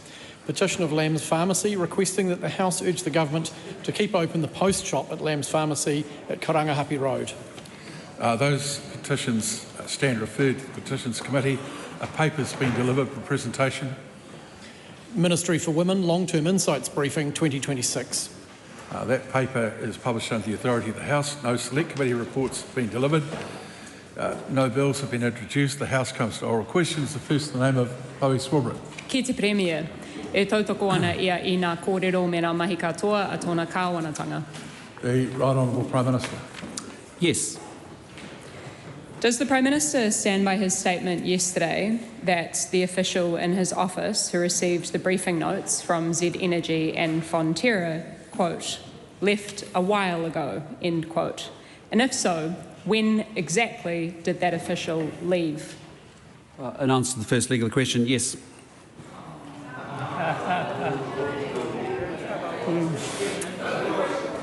Can the Prime Minister confirm that the official who received this until now secret briefing note was his former Chief Policy Advisor? Well, as I've said and I've addressed this issue in recent days, is that I don't think it's appropriate that I identify specific members of staff. All I said is the staff member left a while ago. How is it credible for the Prime Minister to not know that his Chief Policy Advisor was... Sorry, you can't make an accusation in a question. Ask a question. Is it credible for the Prime Minister to not know that his Chief Policy Advisor was meeting with the largest company in the country, actively lobbying to change the law in their interest? Point of order. Yeah, point of order. The Honourable David Seymour. Mr Speaker, I just ask for you to reflect on whether it is helpful for the reputation of the House for members to use their privilege to identify a specific person who is not in a position to defend themselves and ask what exactly is the public interest in doing that. Yes, I'd ask the member to refer to in her cubbyhole there, whatever you call it, the Standing Speakers Ruling 57.1, which makes it very clear that it is inappropriate for, well, it doesn't make it clear. It says that basically, I think, have some consideration of that. Point of order. Mr Speaker, Right Honourable Chris Hipkins. I was listening carefully to Chloe Swarbrick's question. She did not name the individual. She described a job. And there is a difference here. Somebody occupying a very senior position within the Prime Minister's office, having their position named, is totally consistent with the practices of this House. Naming the person concerned by name would be something that's done very, very rarely. But naming somebody's position, particularly when it's the Chief Policy Advisor to the Prime Minister, is absolutely consistent with the practices that have been followed in this House. Well, it would be Oh, well, away we go. Yes, Steve Abel.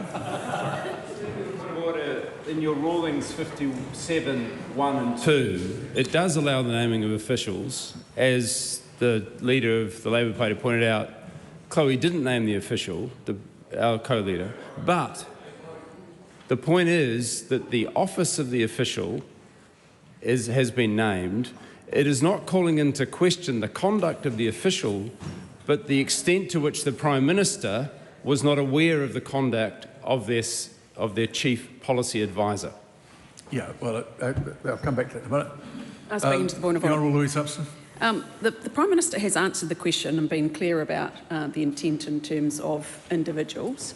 And anyone in this House would know if you use particular titles, it is very easy then to identify people. So it has the same result as the intent of not naming an individual by that connection. It's pretty obvious. Point of order. Final point. My point, Mr. Speaker, is what the Prime Minister knew when. I very intentionally am not naming the person, which, just for sake of knowledge of the House, has actually been named this afternoon in a publication from Stuff. So the question that comes... Thank you. You finished?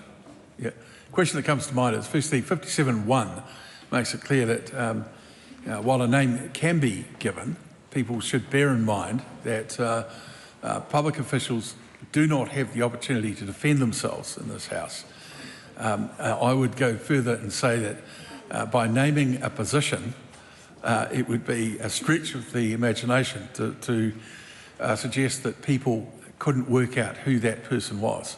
The question then becomes, is it absolutely necessary for that to be part of the question for the information to be sought from the Prime Minister? And I would say in this case, it doesn't.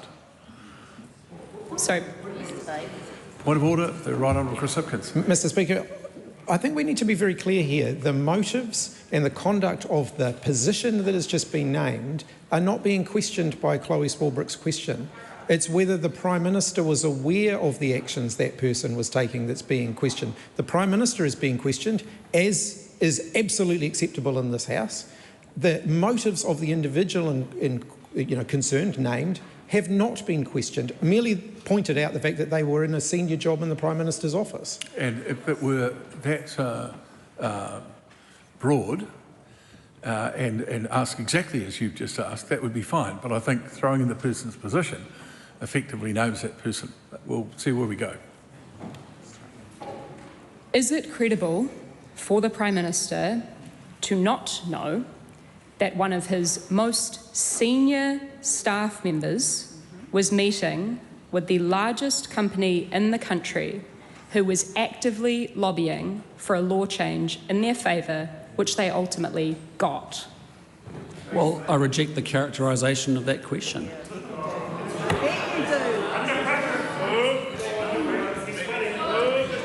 There is only one person speaking when a question is being asked. When exactly did the Prime Minister learn about these secret meetings and documents that his office held and received from Z Energy and Fonterra, and how can he be certain that it had no influence on the law announced last week, which fulfills exactly what those corporate lobbyists had been asking for? Well, in answer to the second leg of the question, there's no doubt about it. Ministers felt strongly about this issue, as did many politicians, I suspect, before the last election. And I can tell the member that, certainly in the first 100 days, ministers were up for exploring legislative options at that point in time. We have done a sensible thing here. The content of the actions that we have taken is that climate change frameworks are pulled together by previous governments. They're administered by the state, not by the courts or by businesses. We're not interested in running a duplicate system. We believe in having certainty in the system, and that's the principal issue about the merits of the actions that we've taken. That's what this is about. Can the Prime Minister confirm whether the until now secret briefing papers from Fonterra and Z Energy were passed on to Ministry of Justice officials? And if he doesn't know, does he think it might be his job to find out? Prime Minister can answer one of those questions. Well, as I said in answer to the first leg of the question, there is no record or recollection of the interaction from 2024. Ideally, there should be. There hasn't been. And as a result, my office has asked ministerial services to remind staff of their obligations. Question 2, Ryan Hamilton. Thank you, Mr Speaker. My question is to the Minister of Finance and asks, what recent reports has she seen on the economy? The Honourable Nicola Willis. Mr Speaker, I've seen reports and commentary about what Budget 2026 should deliver. Tomorrow, Kiwis will see what a responsible budget that secures New Zealand's future looks like. It will be a budget that strengthens New Zealand's resilience in a more uncertain and volatile world. The government's fiscal strategy has underpinned the approach we have taken when putting together this year's budget.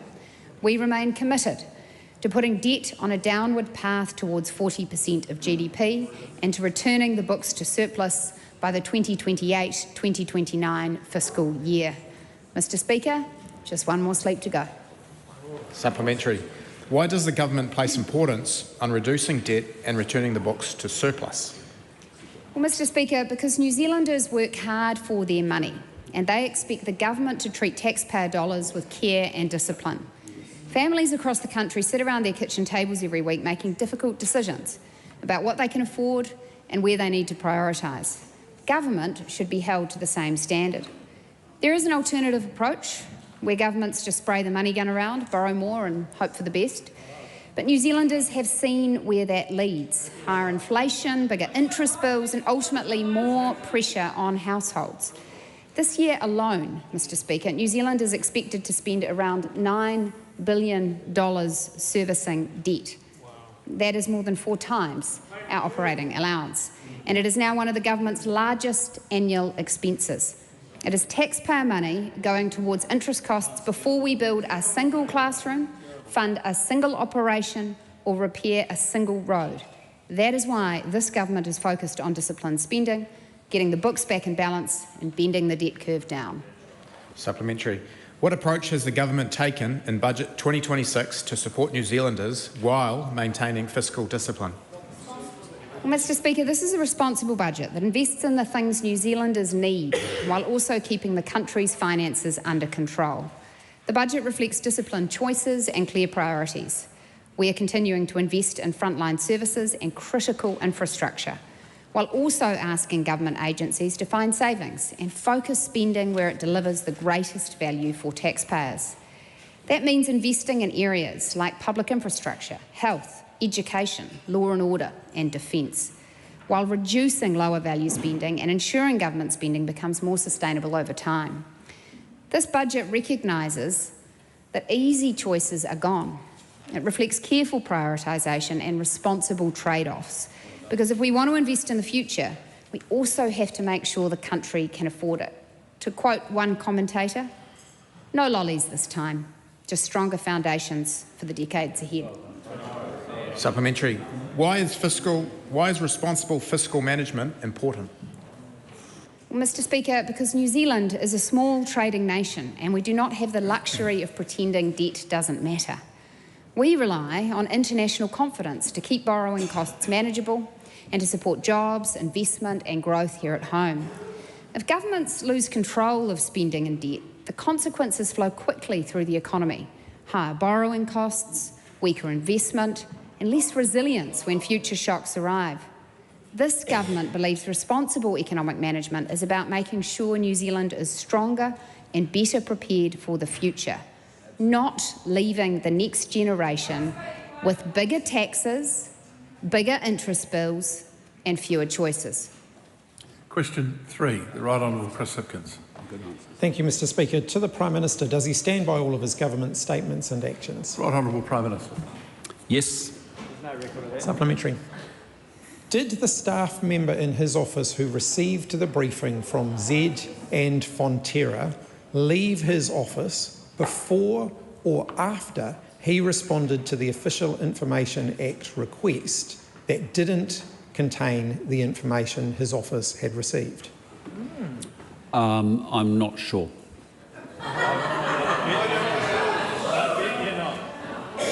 Why hasn't he asked? Well, I've been very clear in the last few days. There is no record or no documentation from that interaction from 2024. Wait on, sorry. It's an important question, so we'll hear the answer without anybody else adding to it. Right Honourable Prime Minister. The member is more than welcome to put it in a written question, but I've been very clear that there is no record or no documentation from that interaction in 2024. There ideally should be, absolutely. That is why my office has asked Ministerial Services to go and make sure that staff understand their obligations going forward. But this was a Cabinet decision, and it was a Cabinet decision on a matter of policy about not wanting to have a parallel system determining adherence or not to our climate change frameworks. That is a state responsibility, not a court or a business responsibility. When was the Official Information Act request in question sent to the person who asked for the information?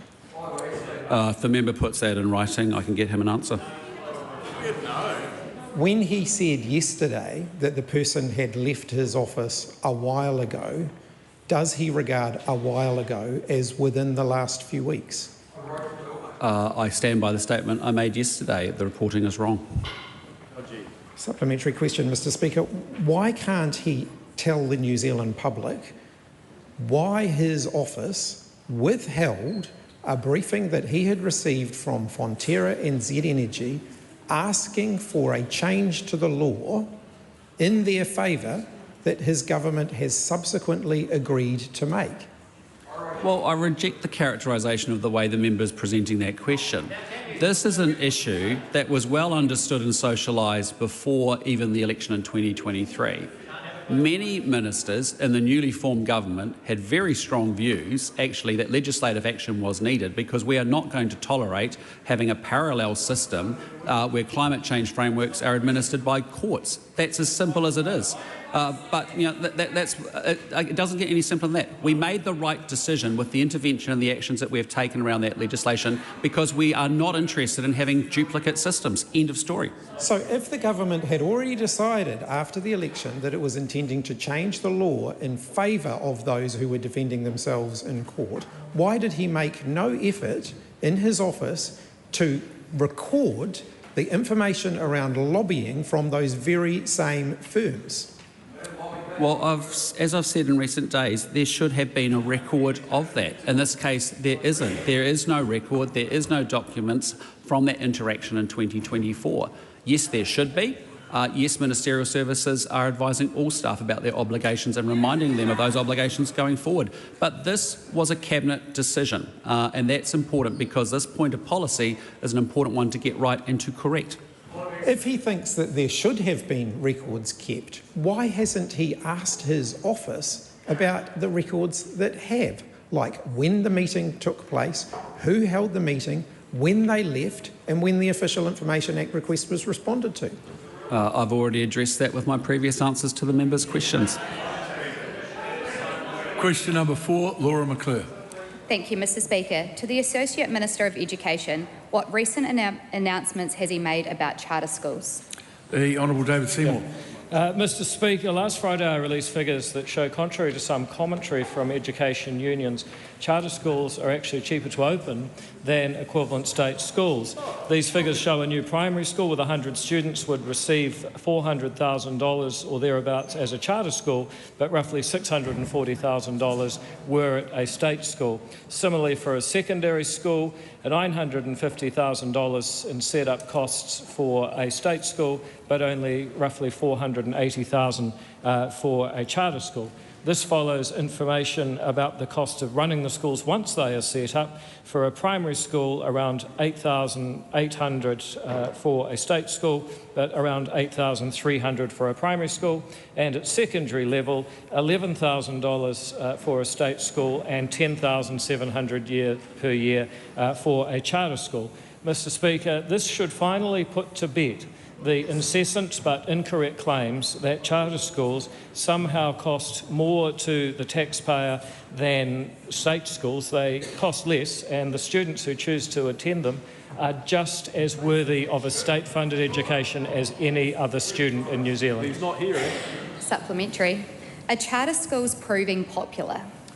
Mr. Speaker, yes indeed. The demand is growing rapidly. There are currently over 1,600 students enrolled, up from only a few hundred on day one last year. There are now 17 charter schools today, and by the start of next year there will be 21. They cater to a range of students with a range of different interests. There are schools that support autistic and neurodivergent kids, and schools that provide outdoor immersion alongside the New Zealand curriculum. The original 7 schools alone have seen their roles triple from 200 to 700. You see North West College in Henderson, which is having to move to a bigger building, as has Twin Oaks School in Green Lane, despite only beginning in term 3 last year. They are literally bursting at the seams. And the other thing charter schools are doing is listening comprehension. So you heard what I just said, giving the figures showing those cheaper, but Damien O'Connor, the former member from the West Coast, is baying on that they cost more. Listen carefully or rewind the tape. Supplementary. What have attendance levels been like at charter schools? Well, Mr. Speaker, more very good news. They're already proving their worth. We are seeing attendance at charter schools exceeding slightly that of state schools, which I have to say has also been improving in every term but one that this government has been in power. People may have seen on One News last night that Māori attendance at charter schools is 68.5% regular attendance. That is at or slightly above the level of average state school attendance. So I just want to just sit on this for a moment. Charter schools are getting Māori students to attend at the same rate as the New Zealand average. That is the professed dream of many on the other side of the House, but the people on this side of the House and those running charter schools are making that dream for Māori a reality. Question number 5, Ricardo Mendes March. Thank you, Mr. Speaker. My question is to the Minister for Social Development and Employment. Has she announced or introduced any reforms in the past fortnight that will see any low-income families worse off? If so, how many families will be worse off because of these reforms? The Honourable Louise Upston. Mr. Speaker, last week our government announced the review of social housing, which will deliver a fairer, more effective and more efficient social housing system. The changes will mean that around 111,000 families will gain from accommodation supplement increases between $10 and $30 per week. We're also making changes to temporary additional support, so it is just that, temporary additional support and not a top-up for housing. It was never meant for that purpose. This will be an average reduction of $10.82 per week for about 45,000 households. We are fixing the basics so we can deliver better housing support to those who need it the most. Is it correct that the temporary additional support payment is one of the last lifelines for people who can cover basics such as keeping the power on, prescriptions for life-saving medication, or keeping a roof over their head? And if so, what is her message to families who may not be able to afford these essentials as a result of the reduction in the temporary additional support payments? Well, Mr. Speaker, as I said in my primary answer, temporary additional support is meant to be just that. What it has proven to be over many, many years is a top-up for housing. So by increasing the accommodation supplement for those in private housing, we want to ensure that the housing support products are doing its job, and rather than a temporary additional support was never intended for that purpose. And that's why we have undertaken this change. Does she stand by her statement that, quote, our government is focused on targeting financial assistance to those most in need, end quote?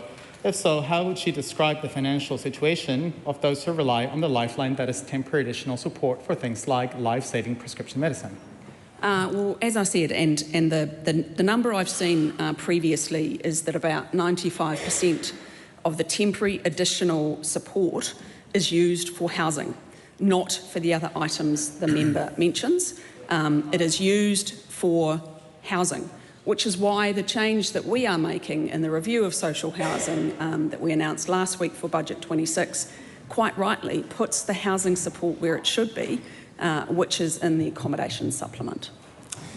Was it a tough choice to cut accommodation support for thousands of low-income households by $42 a week on average, while ministers are still able to claim $1,000 a week in ministerial entitlements for a property they already own mortgage-free? Mr Speaker, speaking to the first part of that question, which is around the review of social housing, we've been really clear about the fact that, unfortunately, social housing isn't reaching those who need it most. What we do know is there are a large number of people in private rentals who have been struggling.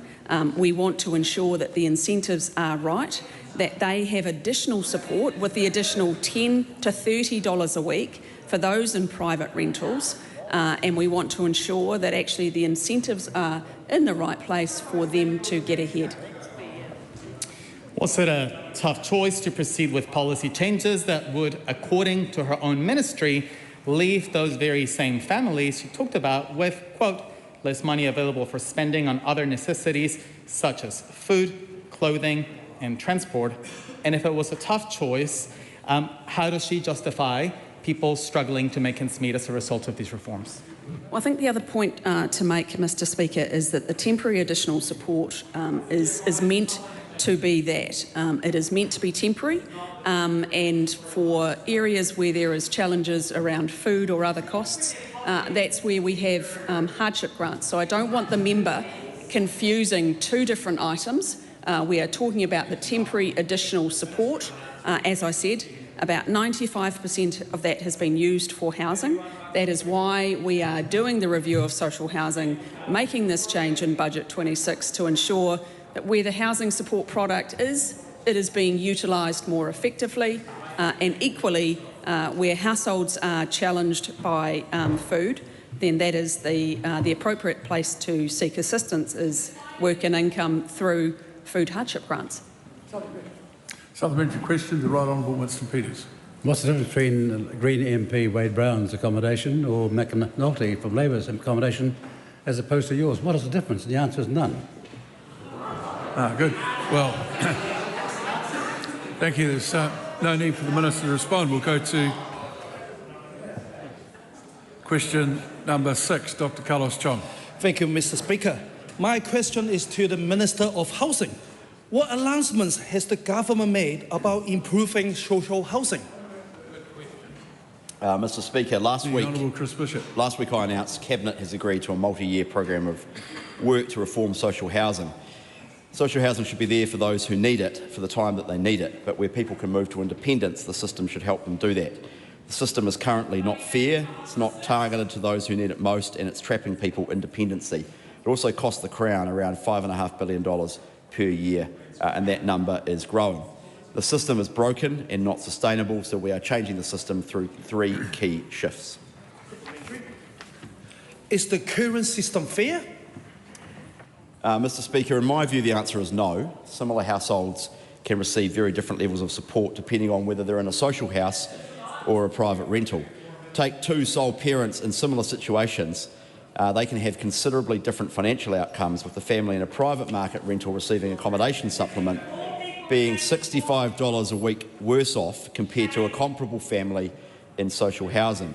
On average, social housing tenants on a main benefit have $105 more per week left after housing costs compared to their equivalents in the private rental market receiving the accommodation supplement. I think most reasonable people would look at this and say that is not an equitable situation. Many people struggle to afford their housing costs, not just people in social housing.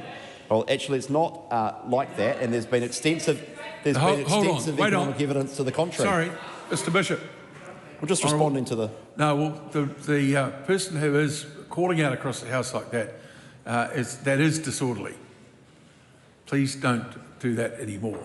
I'd invite the member to look at the screeds of economic evidence that's been conducted by governments, both red and blue in the past, and of all different stripes, by academic economists and others. It indicates that the accommodation supplement, whilst not perfect, is a form of income support that goes to people in relation to their housing costs. Supplementary. Does the current system prioritise those in mostly?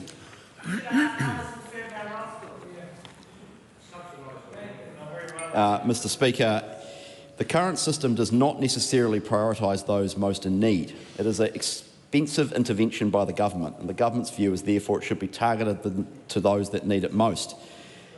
The current system is currently letting down some of the most vulnerable people it is designed to help. The social housing assessment system overweights immediate affordability challenges, which is an issue that many New Zealand households face.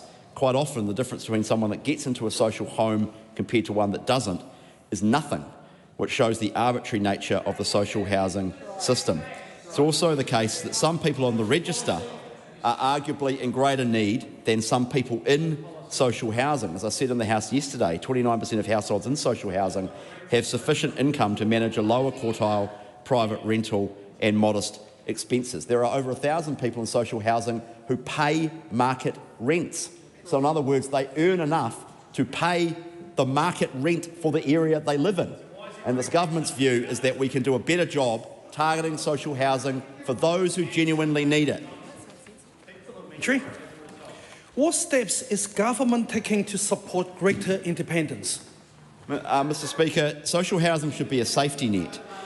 30% of social housing tenants have been there for over 10 years. Households in social housing are expected to spend a further 16.7 further years on average. This number's gone up from 12.4 years in 2017. Many, and that's the part of the problem, and the system treats them badly. That's part of the problem. You've neatly highlighted through your intervention, Carmel Sepuloni, precisely the problem with the system. What we have inherited is a social housing system where a man in New Plymouth was living in a motel, a studio apartment motel, with his son for 3 years because the social house he was allocated to was not ready, and it took 9 months for ACC to do the ramp, and it took another 9 months to get the resource consent. Exactly the situation that member is talking about is precisely what this government is trying to fix. Disabled people are poorly treated by the system, and that's precisely what we are trying to fix through the social housing reform program. Good. We'll just have a little bit of silence from everyone until I call the Honourable Barbara Edmonds. Whawhetai te lava, Mr Speaker. To the Minister of Finance, does she stand by all her statements and actions? The Honourable Nicola Willis. Mr Speaker, in their full context, yes. Supplementary. Does she stand by her statement that she expects Crown entities to, quote, reflect on the government's overall objectives, unquote, including to make headcount reductions? If so, why? Mr Speaker, yes. Supplementary. Does she expect Fire and Emergency New Zealand, a Crown entity, to make headcount reductions because of her budget? Mr Speaker, I need to be careful not to step too deeply into the portfolio of another minister, but I don't think I would be alone among New Zealanders to say that Fire and Emergency New Zealand is an entity that could do a better job of converting public money and levy funds into results not only for the people it serves, but actually the people who work for it. Supplementary. What support will there be in budget for Mary, who has 15 years of IT experience but cannot find a job after more than 50 applications, as reported by media? Well, Mr Speaker, obviously I'm not in a position to comment on the individual circumstances of Mary, nor do I expect that the member, Ms Edmonds, is either, because we do not know the full story of her background, circumstances or experiences. What I can say is that I feel for any New Zealander who is working hard to get a job, who is doing their very best and is struggling to do so. That is a challenging position to be in. And that's why when we deliver the budget tomorrow, one of the things I will be very pleased to be able to confirm is that we will be creating many more jobs in this economy over the coming years.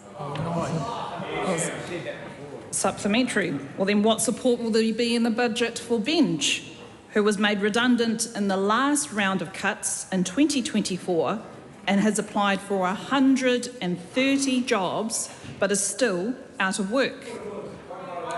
Point of order, the Right Honourable Winston Peters. Mr Speaker, if you listen to that question very, very carefully, she's invited the Minister to breach the long-standing convention about the budget secrecy. And she's doing it openly in front of this House, and no one's opposing it. That's a view. I just heard it as a question about a person who's been... For this case. No, wait. That's what she said. Wait. Yeah. That might be right, but I'm sure the Minister is well capable of answering what is essentially a hypothetical question. Well, Mr. Speaker, again, similar to my previous answer, I'm simply not in a position to comment on the particular circumstances that Benj has been experiencing, although I can express empathy and sympathy for that situation. To see what's in the budget, the member just has one more sleep to go. Supplementary. What support will there be for young people across the country, including in Aotearoa, where 43% of youth are not in employment, education or training? Well, Mr. Speaker, yes, there will be things in store for those young people quite specifically. It's also the case that one of the most reckless things a government can do to young people is spend so much today that we end up having to tax those young people more tomorrow. That is the member's approach, it's not mine. Question number 8, Jamie Arbuckle. Thank you, Mr. Speaker. To the Associate Minister of Health, what recent announcements has she made about funding for road ambulance services? The Honourable Casey Costello. Mr. Speaker, last week the Minister of Health, the Honourable Simeon Brown, and I announced that Budget 2026 will provide $35 million over 4 years to strengthen road ambulance services, delivering immediate improvement for patients and frontline staff. This is on top of an additional $77.7 million that has been invested since 2023, which brought total funding for road ambulance services to $452 million for this financial year. I'm pleased that this increased investment means there are now record ambulance staffing levels and faster response times for the most serious emergencies, and that it contributes to the New Zealand First National Coalition commitment. Supplementary. What will this increased funding support? Mr. Speaker, the funding announced last week will provide for the establishment of 2 ambulance hubs in Auckland, with one already confirmed for South Auckland. Deployment of an electronic patient clinical record system, which means better access to the information frontline staff need. Additional training support for ambulance communications centre staff and additional clinical welfare checks for patients. Mr. Speaker, this investment is further demonstration of this government's commitment to ensuring New Zealanders can access timely, quality care when they need it most by investing in the right tools and approaches to increase the efficiency and effectiveness of services. Supplementary. Will there be additional funding for road ambulances? Mr. Speaker, I'm pleased to say absolutely. This funding announced through Budget 2026 will be in addition to an increase in funding from Health New Zealand and ACC for road ambulances to meet demand and cost pressures. The total funding package will be finalised following contract negotiations in the coming months. However, once finalised, the increased funding from Health New Zealand and ACC will support additional frontline ambulance crews and 111 call handlers, strengthened recruitment and retention of ambulance volunteers, particularly in rural and high deprivation areas, and an enhanced clinical hub that will provide clinical advice over the telephone and support more patients to resolve care needs without an ambulance response. Supplementary. How will these investments support frontline staff? Mr. Speaker, these investments are about making frontline staff's lives better. They're delivering more staff, more training, better tools and more volunteers. Staff I've spoken to have already told me that the 2 new ambulance hubs will be game changers. We're talking tangible, practical differences. Mr. Speaker, our support for frontline emergency services doesn't just extend to investments. The New Zealand First National Coalition Agreement committed to creating new offences to protect our frontline responders, and assaulting first responders or prison officers is in the Crimes Act Amendment Bill, currently with the Justice Committee, and it delivers on our commitment to protecting those who are doing so much to protect New Zealand. Question number 9, the Honourable Willow Jean Prime. Tēnā koe te manga te whare. My question is to the Minister for Social Development and Employment and asks, does she stand by her statement that, quote, the government believes that the welfare system should be a safety net for those who need it most, unquote? If so, why? The Honourable Louise Upston. Mr Speaker, yes, the social safety net is there when New Zealanders need it the most. But the system should be firm, fair, simple and sustainable. That's why the government has announced a review of social housing that will ensure we deliver better housing support for those who need it most. That's also why we've made changes to temporary additional support to ensure it is temporary and targeted. We are ambitious for all New Zealanders. That's why we are focused on fixing the basics and building the future so as many Kiwis as possible can share in that success. Supplementary. How is she providing a safety net for those who need it most when she's cutting temporary additional support, which is for people who need immediate help paying for the basics?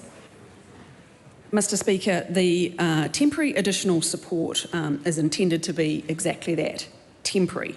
And what we have seen for far too long is significant proportions of that being used on housing, which is why the review of social housing very carefully ensures that the accommodation supplement, which is the housing product that supports people, is increased $10 to $30 per week, and we don't use the temporary additional support for housing.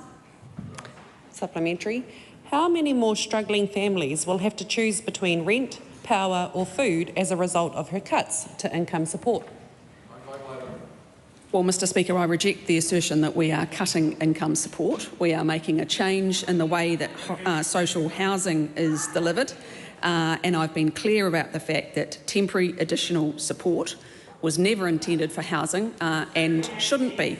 So what we are doing is ensuring that the temporary additional support is exactly that, temporary and targeted. Supplementary. Why is she cutting the safety net from young people when youth unemployment is sky high? Well, Mr Speaker, I reject the assertion in that question.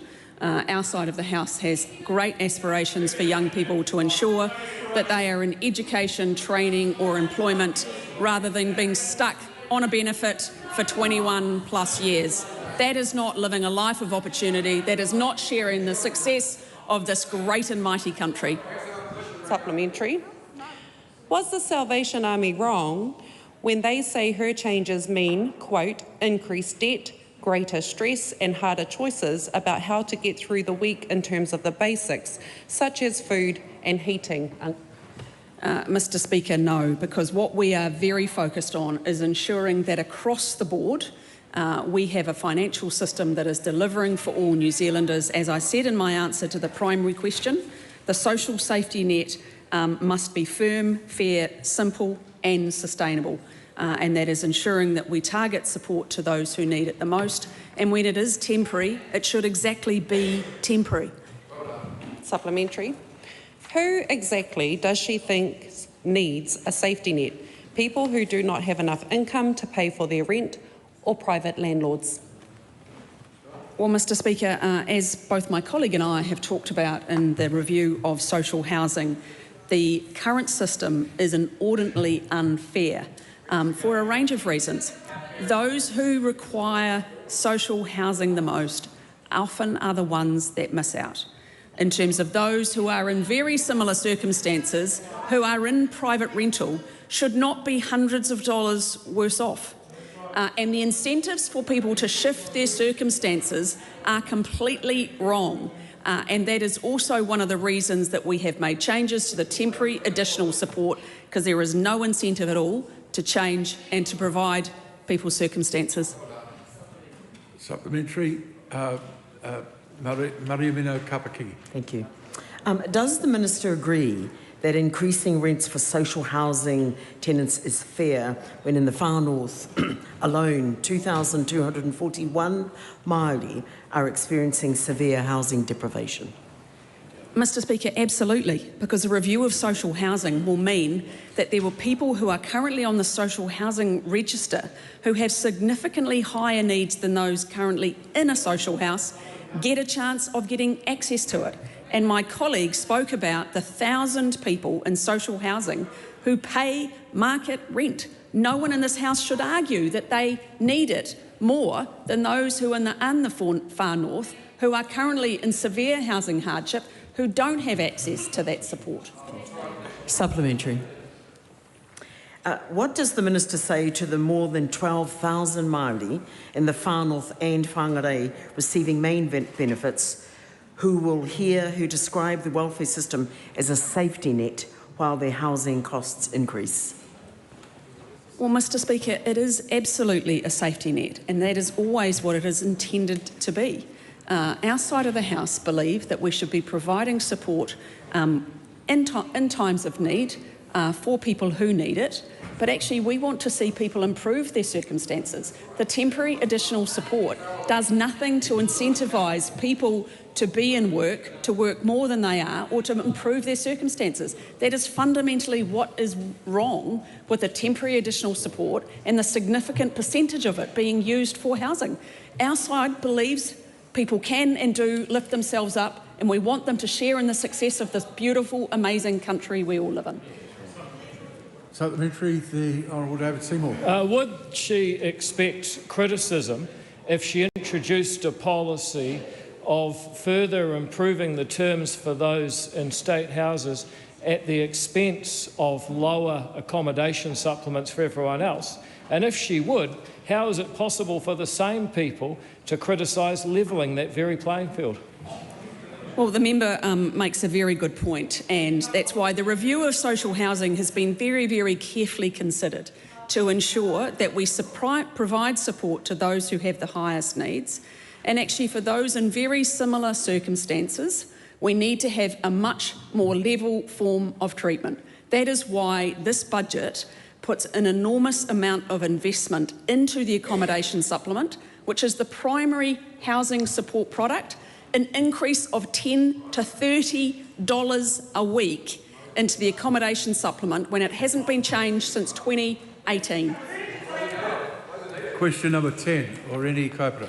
Tēnā koe te pika, ko taku pātai ki te minita take Māori. My question is to the Minister for Māori Development. What assurances, if any, can he give Māori that Te Reo Māori revitalisation and Māori broadcasting are strengthening under his leadership when concerns are being raised about reductions and a lack of new investment across sectors supporting Māori development? The Honourable Tama Pōtaka. E te maunga o te whare, Mr Speaker. He taonga te reo, the language is a treasure and part of the DNA of New Zealand, and I can assure the member and other commentators in the opposition that the government remains committed to the active protection and growth of Te Reo Māori across various portfolios, like Minister Goldsmith and Culture and Heritage portfolios, that outstanding commitment to Te Matatini. Minister Stanford and her awesome investment in kura kaupapa Ngāti Māori language entities, schools, and of course under my leadership there's been no reductions in the baseline funding to the 4 Māori language entities, and there's been considerable new investment in various iwi and Māori entities such as the geothermal, supercritical, hot gas investment that Minister Jones has been leading with Kānoa, and of course some of the investments in agribusiness. Look forward to field days. Kia ora. It's very good. We'll just tighten those answers up just a little bit. Oreni Kaipara. Thank you, Mr Speaker. Can the Minister identify one significant new initiative secured under his leadership since 2024 that has expanded support for Te Reo Māori or strengthened Māori broadcasting rather than simply maintaining existing programs? E te maunga o te whare, as we know, there was significant support given to Te Matatini in a time-limited fashion by the previous government and under Minister Goldsmith in the Culture and Heritage portfolio with the support of the exemplary Minister of Finance. We doubled down on that and said, no, there's another $45 to $50 million in Te Matatini, and I look forward to Te Matatini coming to the home of Te Matatini, Waikato. Kia ora. There is a member down in the back corner of the House who really needs to train his contribution to the House. So he's looking around at the moment, but there's no mirror, unfortunately. Oreni Kaipara. Supplementary, Mr Speaker. As someone who understands the role Māori media plays in normalising te reo and strengthening identity, I ask the Minister, what measurable evidence can he point to that these sectors are stronger today than they were in 2020? Point of order. I know what the point is. Mr Speaker, right, Honourable Winston Peters. That boastful preface to that question should not be allowed. Out of order. Speaking to the point of order? Speaking to the point of order, yes. Yeah. The Honourable Kerry McAnulty. If the rule that there is to be no commentary before a question then that should be evenly applied not just to members of the opposition but to government ministers as well. That's quite right, and there's been a number of those this afternoon. Oreni Kaipara. Supplementary. So it's a rephrasing of the question? Just, well, it's the same question, but you're going to ask a question rather than preface it with... Tēnā koe.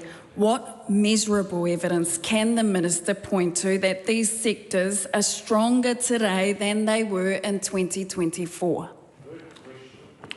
It is a bit ambiguous what specific sectors the member is referring to, but might I start with geothermal and the extraction of geothermal to help reduce the cost of electricity to ordinary Kiwis, including Māori. They're absolutely phenomenal support given to geothermal and, of course, a fusion technology, Open Star, again, the Regional Infrastructure Fund and Minister Willis and Mihiana Kiakwe and those puku pies. Lovely. But in relation particularly to the broadcasting agencies and the Māori broadcasting space in Te Reo Māori, again, there's been no reduction in the baseline funding for those entities, and indeed there was time-limited funding under the previous government that wasn't necessarily committed to baselining that investment in Māori entities. But it's pleasing to see, Mr Speaker, that some of the Māori broadcasters are now being owned by Muma and Te Whānau Waipareira. Kia ora. Just, sorry? The answers to questions need to be far more concise than we've been getting for the last few supplementaries. The Honourable Nicola Willis. As the Minister, has he inherited any fiscal cliffs in the funding track for Māori broadcasting? Mr Speaker, yes, and with the exemplary support and scaffolding of the Minister of Finance, we continue to support a variety of sectors, including Māori development, in a material and fiscally prudent way. The Honourable Paul Goldsmith. Well, point of order, Mr Speaker. I'm not sure I'm a little bit hurt by that tone. I'm delighted that you're so sensitive.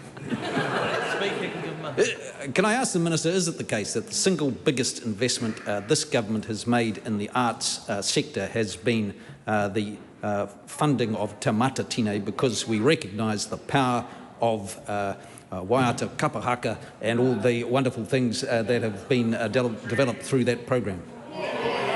Mr Speaker, the answer is yes, Ana, and absolutely tautoko. The direction of travel that the Minister of Culture of Heritage has for supporting Māori arts, culture and heritage, he and we are building the future. Question number 11. Before I call Ginny Anderson, I've been advised the answer to this question may be slightly longer than usual, although it has to be long to top some of the answers today. The Honourable Ginny Anderson. Thank you very much, Mr Speaker. My question is to the Minister of Education and reads, does she stand by her statement, quote, "We believe in choice for parents and we believe in accountability in the system," end quote. If so, why did she lodge Amendment Paper 583 without consultation with homeschooling families? The Honourable Eric Stafford. Mr Speaker, yes. I lodged the amendment paper in line with the advice that I received and carefully considered at the time. I have acknowledged the vast majority of homeschooling families do a great job and we back their choice to educate at home. The Ministry of Education and the Education Review Office advised in late 25 and early 26 that they held increasing concerns that some children were not receiving an adequate education and that there was very limited oversight. Once an application is approved for homeschooling, the Ministry may have no further contact with the student unless a complaint is received. The Ministry advised that some form of regulation was required to ensure that all children educated at home received an adequate level of education. In response, we had to move extremely quickly to draft and introduce an amendment paper to the education legislation that had already been introduced in November to provide for these appropriate checks. Subsequent feedback received from stakeholders, MPs, coalition partners and those in the education sector show the issue is more complex than anticipated, and we will now take time to get this right, which is why we are intending today to refer the bill back to the Committee of the Whole to remove the amendments relating to homeschooling and consider them in future legislation, and I want to thank the homeschooling community for their advocacy. Point of order, the Honourable Kira McAnulty. Thank you, sir. I think there's a couple of Speaker's rulings that are relevant here, and one being that when it is on notice, there's an expectation that the Minister has been given the appropriate advice from officials to answer the question. They signalled to you that it was going to be a long answer, but unfortunately, the second leg of this, and specifically why there was no consultation with homeschooling families, was not actually answered. Now, if we look at 1995, it makes clear that a two-part primary question on notice, both legs must be answered. Yeah, well, I took it that the, well, I don't know if it was an announcement today by the Minister, but the announcement said to the House this afternoon that the bill was being withdrawn, or the clause was being withdrawn, was probably an answer to the question about consultation. Honourable Ginny Anderson. Why did she try to bypass the concerns of thousands of affected families without consulting any of them? Mr Speaker, I already answered that in my primary answer, which is why I did it at length. We received very late we received quite late advice from the Education Review Office and the Ministry of Education Just a moment. That raised serious and increasing concerns.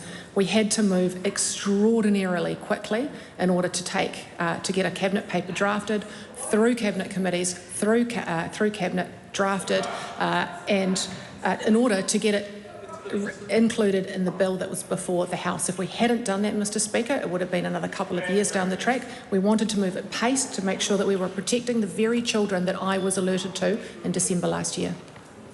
Supplementary.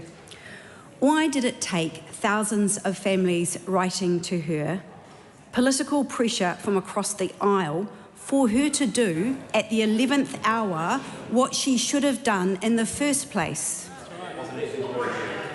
Well, Mr Speaker, at this point in time, I want to thank those homeschooling families who contacted me, but also want to thank the coalition parties who agreed to make this change, and in particular the time that was given to me by New Zealand First, who met with me last night and again this morning to discuss and help put in place solutions to the issues raised by the homeschooling community. Honourable Priyanka Radhakrishnan. Why did she propose more compliance and strict assessment for homeschooling when parents of disabled children tell us they were effectively forced to homeschool their children because the lack of flexibility in the mainstream system had failed them? Well, Mr Speaker, it's exactly why I said at the answer to my primary question that we back homeschooling parents and we back choice for these very reasons. But it is very important that in light of the information that we received, that there are children who are not receiving an adequate education, and there is very limited oversight, that we take action. In fact, this is not the first time that this has been raised with a government. It's been raised many times, but this is the first time that a government has taken it seriously and put something in place to help protect those young people. Does she accept that parents who homeschool disabled and neurodivergent children are already so stretched and are now very concerned that her proposed rules are inappropriate and unsafe for their children, and that she would have realised this sooner if she had just consulted them in the first place? Well, Mr Speaker, this is exactly why we are going to remove those provisions and take it and consider them in future legislation. But it is also worthy of note that for those very same families who are doing it tough, that this government has been providing an enormous amount more choice when it comes to education provision and specialist provision by building the first 2 new specialist schools in 50 years and around 40 satellite classrooms provided in the previous 2 budgets. And if the member can wait until tomorrow, some more good announcements for the special school sector. Supplementary. Does this newfound last-minute willingness to engage mean that she will now start listening to all the other groups that have been shut out by her one-size-fits-all educational reforms? Well,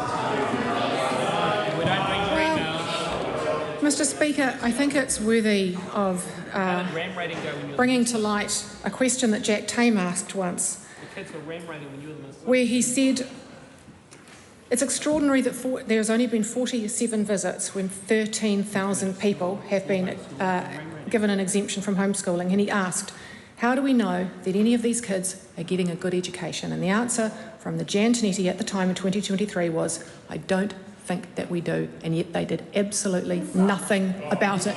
Didn't consult. She went on to say, I've asked for some advice that she never actually asked for. Question number 12, Question 12, Tim Vandermolen. Thank you, Mr. Speaker. My question is to the Minister of Defence. How is Budget 2026 investing in our Defence Force? The Honourable Chris Peters. Thank you, Mr. Speaker, and I thank the Chair of the Foreign Affairs, Defence and Trade Select Committee for the question. Sir, we are investing in drones, critical ship maintenance and work to replace our ageing naval fleet to bolster New Zealand's maritime capability of a defensive and offensive nature. Budget 2026 provides an additional $880 million worth of operating funding and an extra $700 million of new capital funding for activities and operations, as well as priority projects identified in the Defence Capability Plan. In addition to a strong focus on maritime security, we will also deliver new and upgraded training facilities and continue the long-term Homes for Families program, building modern, healthy homes for personnel of the Defence Force and their families. Work Minister. Supplementary. How will Kiwis benefit from the increased investment in defence? Mr. Speaker, our prosperity and security depend on the sea. Recent events have shown how quickly disruptions to international shipping routes can affect supply chains. The oceans are a vital interest that must be actively secured. Defence also plays a critical role in supporting communities during severe weather events at home and elsewhere in the Pacific. Humanitarian assistance, disaster relief of other categories too, fisheries protection, environmental monitoring, search and rescue and much more. Sir, we are fixing the basics of defence and building a secure future for New Zealand. Oh, well done. Well, that concludes oral questions.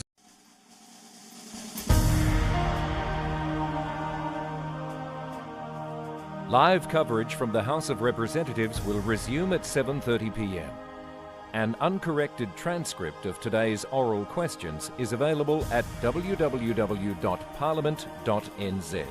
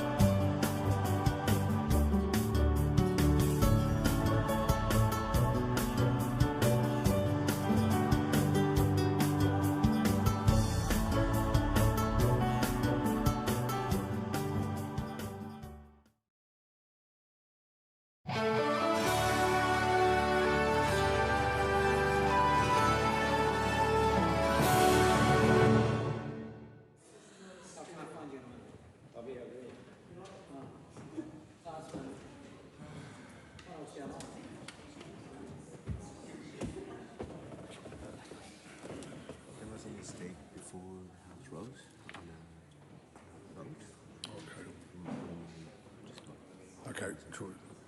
Yes, good evening, members. I hope you dined well. Just before we start, there's a vote correction. Members Murray Amino Kapakini's vote on the discharge and recommittal of the Education and Training System Reform Amendment Bill was incorrectly recorded as one vote opposed. The correct vote should have been one vote in favour. The result of the vote is therefore ayes 83, noes 34. The record will be corrected accordingly. We're now on call 6 of the second split call of the disestablishment of the Ministry for the Environment Amendment call. Mr. Speaker. Steve Abel. The disestablishment of the Ministry for the Environment, Mr. Speaker, comes in the context of a government that is the most radically anti-environmental that we have seen in our history. The environment is gone already, you could say. So why do we need a Ministry for the Environment? Let's just shut it down, it's done. This government, Mr. Speaker, has caused those New Zealanders who are passionate about caring for our environment to resort to gallows humour to survive, because that is how bad it is, Mr. Speaker. They are watching dairy expansion in the Canterbury Plains, the primary cause of nitrate contamination, at the same time as their Prime Minister's been lobbied by the biggest company in the country and he's denying it. Shameful. They're shredding our water protections right from the beginning of this term, facilitating mining in wetlands, fast-tracking mining and removing swathes of legislation from consideration through the fast-track process. They're subsidising oil and gas exploration to the tune of $200 million and building a $1 billion LNG terminal, a white elephant. And, Mr. Speaker, they're opening 60% of our conservation estate to mining and exploitation. And they're swapping out the Resource Management Act to a bill that centres environmental protection around private property rights. Well, you cannot have swimmable rivers, Mr. Speaker, by focusing on private property rights. You cannot have drinkable water, and you cannot have a stable climate or healthy biodiversity. Now let's speak about the extraordinary and magnificent biodiversity that exists in our country, Mr. Speaker. The amazing endemic seabirds threatened by overfishing that this government is about to pass a bill on to worsen the state of our fisheries. David Attenborough's favourite bird in the whole world, the kakapo. That's right, our own native kiwi, and these amazing rare amphibians that exist in only 2 places on Earth, both of them in the Waikato. The Coromandel Peninsula and the Whareorino Forest near Tikawiti. Archie's frog. Mr. Speaker, let me tell you about Archie's frog.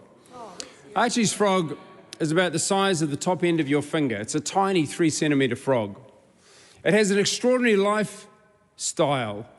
Its life cycle means that it lays eggs in wet bushland in the Coromandel. And they don't hatch as tadpoles, Mr. Speaker. They hatch as froglets with little tails. No other place on Earth do frogs do this. It only occurs in Aotearoa, New Zealand.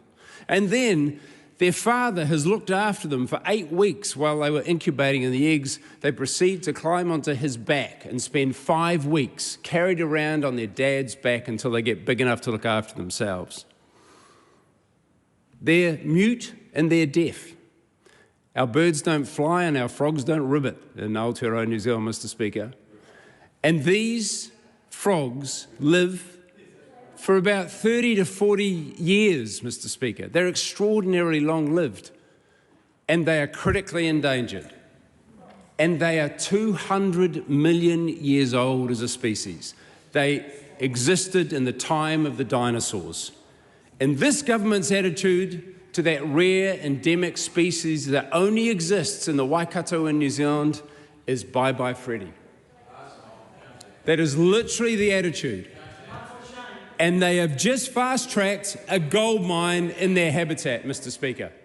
They have just fast-tracked a gold mine in the Coromandel Forest Park in the Waikato. Facts, I visited it just before. There is gold throughout the entire universe, Mr. Speaker. But so far as we know in the vastness of that universe, there's only one place that life exists, and it is on this earth. And if anyone was looking down and wondering that we were choosing between looking after that rare, endemic 200-million-year-old Archie's frog, or we were choosing 30 years of royalties from a Canadian gold company, they'd say, you are fools, Mr. Speaker, for choosing the gold over the life that only exists in this country, that it is our duty to protect. And we should not be surprised that this government is shutting down the Ministry for the Environment, because the environment they disdain is what voters will be choosing to protect when they throw out the most destructive anti-environmental government in our history. Catherine Wedd. Look, we are streamlining the public service. Less duplication, more efficiency, and by merging environmental management, planning and development, it makes sense. This is about fixing the basics and building the future. I commend this bill to the House. Honourable Priyanka Radhakrishnan. Thank you, Mr. Speaker. Here we are, yet again, debating another bill that this government has rushed through, something that they didn't campaign on, that once again will potentially erode protections for the environment. And members opposite contribute 30 seconds to this, including the chair of the Environment Committee, who arbitrarily decided that we will truncate submission hearings on this at Select Committee, something that this Parliament never discussed, as we should have. And I'm going to begin with that, with process, because it was an absolute travesty to democracy what happened here. This is our last opportunity to debate this, and I will reiterate for the House and anyone who's watching that this particular bill was referred to the Environment Select Committee on the 19th of February 2026. We were instructed by the House to report back no later than 24th April 2026. Submissions were called with a closing date of 20th February, so one day for people to submit on the fact that this government has decided to disestablish the Ministry for the Environment without campaigning on it, with no heads up to anyone who cares about the environment. One day to submit. We received and considered submissions from 588 interested individuals and organisations. We heard oral evidence from 22 submitters. That was under 3 hours of hearings. And then the committee deliberated for 40 minutes on this bill. And here we are today. The Minister and members opposite have waxed lyrical about the fact that this is a change to form, not function. None of them could debate at committee stage the questions or answer the questions that were raised by members on this side of the House that would have presented even a reasonable argument for what they are doing. And all of them have stood up on that side of the House and parroted lines from what they've been given. No real substance to the debate. I absolutely feel strongly about this. There's been no debate on the substance of this bill, not by the new minister and not by members opposite.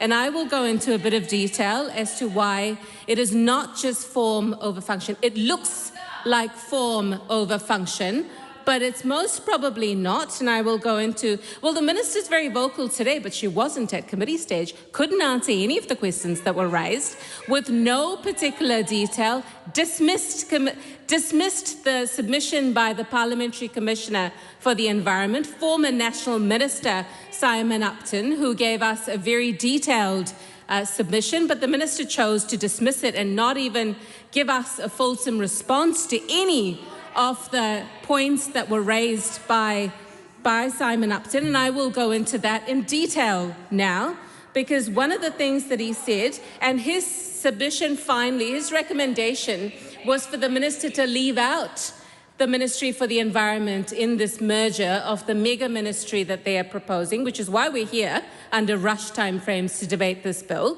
His ultimate recommendation was to leave this out, and he made some really good points. You know, it would have been good. It would have been good if the minister had been able to actually do justice to an argument that refuted his points and that of submitters, rather than just with a fair sense of arrogance dismissing what submitters have said. The point that PCE made was one of the things that folds away as a result of this amalgamation into a mega ministry is a focus on rural communities, which is, for a party that purports to be the party for rural New Zealand, didn't seem to really care and never gave us any argument as to why that is not true, which is the onus should be on the government to do that. He says, and I quote, "What is missing from the focus of the agencies slated for merger is rural New Zealand, which arguably makes up most of New Zealand's modified environment and where some of our biggest environmental challenges are present." One could have equally and perhaps more persuasively argued that the Ministry for the Environment and the Ministry for Primary Industries could have been combined. So for a government that claims that they are all about efficiency and streamlining the public service, there were other options that would have made better sense than what is presented to this House today. That would have had its own challenges, but it could have been a better focus, a better use of their time in energy. The other bit that I feel more strongly about is that, equally strongly about, is that the fact that there is an issue around trade-offs. And he says, and I quote, "It would make sense for each bill to be managed by a separate agency so that the trade-offs are explicit and left for ministers to decide, rather than risking them being resolved within an organisation. Keeping these trade-offs explicit will be all the more important because, based on the current drafting of the bills, and this is the bills that replace the Resource Management Act, there is a requirement for decisions around trade-offs, environmental protections and infrastructure and economic growth." Now, all of this is going to be subsumed into one mega ministry. As someone who has been the minister of a large ministry where the CE reported to about 7 different ministers, had about 7 or 8 different portfolios to deal with, I know that it's not always best. And sadly, this is a government who previous iterations of national governments are what created MB, which doesn't necessarily work more seamlessly and without silos than the rest of the public service. So I find it a little cute when members opposite get up and read off their lines and say, oh, this is about silos, it is about the public service working more collaboratively, because, newsflash, you can actually make them work more collaboratively without a mega ministry that subsumes the Ministry for the Environment. And then you stand up and talk about form over function, where so many submitters have come to the Environment Select Committee and said this government's track record gives them no confidence that there will be a focus on the environment. And I want at this point to point to the fact that I had an amendment at committee stage on the table that would have meant or given this government the opportunity to strengthen the reporting by the CE to the minister. It would have required annual reports that actually reported on matters related to the natural environment, that looked at the ministry's performance of its statutory functions as it relates to the natural environment. So when the minister gets up and says, arguably, we could make the argument that this would strengthen the ministry's focus, the new ministry's focus on the environment, she has not given us one reason to believe that that would actually eventuate.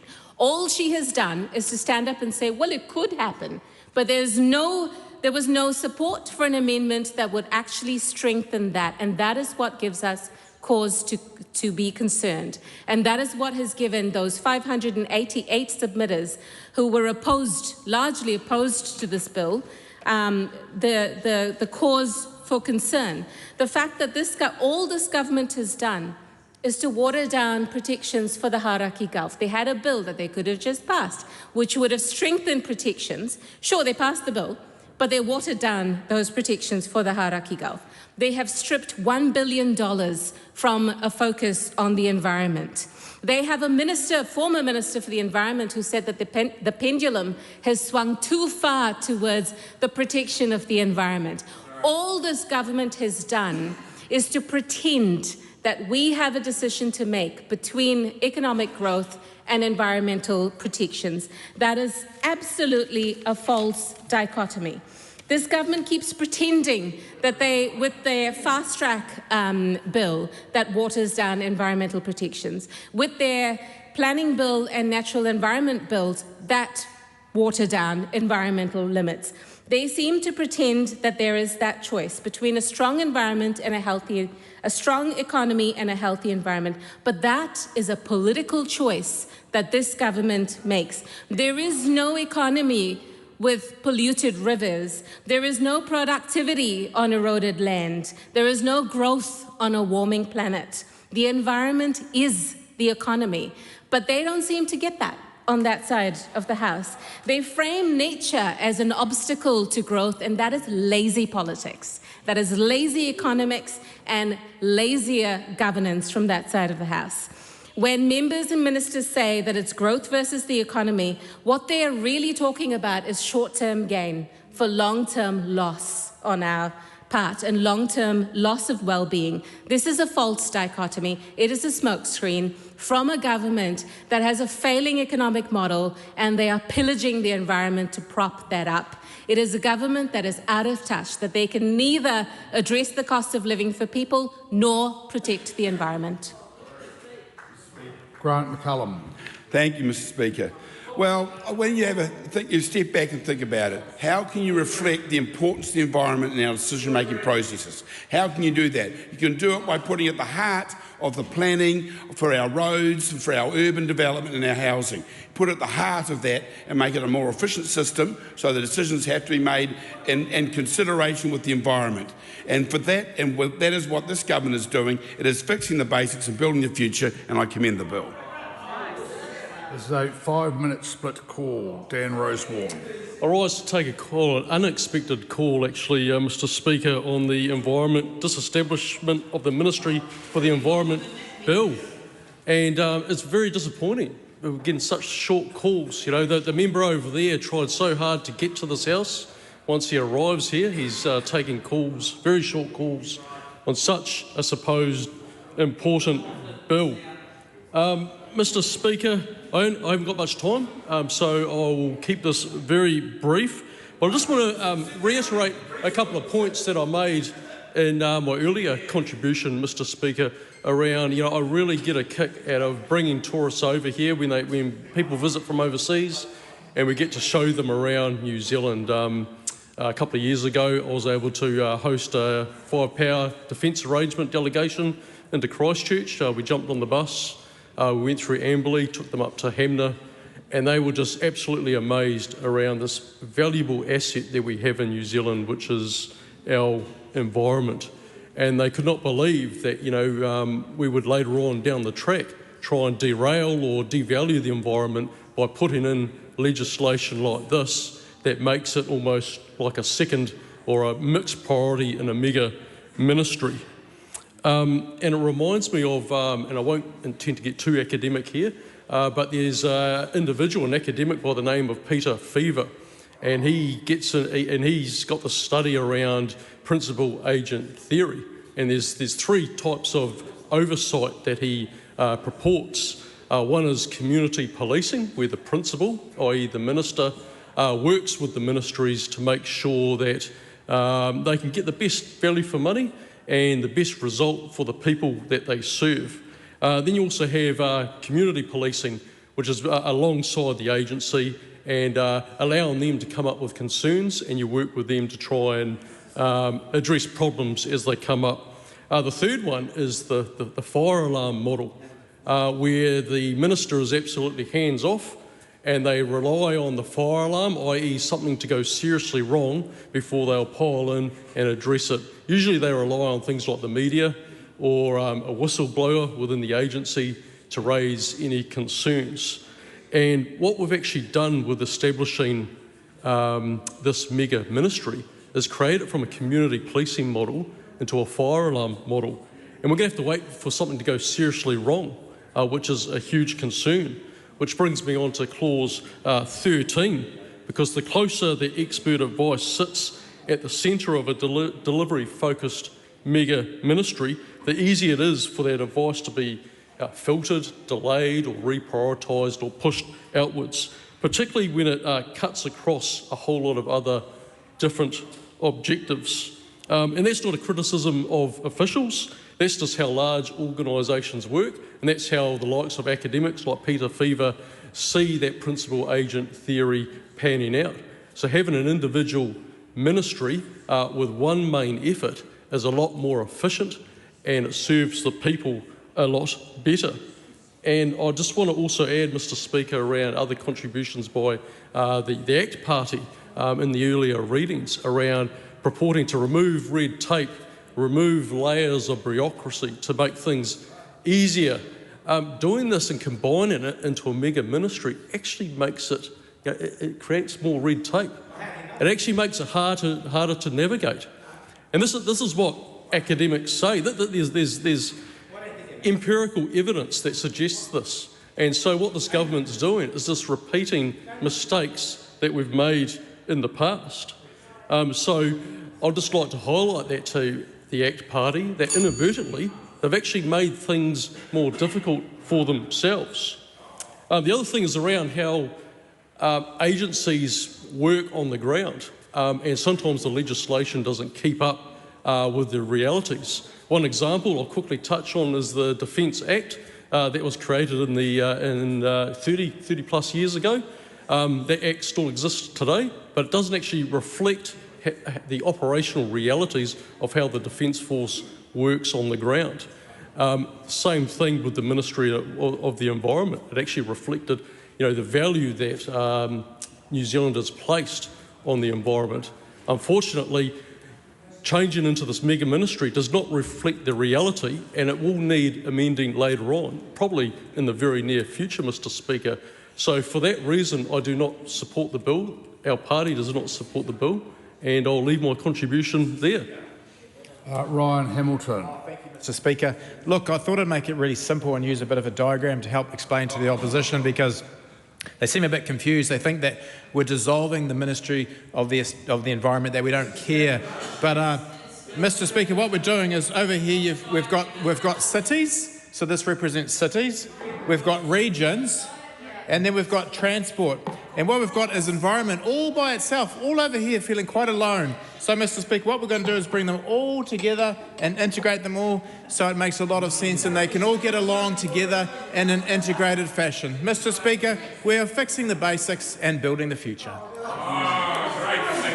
Just before I call Mr Bennett, Mr Bailey, most members, I realise, do other things while they're in the House, but they go through the motions of pretending that they're actually attending to the business of the House. Sitting there with earphones on in another space, I'm just not quite sure is keeping with that pretense, for the want of a better word. So I'll invite you, not demand you, but I'll invite you to show a little more attention to the House. But I'll leave it up to your wisdom and judgment as to whether you're doing that. Glenn Bennett. Mr Speaker, and I'm assuming that that the Honourable Andrew Bailey was obviously trying to block out, the speeches from this side of the room. It is exactly what I was going to say, the speeches from this side of the House, because he was convicted by what we are saying, by the truth of what we are saying in this House tonight. That's why he had them on, because he didn't want to be broken-hearted by the fact that his own party is walking away from the environment, that his own party, that maybe he was a member of the Blue Greens and he had to put his headphones on to block it out because he was like, I know they're telling the truth, I know what they're saying, and I'm so sorry, environment.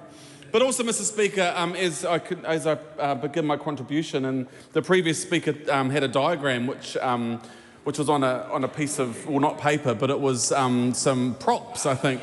Some glasses, some empty glasses. I'm not sure what was in the glasses for them to become empty now in terms of his example of that. But I think it isn't exactly his attempt to explain it to us. It does fall very short. This is disestablishment. This is disestablishment. It says it on the tin, and that's what this government is doing. And again, as we have traversed this evening, as it's been through all the stages, this is around disestablishing a number of ministries, but the fact that it's going to create a new mega ministry, a new mega ministry, the Ministry of Cities, Environment, Regions and Transport. Now, we've been here before, a number of years ago under a previous national government, and of course MB was a ministry that was created. And I want to give credit to the fact that I think that political parties and I think governments should try things, should give things a go, and I fully agree with that. But often I feel like the MB model that was created, so often ministries that were brought into that one mega ministry often do get lost, or do get overlooked, or do get forgotten, Mr. Speaker, or in terms of money that goes into those mega ministries or that mega ministry. Sometimes it's hard to sort of wade through and understand it. And having a standalone ministry for the environment obviously says what it means and does what it's supposed to do. It's around the environment. And my colleagues have made it clear, and Andrew Bailey struggled with it, so he had to put headphones on. But what we have been saying from this side of the House is that you look at the track record of 2.5 years, you look at the track record of what has happened, as environmental protections are undone or feel like are loosened, and loosened a lot. Now, we've talked about the Fast Track Approval Act that it now is, and I spent my time on the Environment Committee when that act, or when that bill came through the Environment Committee and then was enacted into law. And again, the fact that a key part of we had Fast Track as a Labor government, we had Fast Track in our repeal and our new RMA reforms, but our Fast Track obviously had environmental measures, had environmental protections, because the whole thing, if you dig up a paddock, if you bulldoze a bank, if you pull down a bunch of trees, that piece of the environment is changed forever, Mr. Speaker. And we need to understand that piece of the environment, that piece of land, that tree, that river, that stream, it must have environmental elements put into it. Why? Because it has changed forever. That's why it is so important to make sure that we have a ministry, to make sure we have advocates who are fighting for the protection of our natural environment. Because, Mr. Speaker, our environment is life. Our environment is what gives us life, and it's economics. The environment is economics. It's around protecting a pristine environment, the fact that we are well cared for and looked after. And for myself as the spokesperson for tourism and hospitality, I know that very well.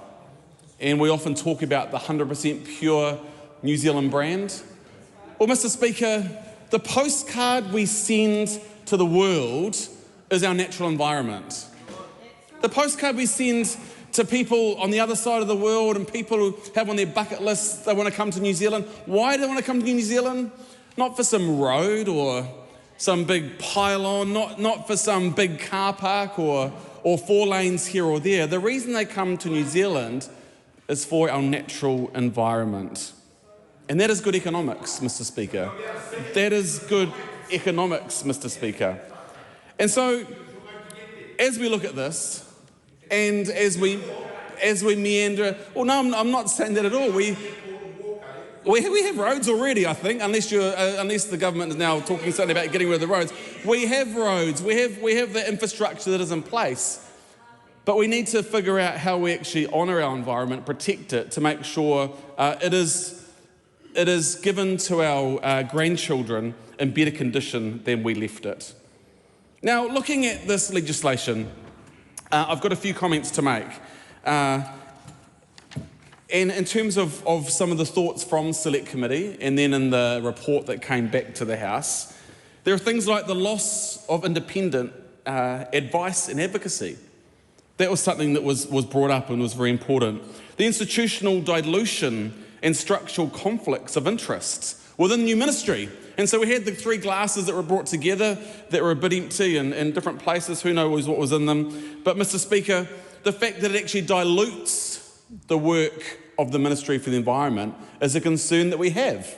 So I acknowledge the three glasses sitting there, but it's something they're brought together. But there is, again, the conflict of interest, the challenge, and then we have a piece around, if I can find it here, Mr. Speaker, it is here about the, sorry about this, let me just find my page.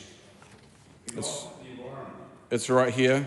The piece around the Secretary for the Environment has become one of many that will inevitably be traded off against other priorities by the Chief Executive of the mega ministry. And that is the dilution, Mr. Speaker.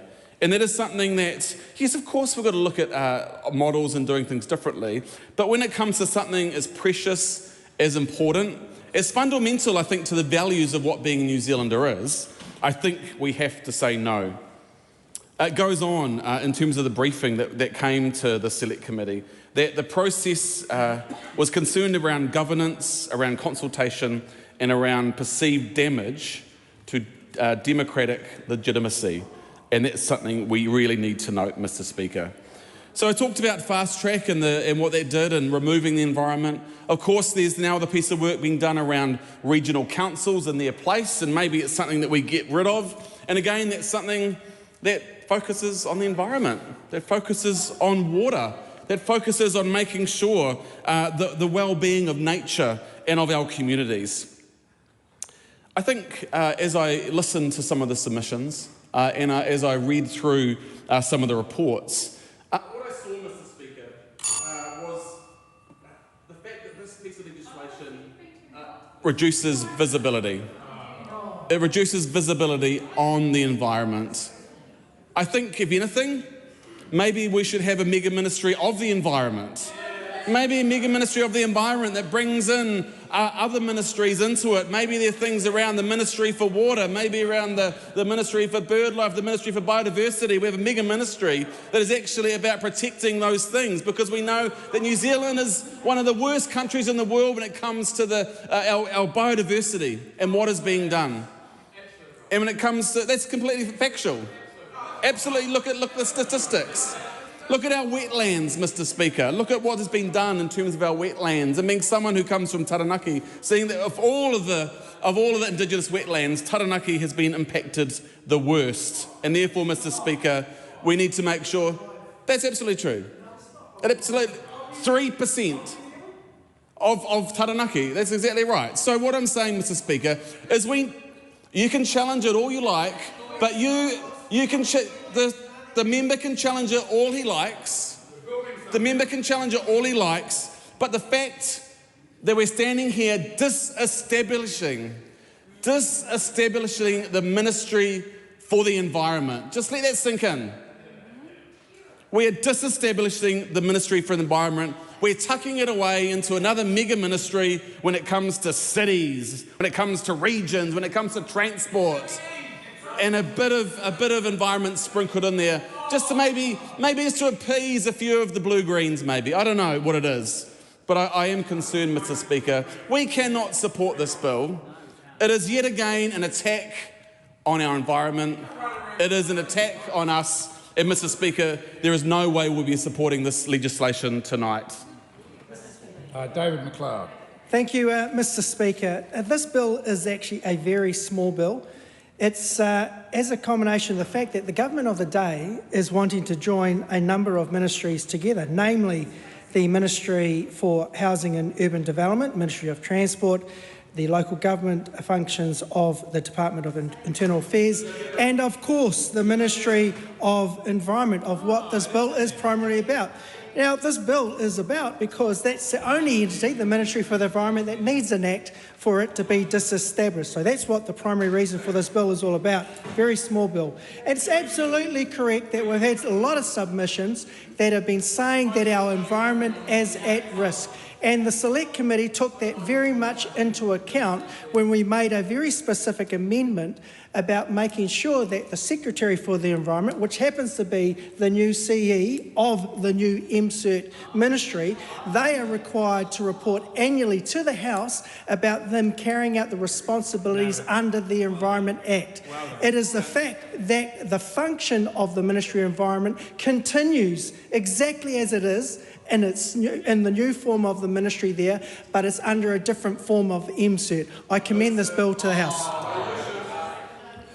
The question is that the motion be agreed to. Those of that opinion will say aye. To the contrary, no. The ayes have it.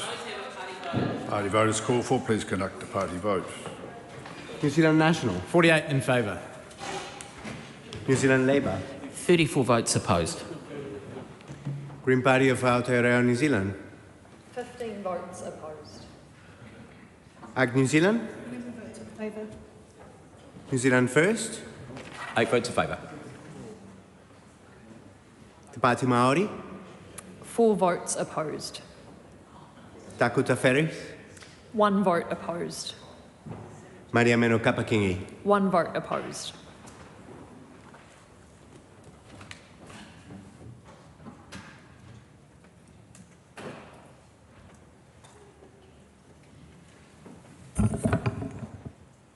The ayes are 67, the noes are 55. The question is agreed. Environment, this establishment of Ministry for the Environment and Amendment Bill, third reading. Call on Government Order of the Day number 4. Interrupted debate on the third reading of the Public Service Amendment Bill. We come to call number 6, split call, the Honourable Julianne Genta. Tēnā koe, Mr. Speaker. This bill really represents, I think, how polarised and extreme the right-wing parties in New Zealand have become. They are following the route of the Republicans in the United States, a Trump-style MAGA approach, which is really, I think, quite antithetical to what most ordinary New Zealanders, even those who would have, especially those who would have voted for the National Party, expect from politics in New Zealand. We have Andy Foster here talking about how it's common sense. So if he thinks that Trump and what's happening in the US, which is the rapid dismantling of democracy in America, is common sense, that's what voters should take very close attention to, because this is not the National Party of John Key. Under Luxon, with Deputy Prime Minister David Seymour and New Zealand First well down the rabbit hole of all kinds of Facebook conspiracy theories, we are seeing the dismantling of democracy in Aotearoa, New Zealand. It's not yet as extreme as what's happening in America, but having watched that very closely over the last few decades, I can say we are going in that direction very, very quickly. And this bill demonstrates exactly why. Because while it pretends to have some, good objectives, as they always say, oh yes, they're little bumper sticker slogans, we're fixing the basics and building the future. I've heard that statement in every single speech and every single answer from questions in the National Party, and it's meaningless nonsense to obscure the fact that they are dismantling democracy.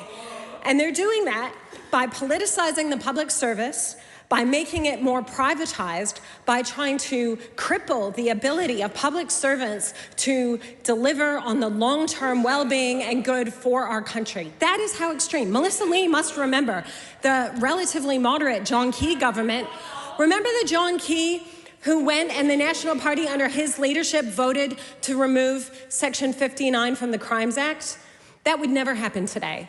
This National Party, this coalition government, would buy into silly, populist rhetoric and not do the right thing around protecting children. That's who these people are, and the people at home watching need to know in this election year just how much is at stake.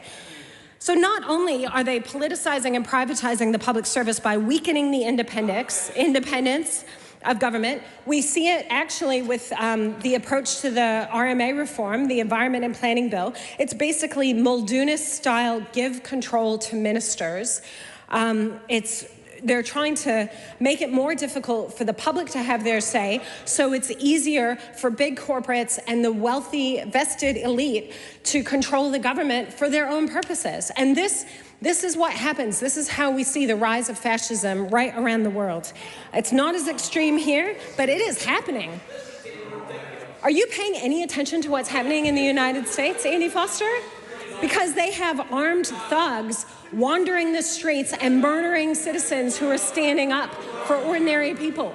And you're all complicit in it. The members opposite are complicit in the undermining of the public service with this bill.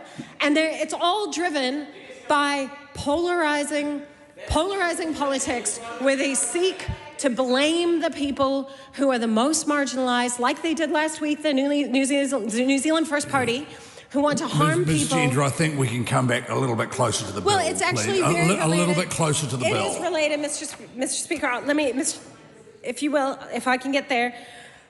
Well, What's happening here? Yes, I'm waiting. Is pay equity and inclusion clauses, for example. Before there was a cross-party consensus that we had the Ministry for Women, we had the Ministry of Pacific Peoples, the Ministry of Ethnic Affairs. We cared about trying to address long-term discrimination based on who people were, and they did that through diversity and inclusion policies, which are absolutely, utterly mainstream and considered basic HR practice in the really big corporates. But here we're removing that from the public service, which is one of the largest employers, if not the largest employer in the country. And this is all driven by this weird polarization where they claim that diversity and being a good employer is somehow a bad thing. So the Green Party thinks this is a retrograde step, and I think that all the members opposite should think hard about the bills that they recently have voted for. They're buying into Trumpism. They are actually very fascist adjacent, and I hope New Zealanders are going to vote for something better. Tim Costley, welcome back, Mr. Costley. See you again, sir. Look, I was going to give a 10-minute speech and talk about what the Human Rights Commission said, where they said skill, not circumstance, determines opportunity in regards to the appointment of chief executives. But actually, I can sum up my whole 10-minute speech in about 3 seconds. What I wanted to say was the exact opposite of Julianne Ginger. I commend the bill. Lamanga Lydia Suseni. Thank you, Mr. Speaker. I'm very happy to take a call on this terrible, terrible bill, Public Service Amendment Bill. We oppose this bill. And why do we oppose it? Because it is weakening integrity, the capability and the public service. And Mr. Speaker, listening to the speeches, or just the speech that a colleague served up, it is important for those at home to understand what is at stake. In the precious values of the public service workers, I want to give and elaborate on a few stories of what this will mean in my local community. So in my local community, there are many health workers at our local hospital. The hospital, Middlemore Hospital, is one of the busiest hospitals in the country. It has a huge service in terms of the emergency department, who operate 24 hours a day. Mr. Speaker, my concern is that those local health workers will be losing their jobs. The other thing is the social workers at our children's schools, the social workers in Mangere and South Auckland, who provide vital services for public members in our community. And I want to reflect and pass my thanks to many of those workers in our local community who provide vital services. So I want to reflect on social workers in schools, social workers in our community help many of the individuals who are really struggling with the rise of the cost of living in our local communities. Those social workers who provide those vital services for members in their community. So I'll give you an example. We have a number of community members in our community who cannot afford things like housing costs, who cannot afford the basic necessities in our local community. And the worrying thing is when you don't have a job, when your family relies on you to provide the income, this Public Service Amendment Bill, they will lose their jobs, because that's what this government is promising, has signalled.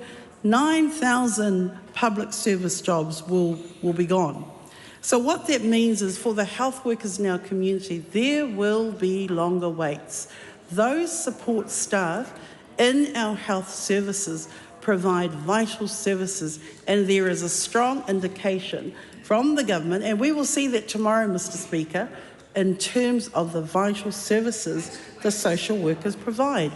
One of the things that I want to thank the social workers for, with the homeless problem in Māngere, in South Auckland, it is the social workers that have been able to provide those vital services to connect to government departments, Ministry of Social Development, to see what their entitlements are, Kāinga Ora, who provides social housing. Without the social workers being able to connect them, there is going to be a real trepidation from our people in the community that who will they be speaking to? Who will help them with the basic necessities and the basic services? And so, Mr. Speaker, with the fewer health workers, one of the things that I am afraid of is the longer wait times. And so at a time when we are coming into winter, there is a lot of illnesses in our community, and it's the social workers, it's the health workers that provide these vital services. What is going to happen when there are those people who are not there, who have provided services in the past? Where is our community going to go to?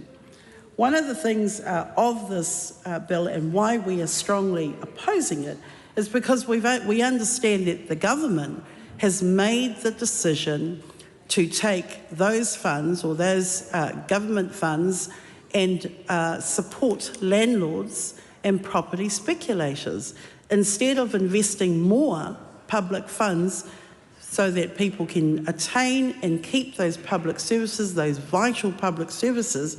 They're going to disappear. That is our biggest worry. So this is not a good bill. It does not provide the services that are needed. We need the commitment from the government to be better at what they're supposed to do and provide good jobs.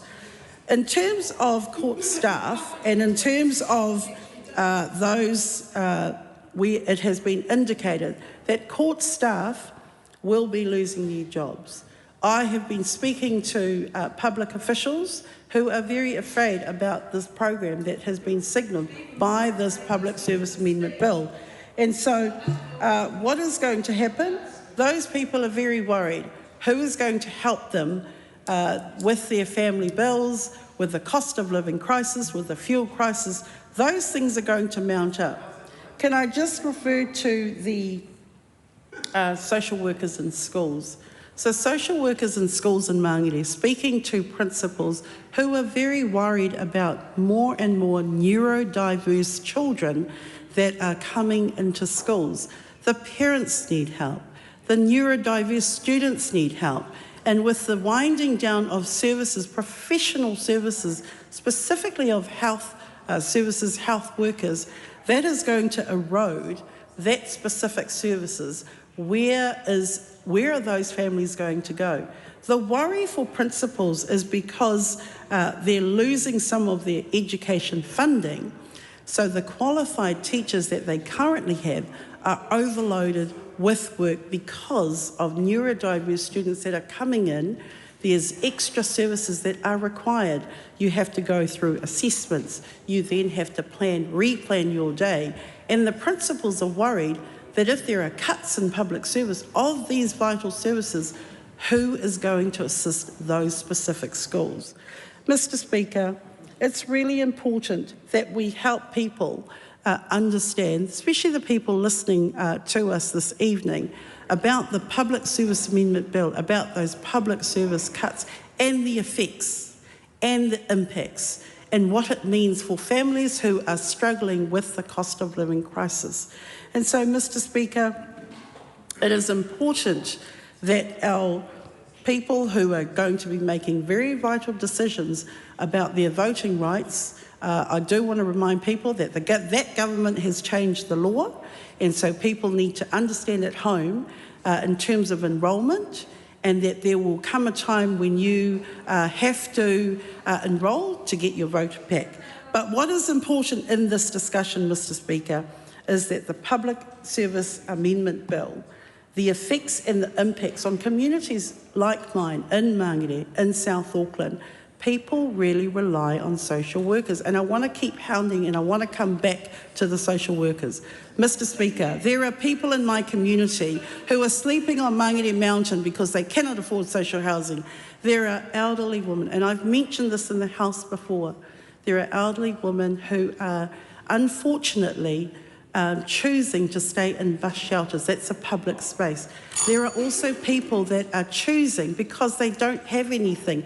And if you erode the public service, if you erode social workers, who is going to help those specific individuals? Now, marae and community organisations are reaching out to these individuals, but these individuals are finding it really tough, and they have to make choices. They just cannot afford the cost of living through the cost of living crisis. The other thing that I wanted to mention, with fewer court staff who do vital work as a registrar, as a clerk, who prepare a number of things in their roles, with fewer court staff, that means there will be longer waits through the court process. And so you've got families who will struggle when they have to appear before the magistrate or appear in the court. They will be struggling, first of all, with the services. One of the good things that court staff provide, Mr. Speaker, is interpretation services. So when you have families or individuals that rock up to the court and because English is not their first language, there will be longer wait times in terms of the proceedings. They won't have the services, and it'll cause more stress in our local community. So I understand that this amendment bill will have a lot of changes. The effects on jobs for Kiwis, more and more people will become unemployed. They're very, very worried about their current circumstances, and how will that government help them? And so we will find out more tomorrow when the government releases its budget. But I wanted to raise those points in my contribution to really inform people at home that are listening to this debate, that have access to computers and that can read in terms of bill, and they need to understand. So we oppose this bill. The Honourable Shane Retty. Speaker, I think further improving the public service towards a high-performing public service is a good thing that we all should be interested in. I particularly like in this bill the movement of the appointment of the Chief Statistician from the Public Service Act 2020 to the Data and Statistics Act 2022. I think that will be a good thing. Commend this bill to the House. The Honourable Jenny Salisa. Thank you, Mr. Speaker, for this opportunity to give a speech on the Public Service Amendment Bill. Mr. Speaker, Labor strongly opposes this bill, and I want to be clear about what this bill will do. The Minister is stripping out every reference to diversity, every reference to equity, to inclusion from the Public Service Act. So every single one, Mr. Speaker. So the requirement that the public service should reflect the community that it serves, that is totally gone. The requirement that the chief executives foster inclusive workplaces, gone. The requirement that remuneration decisions be free from bias, totally gone. And pay equity provisions from the Public Service Act is also gone. The Minister claims that these matters are covered elsewhere, apparently. That it's covered under the Human Rights Act, the Equal Pay Act, and the Employment Relations Act. But this argument, Mr. Speaker, is disingenuous. Those acts, they set the minimum floor for all employers. The law that we're debating tonight, the Public Service Act, or the amendment to the Public Service Act, it sets the standard for the public service as a model employer, as it should, because the public service serves all New Zealanders, and it should, Mr. Speaker, reflect all New Zealanders. We are a diverse, multicultural country. We're close to 50% in this country of people that are not Pākehā. Our public service should reflect that. Removing these provisions sends a devastating signal. It tells tangata whenua Māori, Pacific peoples, women, disabled people, and our ethnic communities that unfortunately they are no longer a priority for this government. It tells public servants from diverse backgrounds that this government no longer values what they bring, and it tells the agencies themselves that they can deprioritise the work that is to do with diversity, with inclusion, and Mr. Speaker, we do not agree with that. The Minister of Public Service has admitted that, and I quote, this is the previous minister, she has not seen examples of people who had been hired into the public service for diversity rather than merit reasons. So what problem is being solved here? And the answer could lie in the fact that this government is bringing in what is known overseas in the US as the culture war, right here to Aotearoa, New Zealand, importing anti-DEI agenda from the US, and we in the Labour Party utterly reject that.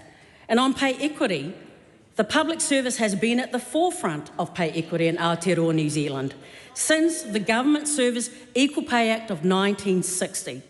So removing pay equity provisions from this Act is not streamlining, it is backwards and it is regressive. And on the myth of meritocracy, the government tells us that this particular amendment bill is all about merit. But one of the submissions to the Select Committee from Te Uru Tangata, the Centre for Workplace Inclusion, called that out for what it is.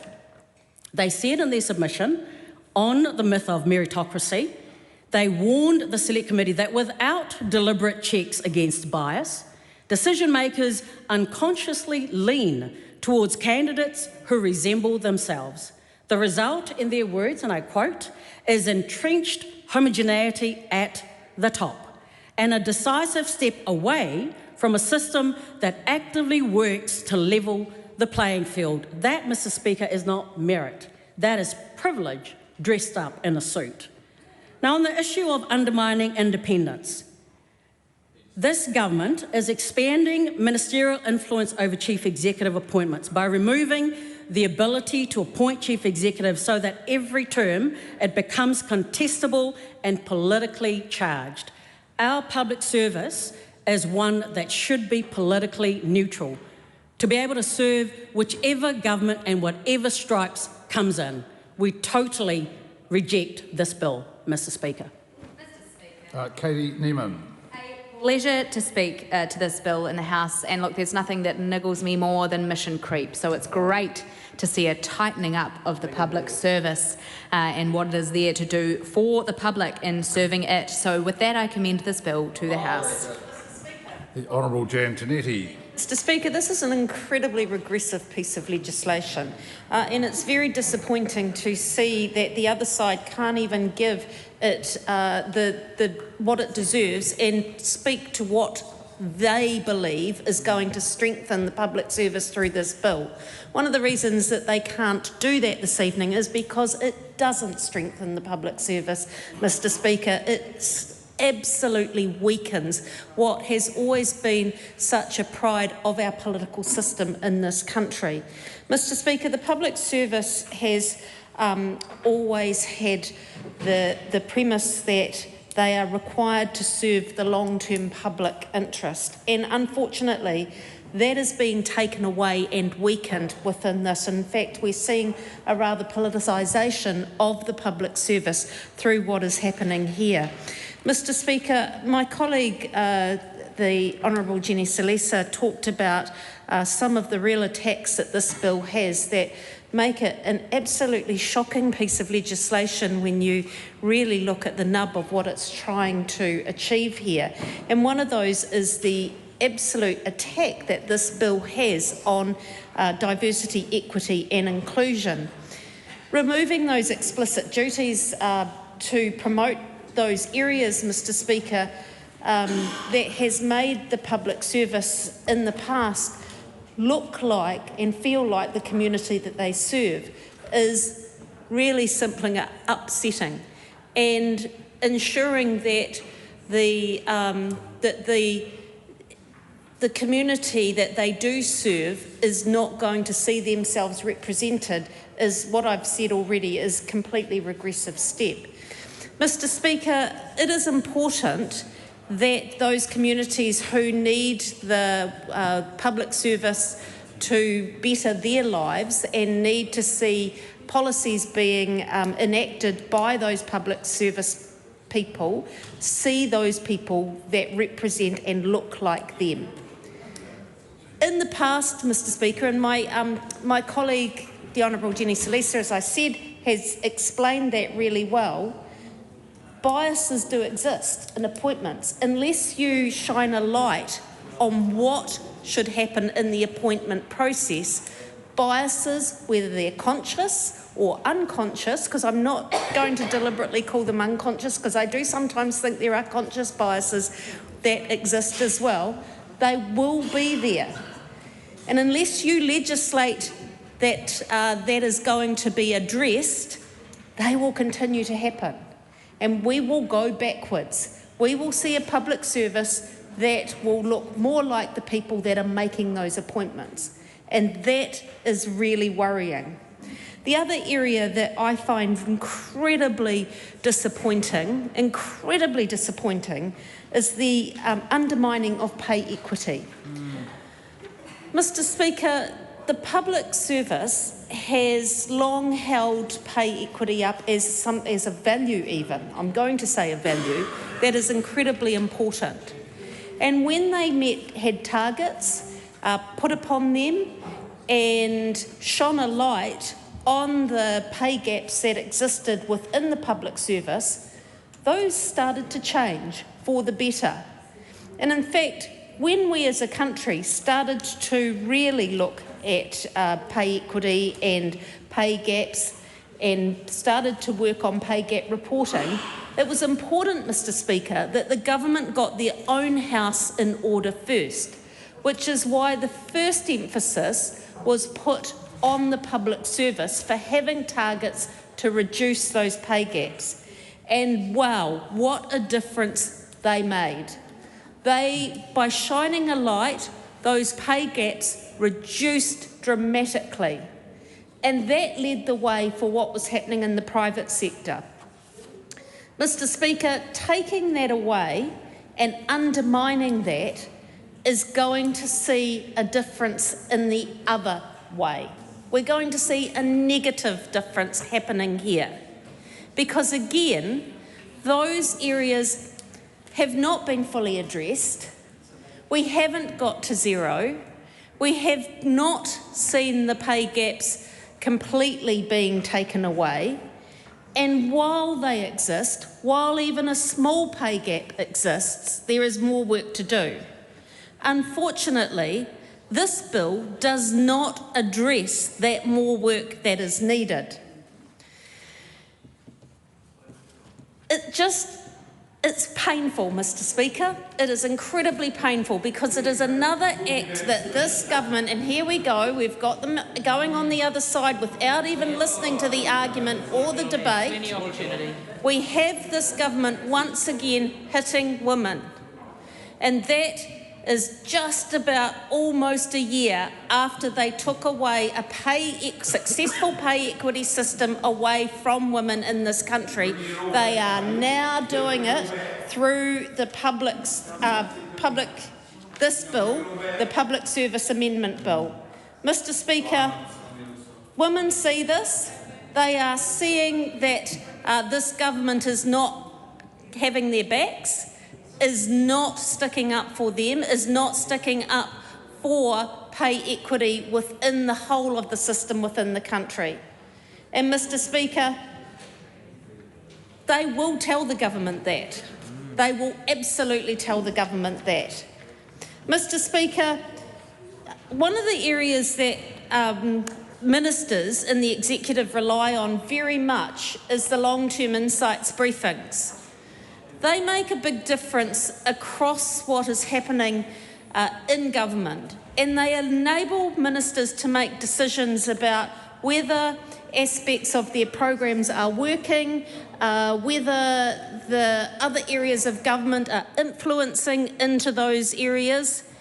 And this bill is taking those away, or minimising, I should say, those long-term insights briefing. And I think that is incredibly disappointing for what is happening in our evaluations of our programs in this country. I fail to see how the politicisations of the public sector service and the taking away of the long-term insights briefing in the way that this bill does this is going to improve ministerial and executive decision-making, because it won't.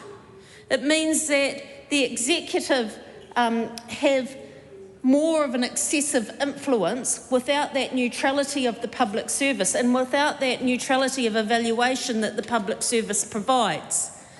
That is something that I think New Zealanders should be really concerned about.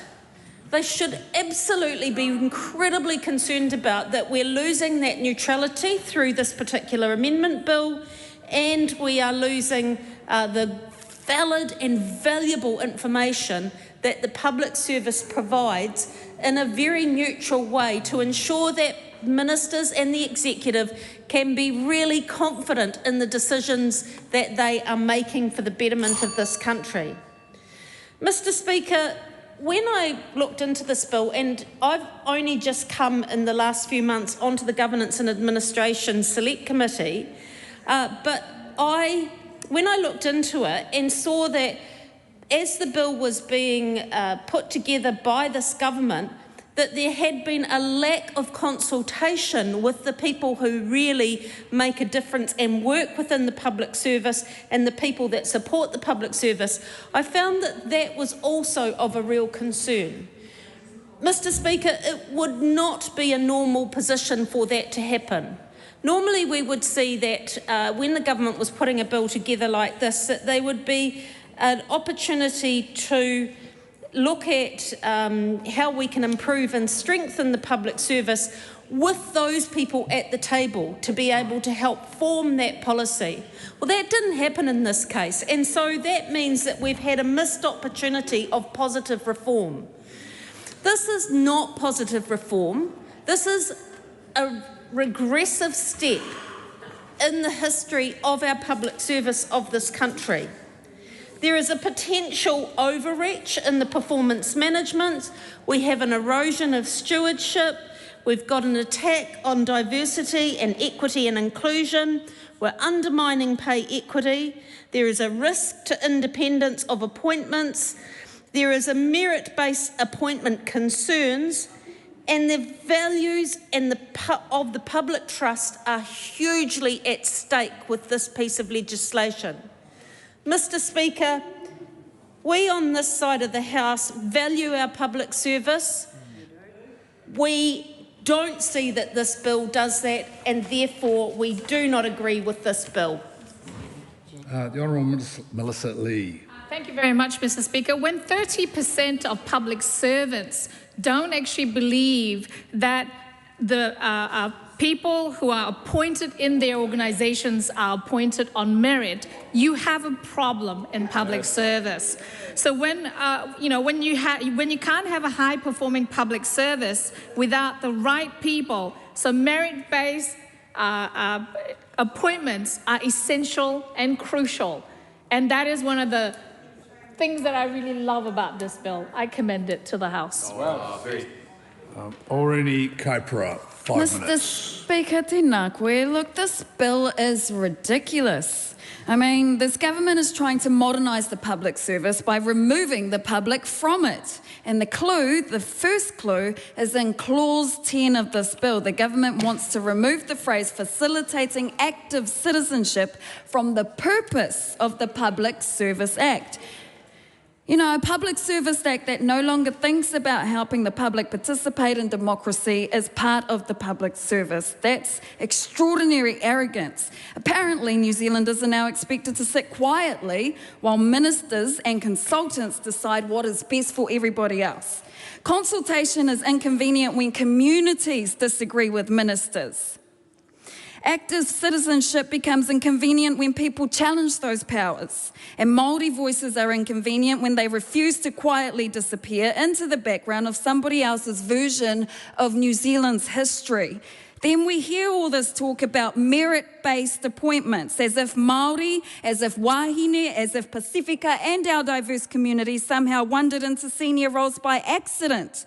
Please, there is no evidence that public service stopped appointing capable people. What changed was that the public service finally started recognising that competence in Aotearoa, Mr. Speaker, includes understanding the people you serve. And apparently that became too woke for this coalition government.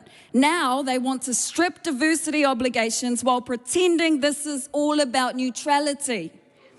But there is nothing neutral about removing the very tools designed to make the public service reflect the public. That is not neutrality. That there, Mr. Speaker, is ideological landscaping with a Crown logo slapped on it. And the hypocrisy gets even worse when we look at the Honourable Minister David Seymour. This man constantly lecturing the whole country about cutting bureaucracy, about reducing Wellington bloat and trimming government spending. Yet according to Rachel Pannett from Business Desk, Mr. Seymour was calling for less Wellington bloat, fewer government departments and less government spending in the very same week. His Ministry for Regulation grew to more than 4 times the size of the agency that it replaced. 4 staff became 18. At this rate, the Ministry for Reducing Bureaucracy is going to need its own bureaucracy just to explain the bureaucracy. You cannot... Excuse, there's a point of order.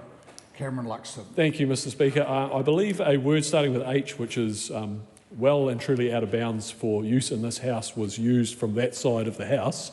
I'd ask you to take note of that, perhaps ask who may have done that and ask for an apology. I did hear that. It was actually not directed at the individual. It was directly enough for me to intervene. What I will say, though, is when the member's reading her speech, there's less provision because it means you've had time to think about it than if it's coming from the heart. So the member might just like to get a little bit further away from the notes, but bearing that in mind. Thank you. Speaker, can I just seek clarification? Yes, Steve, are you speaking to the point of order? Well, if you've already ruled on that, perhaps I need to make another point of order. I would like to speak to the point of order, if I may. Be very direct towards that. I believe Mr. Luxon was referring to my interjection. No, referring to the content of the speech. Oh. Apologies. That was certainly, I was ruling on the content of the speech. Okay, just to continue that point of order, if I may. Yes, it was towards the interjection by the member who's stood up and laid it up. Okay, there is words that we can't use in this House, which I heard used. Enough, he said, I said. Yeah, sure. What I'll say is, did the member directly accuse David Seymour of being a hypocrite? Mr. Speaker, Did you, yes or no? I said hypocrites, meaning the government... No, I'm asking you a question. If you accused... No, I did not. Okay, No. if you say you didn't, the honourable member, I'll take your word for it. Thank you. Carry on with the speech, please. While this government preaches efficiency, communities like ours know exactly what those words usually mean, and that means cuts. Cuts to services, cuts to community voices, cuts to Māori providers, cuts dressed up in accountant language and sold back to struggling whānau as fiscal responsibility. Then we arrive at the long-term insights briefings. The government says consultations takes too long and costs too much money. Well, yes, democracy is slower than dictatorship.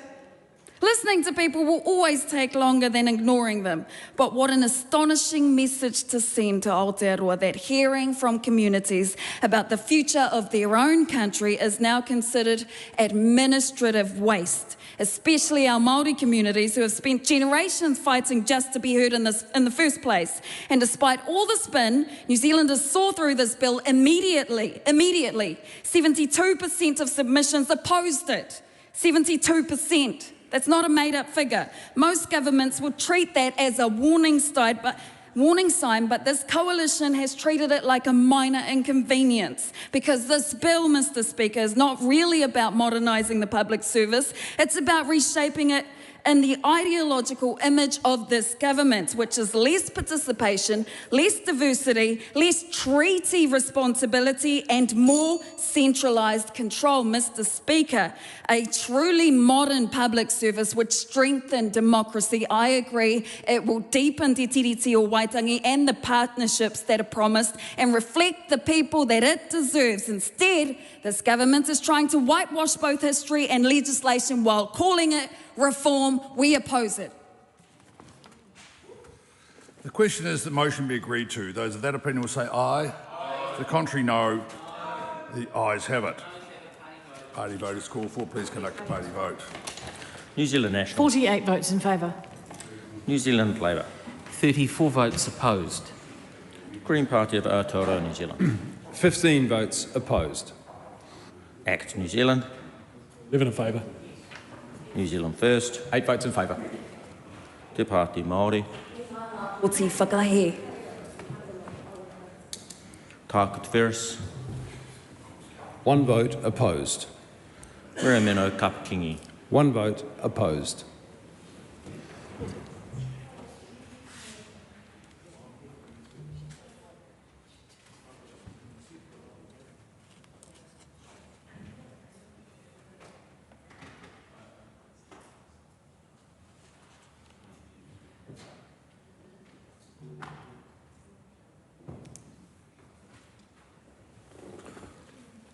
The ayes are 67, the noes are 55. The question is agreed.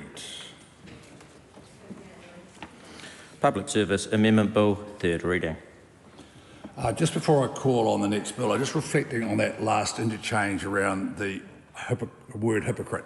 Members, please avoid using it. It is a well-defined word that is a no-no in the House, and trying to work out where it is directed is not always the easiest, especially when it's hard to hear it from the chair. So can I just again reiterate to members, avoid the use of that word. It's a big, wide language, the English one, and I'm sure with a little work you can find a better one. The Honourable James Meagher. Mr. Speaker, I present a legislative statement on the Building and Construction Sector Self-Certification by Plumbers and Drain Layers Amendment Bill. That legislative statement is published under the authority of the House and can be found on the Parliament website. Mr. Speaker, I move that the Building and Construction Sector Self-Certification by Plumbers and Drain Layers Amendment Bill be now read a third time. Mr. Speaker, this bill is a key part of the government's reform program to make building in New Zealand easier, faster and more affordable. It reflects a deliberate shift away from unnecessary processes towards a smarter and more proportionate regulatory system that focuses effort where it is genuinely needed.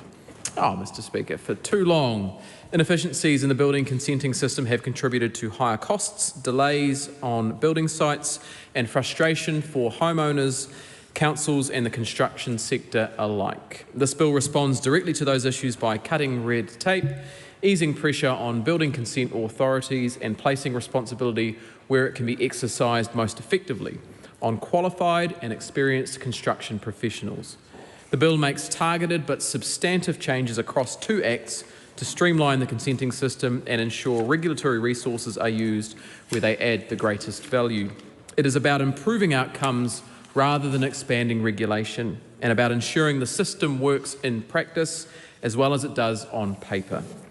Mr. Speaker, the current consenting system has often been characterised by delays, inconsistent practices and risk-averse behaviour that slows projects and drives up costs. Capacity constraints within building consent authorities, combined with a framework that discourages professional accountability, have created unnecessary friction through the building process. This bill tackles those inefficiencies head-on by shifting parts of the assurance system away from building consent authorities and enabling trusted professionals to self-certify certain work. It removes red tape, shortens timeframes and supports a construction sector that can deliver more homes at lower costs. Importantly, this reform does not diminish the role of building consent authorities. Instead, It allows them to use their somewhat limited resources more efficiently by focusing attention on more complex work that warrants greater oversight. Taking a targeted approach strengthens the system as a whole while removing burdens where they are unnecessary. This is a pragmatic reform that recognises the expertise that already exists in the sector and makes better use of it. The purpose of the bill is to introduce an optional self-certification scheme for approved plumbers and drain layers.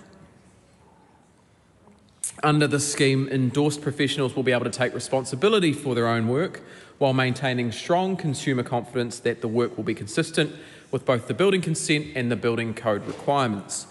Removing the need for building consent authority assurance for certain plumbing and drain laying work addresses one of the most common causes of delay on construction sites. It delivers immediate time and cost savings for certain plumbing and drain laying work without compromising on quality or safety. The scheme itself will be fully integrated into the existing consenting framework. Plumbing and drain laying work will still require a building consent, and building consent authorities will continue to play a critical role at the front end of the process. Councils will still assess the overall building design, including the plumbing and drain laying design, to ensure that it meets building code requirements before granting consent. What does change is how compliance for certain categories of plumbing and drain laying work is assured during construction.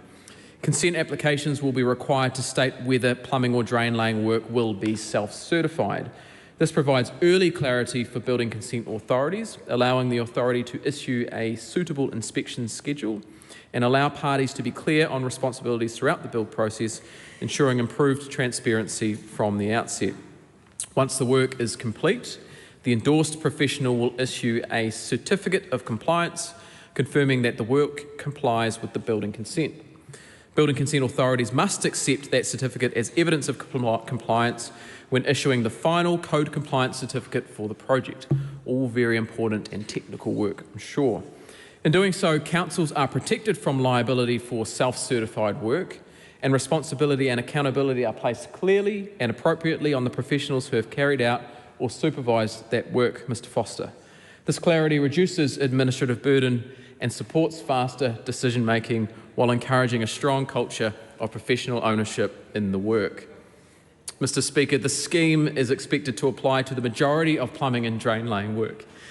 Oh, excuse me, I've got a frog in my throat. Pipes are clogged up here, Mr. Leader. I'll say that again. The scheme is expected to apply to the majority of plumbing and drain laying work in buildings of 3 stories or less.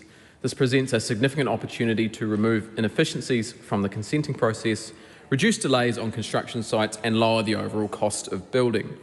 It will be particularly beneficial in rural and provincial communities where travel times and inspector availability can significantly delay inspections, and in high growth areas where council capacity is under pressure. The effectiveness of the scheme will depend on clear and well-designed regulations. Gosh, there's a lot to this bill, isn't there?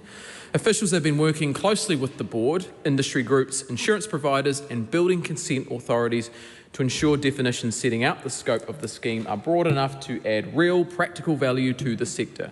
Regulations will set out clear and simple criteria, making it easy to tell whether work is self-certifiable while managing risks by excluding complex work. Mr. Speaker, there will be robust standards for self-certifying professionals as well as transparency, oversight and enforcement. That is central to maintaining confidence in the scheme. Certificates of compliance issued by self-certifiers must be lodged with the Plumbers, Gas Fitters and Drain Layers Board and recorded on a register, parts of which will be publicly accessible. Territorial authorities will also retain copies of certificates as well as part of property files. The board itself is given expanded monitoring and audit powers, enabling it to audit both self-certifiers and the certificates they issue. Where issues are identified, the board will have a graduated range of disciplinary tools available, including imposing fines, suspending or cancelling endorsements, or taking other appropriate action. And failure to lodge a certificate of compliance will itself be a disciplinary offence with penalties of up to, wait for it, $10,000.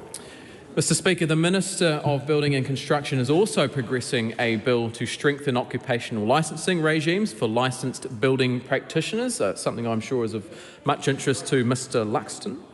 Electrical workers, plumbers and drain layers. The bill will support self-certification by plumbers and drain layers, giving the relevant board registrars additional powers to initiate investigations more easily and introducing codes of ethics to promote professional standards. This means even further accountability for practitioners and more redress options for the consumer. Mr. Speaker, this bill has benefited from careful consideration through the Parliamentary and Select Committee process, and I want to acknowledge the Transport and Infrastructure Select Committee for its diligent work. What a hard-working committee it is. The Committee of the Whole House also made several targeted recommendations that have improved the clarity, workability and implementation of the bill without changing its fundamental policy direction. One key change was the removal of restrictions under the previous clause 45A to enable a broader and simpler scope for self-certifiable work. Allowing for a simpler scope of work makes the declaration that the work meets the technical definition of, quote, self-certifiable unnecessary. Requiring a declaration added complexity to the consent process, and removing this requirement will simply consent applications for those using this scheme. Mr. Speaker, this bill strikes the right balance. It removes unnecessary red tape, improves efficiency across the construction sector, and makes it faster and cheaper to build while maintaining strong safeguards and strong consumer protections. It encourages professional accountability, allows councils to focus on the more complex work, and delivers practical, real-world improvements that will be felt on building sites across the country. And for those reasons, I commend the bill to the House. The question is that the motion be agreed to. Alina Williams. Thank you, Mr. Speaker. This is a bill which Labor supports, and supports with the knowledge that the Select Committee has worked through very diligently under the chairmanship of Andy Foster from New Zealand First in a cross-partisan way that has brought together the submissions of the industry and of homeowners, of others within the building and construction sector, and as the Minister says, has drawn the right balance between putting part of the plumbing industry on speed rails and also ensuring that there are appropriate consumer protections. I will come back to those consumer protections. They are the part that this Parliament must be focused on in future. We must ensure that work on the appropriate insurance arrangements throughout the sector are a core part of this set of building reforms, because this is a set of building reforms that the government has embarked on. Some of it continued on from the occupational licensing changes that the Labor government undertook. But when you look at the state of the industry now, something has to improve for the plumbers. There are 4,900 plumbing businesses around New Zealand. 98% of them are small businesses, and an average of 2.6 employees is what you'll see in these businesses. These are businesses that some MPs around the House will not have been able to meet with, even if you wanted to, because they are not set up to host MPs to talk about regulations. They are not the kind of people who can come to us with a well-equipped lobby group or lawyers to represent them. They are often mum and dad business owners who have employed maybe one or two people. They are hardworking small business owners, and they want to have a regime which works for them. And I was struck working through this bill on just how expert many of these people who were one and two man bands were about the regulations. And there's something in that, Mr. Speaker, that we need to tease out, because when we look at the productivity of the sector like plumbing in New Zealand, it is incredibly important. Construction represents 1 in 5 jobs in New Zealand when the economy is performing well. And so plumbers and drain layers and gas fitters represent a large proportion of that. And some more to research that was done quite recently compared the productivity in the sector to that of the 1970s, and found that not only had there not been growth in the productivity of the sector since then through things like adoption of new tools, although there has been that, and new ways of working and more efficiencies, in fact, productivity in the sector has stayed at about the same rate. What can we learn from that? There are a couple of things. One of the things that the research pointed to was this domination in New Zealand by such small firms is something we need to learn from. Because these plumbers who I spoke to, I got to get on the roof with one to really understand how solar water systems were being installed. I definitely was the one who asked to get on the roof. He did not offer to get me on the roof, but I wanted to get up there and have a look. And in another case, I met with a plumber who had installed grey water systems in the Kawhiti district, and he was an absolute expert on not only the council's rules, but the central government's rules on this. And I raise this with you, Mr. Speaker, because when we are talking about people who generally work with their hands, they are experts in their trade, they are also needing to become experts in complexity, because they have to negotiate through not only the regulations at the central government level, but the local government level and the interest groups who have different views to them and to their sector in ways that choke off their ability to grow and scale in a way that you would expect other organisations too. And Cameron Luxon enjoys this abundance agenda from the Labour Party. I invite him to discuss it with me. And what I'm getting to here, Mr. Speaker, is that talking to these small business owners is instructive, and MPs around the country should do it, even though these plumbers will not be able to give them their time in the way that larger businesses and larger players in the industry will. And you'll learn exactly how much these guys have to be experts in these roles. Because complex societies, like the one we have created for ourselves, begin to reward those who can best navigate complexity. So the challenge for us regulators who create within that complex zone is to make sure that we are also rewarding the people who can do the work to keep costs low and to ensure that the work is getting done to a high standard. I think this bill goes some way towards doing that. What we have not addressed at the appropriate time is the way that protections will operate for small, the little guy in the situation, in this case the homeowners, who are left needing to apply to the council, needing to meet the costs of repairs, needing to be able to inspect things which are actually out of sight, they're under the ground, or they're in the walls. And those are the appropriate protections that go along with an agenda of speeding things up is making sure that the appropriate person is bearing the costs that are being sacrificed in the quest for efficiency. The council has been taken out of this. The speed rails that the government has created go straight from central government to the professional to the homeowner. And they have chosen the professional as the person in the chain of responsibility that their rhetoric has focused on. But when you actually delve deeply into the legislation, and we got a chance to canvass this with the Minister last night, in fact, the protections that are meant to exist at the decision gates for the professional, that's the plumber, are very quickly passed on to the homeowner. And actually, in the system that we have designed for ourselves, there are big liabilities that are associated with being the homeowner who is using the self-certification process. What does that mean? It means that we needed an insurance solution at the get-go that could be held by professionals who are in the situation being able to offer these products. It also means that if we don't have that, who's in the gun? Because it's not the professional. We've passed those on in the legislation largely.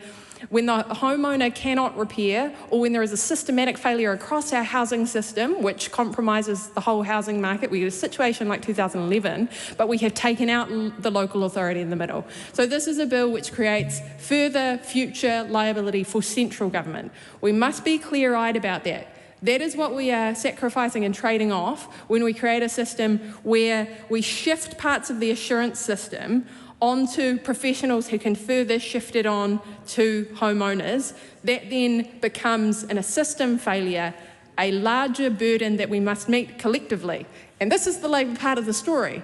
You've got to make sure that the little guy and that central government are sharing that risk appropriately. It is not appropriate to essentially privatise the good things about the system and make sure that it is profitable business for plumbers if you also socialise the risk. I don't think most of the plumbers that I met with, the chap who got me his ladder out and showed me the hot water system, would expect the New Zealanders who he is transacting with, the little old ladies, to be bearing all of the risk in the system. And it is not an industry that is set up for that. These are the people that we know, that we see at the school gate when we pick up our kids at the school. These are the people who we pass at the library getting books out on Sunday. These are people who also want what's best for their community. They are community-minded people. Many of the successful ones sponsor not only industry awards, but also things that are positive about their communities and that they can celebrate for a long time. And so these are people who also want to make sure that they are doing the right thing by New Zealanders, but we have created a system here which has left out a critical factor, which is the appropriate spreading of that risk. Now, Mr. Speaker, maybe I should get to my notes. The thing I want to very clearly say around this is that Labor has called for the appropriate safeguards. We have negotiated those with the committee.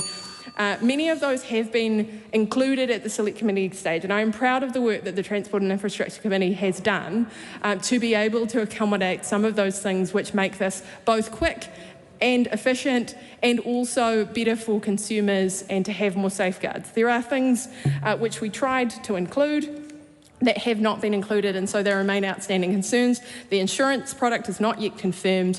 MB has advised us that it expects an insurance product to be available, and the board is expected to set standards. The Minister was very clear on that. There will be a product required, but there is nothing in primary legislation which ensures that is ready to go. When we know the government is pressing forward on its change from to proportionate liability from joint and several liability, that is a critical piece of this reforms that should happen at the same time. We also advocated for scope expansion around some of the regulation that was intended to be moved at the committee stage. That was not something that we were able to see and work through. The House should keep careful checks on that, because when we move away from a model where local authorities were in the middle and one where central government is ultimately the insurer of last resort, we need to be responsible that the appropriate scope of work is included. There was also a call from Labor members and Green members to ensure that environmentally sustainable plumbing work was included in the scope of work. I was very glad to hear that the Minister included that, but we should push out on that. It's unclear what the next thing will be, but there should always be a system incentive for those systems to be included in work which is quicker, cheaper and more efficient. What's good for the planet is also going to help the economy. We should incentivise more training and more learning around these systems so that they are faster and easier to build. That is a good thing. That is something everyone in this House should be able to agree to, and so it is something we should press out on.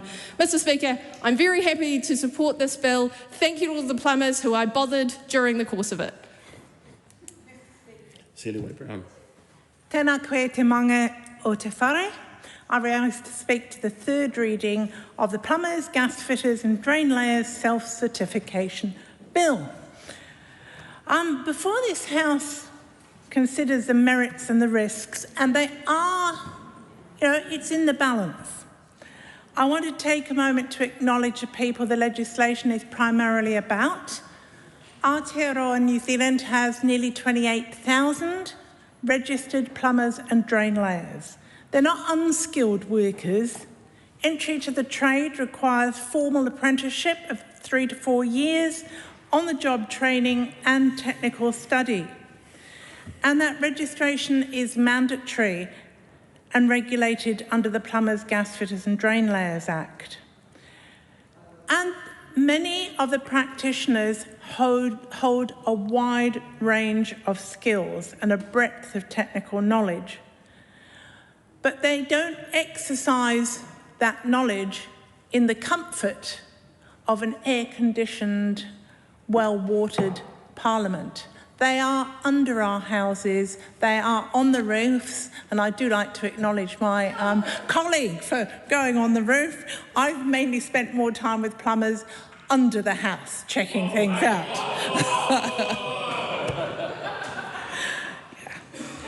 And I actually have friends who are plumbers, so let us make no mistake that I might have a university education, but that doesn't stop one having a range of friends.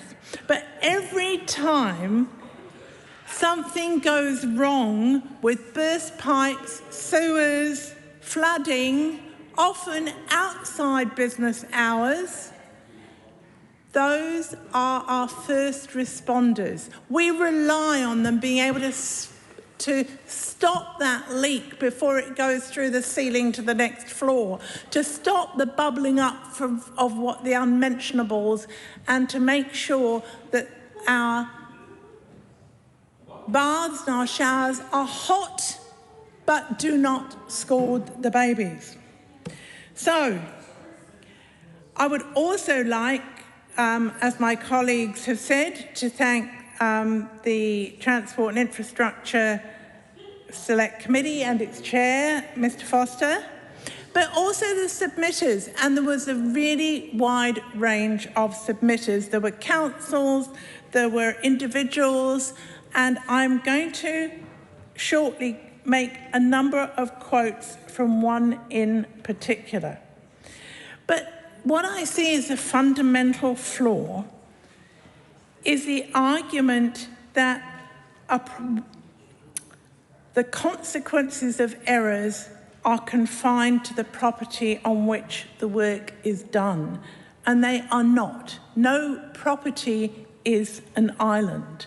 A failed drain, an incorrect cross-connection between sewage and stormwater, a poorly installed septic tank, or an undersized stormwater detention system, those failures flow onto neighbouring land, into the streams, into the harbour, into the sea. And of course, public organisations are not immune from mistakes and lack of monitoring.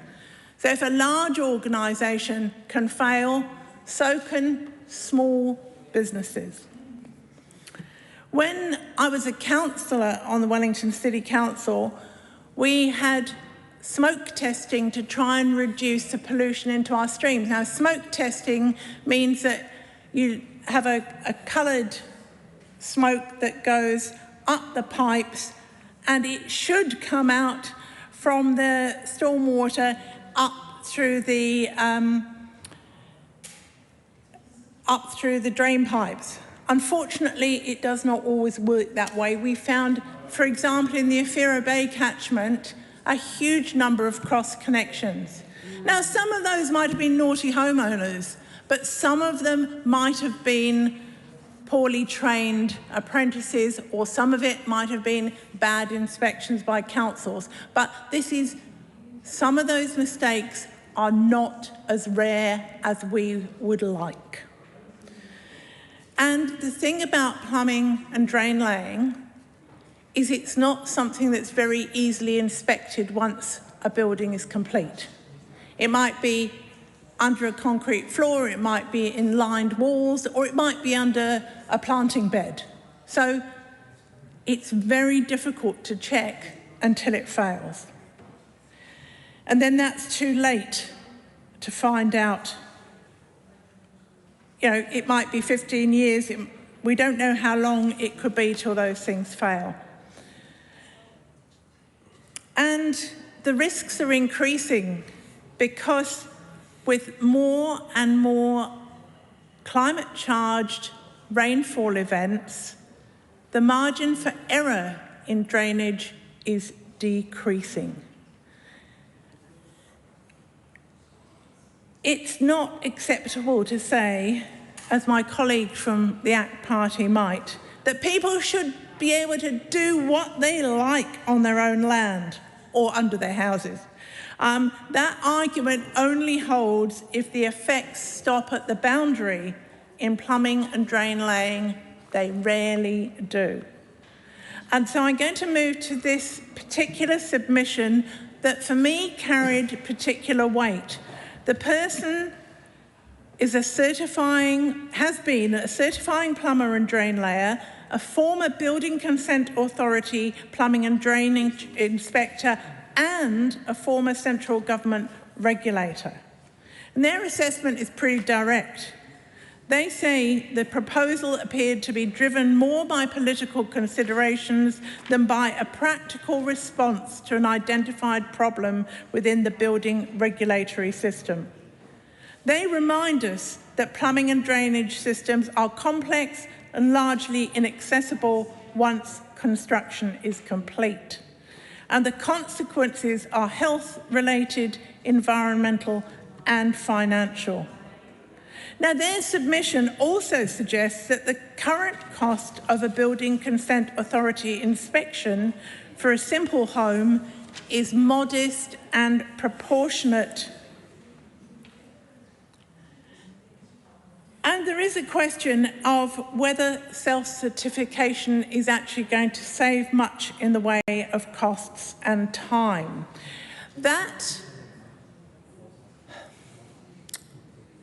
I don't know, I hope it's not a mirage, but that promised insurance product, it's got to be quite comprehensive. It's got to continue. I mean, supposing the plumber retires the year that he or she has done the work, that insurance product actually needs to continue for the life of the works. or for at least a reasonable time after they've retired. We don't have that magic product yet. And that's one of the reasons that we don't feel convinced to vote for this bill. The submitter also noted that comparable jurisdictions, and it's always challenging to see who we should compare ourselves with. Sadly, we almost only compare ourselves with Anglophone countries. I suspect that if we had better Google Translate, we might be able to compare ourselves to a rather wider range of countries. But Australia, the United Kingdom and Canada do not permit plumbers or drain layers to self-certify plumbing and drainage work for new residential buildings. I think that should give us pause for thought. Not that those countries always get everything right, but why are we different in this case?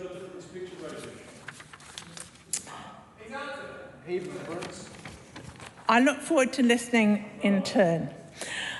So I do want to acknowledge, Mr. Speaker, the Minister's genuine engagement with submitters, with members through the Committee of the Whole House, and there have been some changes.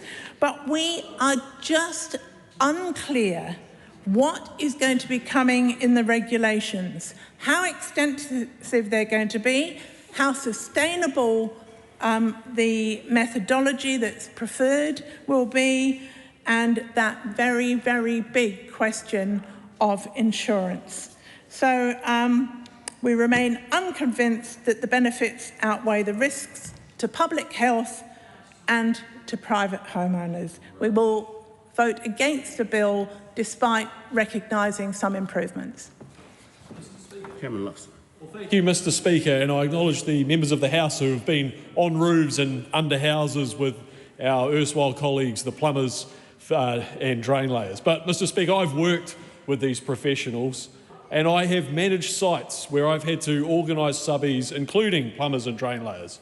And I can attest to this House that it's not just the plumbers and drain layers that get peeved with council inspections taking forever to look at just a simple joint at some low-risk standard plumbing work. It's everybody up the chain and down the chain who's being delayed because a council can't get there and look at something so simple. And often the inspectors turn up from the council and say, you know, yeah, it really isn't worth my time coming out. And I'll say that off the record, Mr. Speaker, but I've heard it many times that this is something that's worthwhile. So I congratulate the Select Committee, which I wasn't able to take part of on this particular round, having a great go at it and bringing the bill to the House in the state it is, the Minister for his engagement.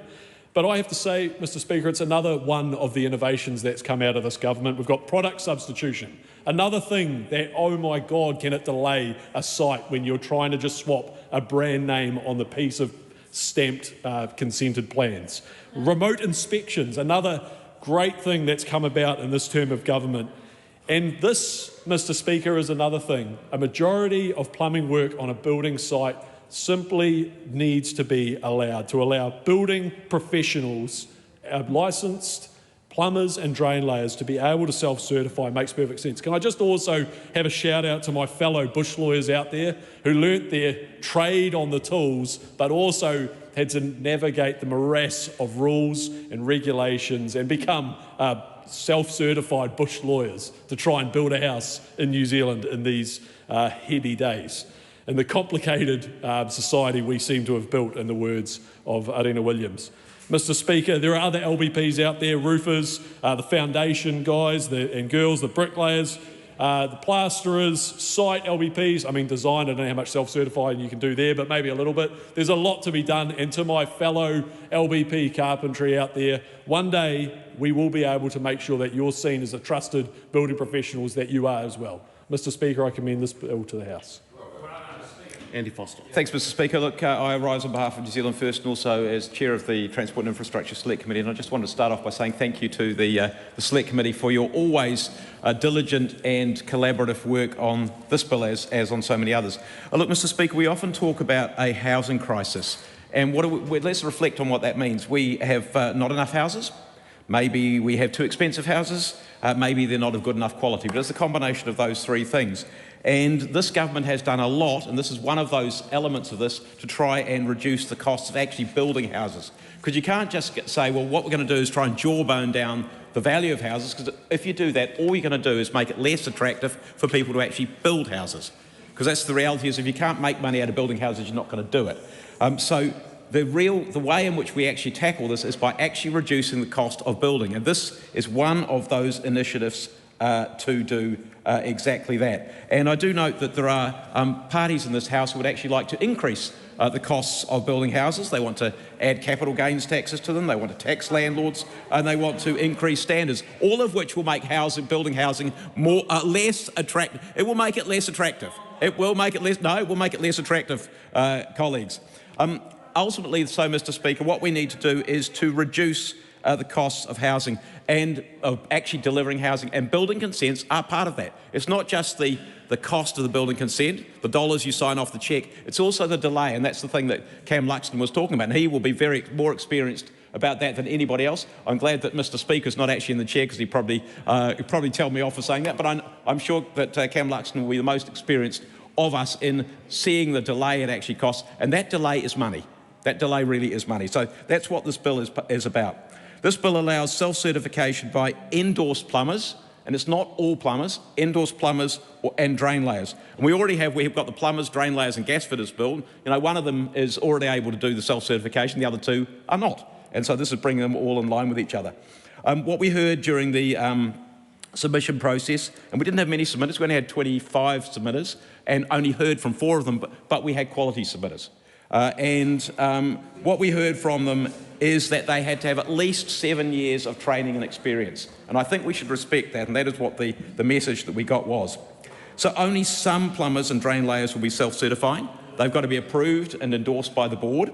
And we also have many others who will be qualified plumbers, but they will not be self-certifying. And then, of course, and there is one issue, which was the issue I raised with the Minister during the Committee of the Whole House. There'll be others who will pass themselves off as plumbers who are not.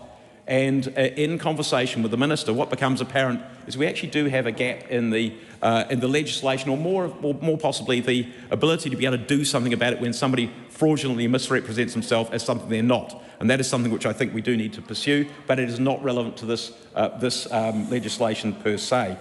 Mr. Speaker, I note that what was being said by Celia Way-Brown in her speech is that, look, there is an issue here about liability. And that liability at the moment, of course, is backed. It doesn't mean the people at the council building inspectors are any better. In fact, they're probably less qualified than the certifying plumbers. They're certainly less current than the certifying plumbers. But what it does mean is that the ratepayer is the one who's standing behind the product. And this takes the ratepayer out of that and puts essentially the self-certification, the insurance that sits behind that self-certification, and there is an issue there. She is quite right about that. There does need to be a good, solid, robust insurance process, and also the board's overview of both the plumber and of the certificates which are issued. So, Mr. Speaker, just to the last couple of things I wanted to say. We did have an excellent collaborative process. We actually went round several conversations between the master plumbers and the board of plumbers, drain layers and gas fitters, the Minister, the officials and the Select Committee to try and get the right outcome, because where we started was that the board and the master plumbers said, actually, this is far too narrow. You've limited it to the really, really simple stuff, and actually we think we should be able to do more, and we reached a balance there which I think was the right balance, because it was about trying to make sure that the scheme worked. And just to finish off, Mr. Speaker, there are some risks. The key in this is to mitigate those risks. As I said, the self-certified plumbers are really, really highly experienced. They're backed by the board process, the certification and endorsement process. They have to lodge certificates with the board. The board can take disciplinary action if it so decides that it needs to. Of course, if you're a master plumber, you've also got master plumbers sitting there behind it as well. There is an insurance process, and that's going to be one that I think we will need to keep a very close eye on. And as I said, there is an identified gap around the potential for fraudulent misrepresentation of people who actually aren't plumbers at all. So there are always risks. I think the issue here is the risks at the moment are covered by the ratepayer. And I've got to say that I think it is a really important thing we take the ratepayer out of that, We've just got to make sure that there is a process there, and as I think Arena Williams said, maybe the Crown needs to consider its role in supporting those so that it doesn't just fall on the person who buys the product, the end consumer. So, Mr. Speaker, I think we've done a lot of good work in this, and I think we're going to need to pay some close attention to it going forward, but it is about trying to reduce the costs of building for New Zealanders to help deal with the housing crisis. I commend this bill to the House. The Honourable Julian Genter. Kia ora, Mr. Speaker. Kind of the tragedy of this whole government is that, like, yes, we could be doing things to reduce the cost of building, but mostly they're not doing them. And the things New Zealand could be doing, which the Green Party would love to see happen, are having the government more involved in procuring homes, as they were with Kāinga Ora, and that through that large purchasing power and procurement, we could be driving down the cost of sourcing materials, of using much more advanced building techniques that deliver better outcomes for New Zealanders, like warmer homes, less energy use, less water wasted. So it's entirely possible. I've been to many countries that do that, but that's not what this government is doing. They did the exact opposite, and now they're sort of fiddling around the edges, trying to reduce oversight and saying that's going to reduce costs, when in reality we know it's not really going to reduce that much cost, sadly. Totally agree that councils, which are mainly funded by rates, should not be on the hook for problems with substandard building work. And it would be better if we had a more centralized system with a Crown guarantee and that there was more uniformity. So there's more, it was more predictable for builders what the inspectors would be looking for, but we still probably want some sort of a little bit more oversight than what is being proposed here, and quite a lot. Critical details are being left to future regulations rather than being in the bill itself. We're seeing that pattern with a lot of bills going through Select Committee at the moment, and it does make it difficult for us to support them. Interestingly, I've spoken with builders who don't support the move to self-certification. They didn't support removing building consent requirements for small standalone dwellings either. And they're builders who build to a really high standard, and they're concerned that we're not going to have I'm not saying like the current system is delivering great quality of building all the time, but it'd be good to focus on ways that would actually address that rather than this is almost like deregulation signaling to try and protect. I mean, I know, it does seem very annoying, but on the other hand, when things go wrong, people get very upset. So that's why it's useful to have systems in place to improve quality control. And what I really want to speak about in this speech, Mr. Speaker, is the shocking overregulation of bidets. This is a serious problem that the Minister of Regulation should really look into, because bidets, which are very common bidets, as in other countries, use a more civilized form of cleaning themselves after using the toilet, instead of buying packages of toilet paper made from trees that are wrapped up in plastic and then kind of like hoping they're getting themselves clean.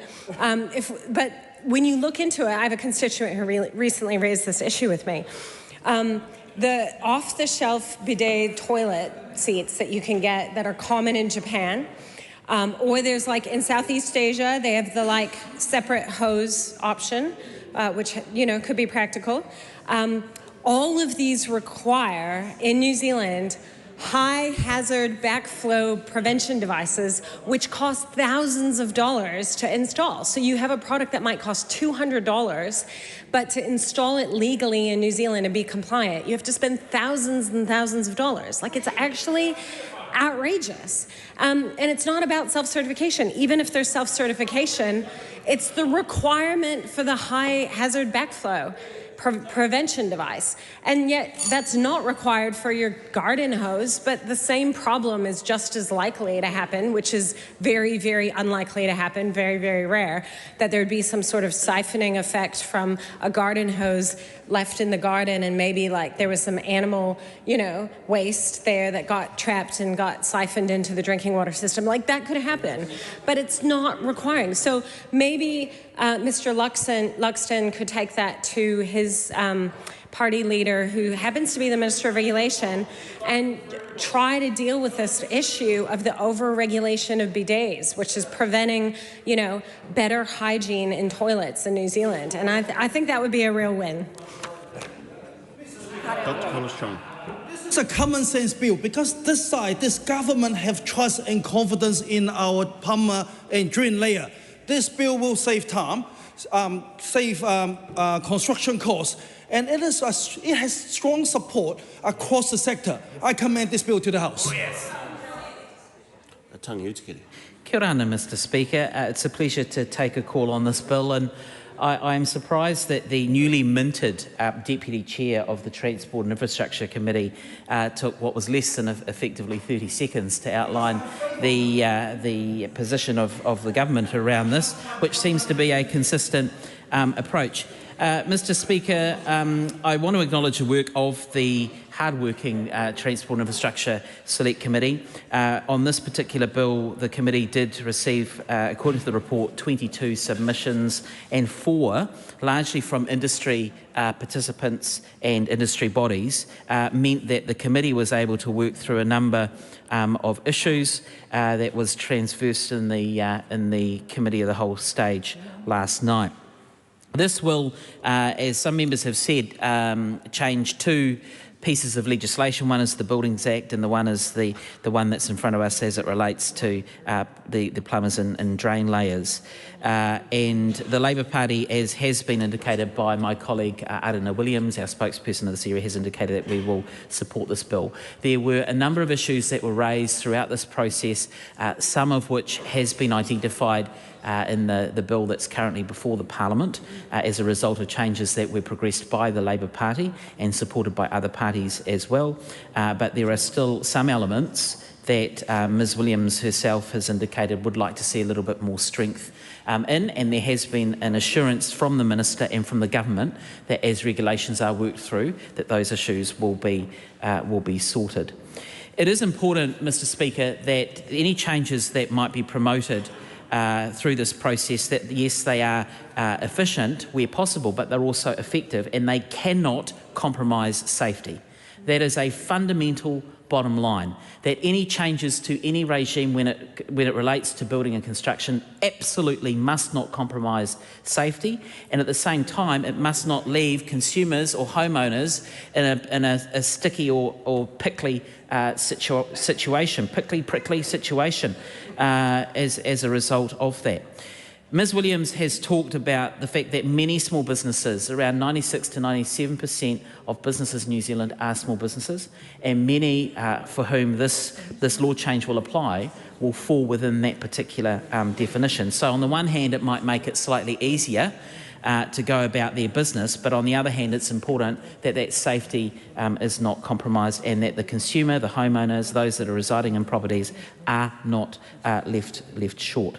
The process, Mr Speaker, is simply that someone, and this is something actually the Select Committee did hear about and did change as a result of submissions, that someone who is wanting to avail themselves of this particular process, in terms of an application that's been made, the person, in this instance, the plumber or the drain layer that is seeking to undertake the self-endorsed certification line of work would be required to identify themselves at the time of application.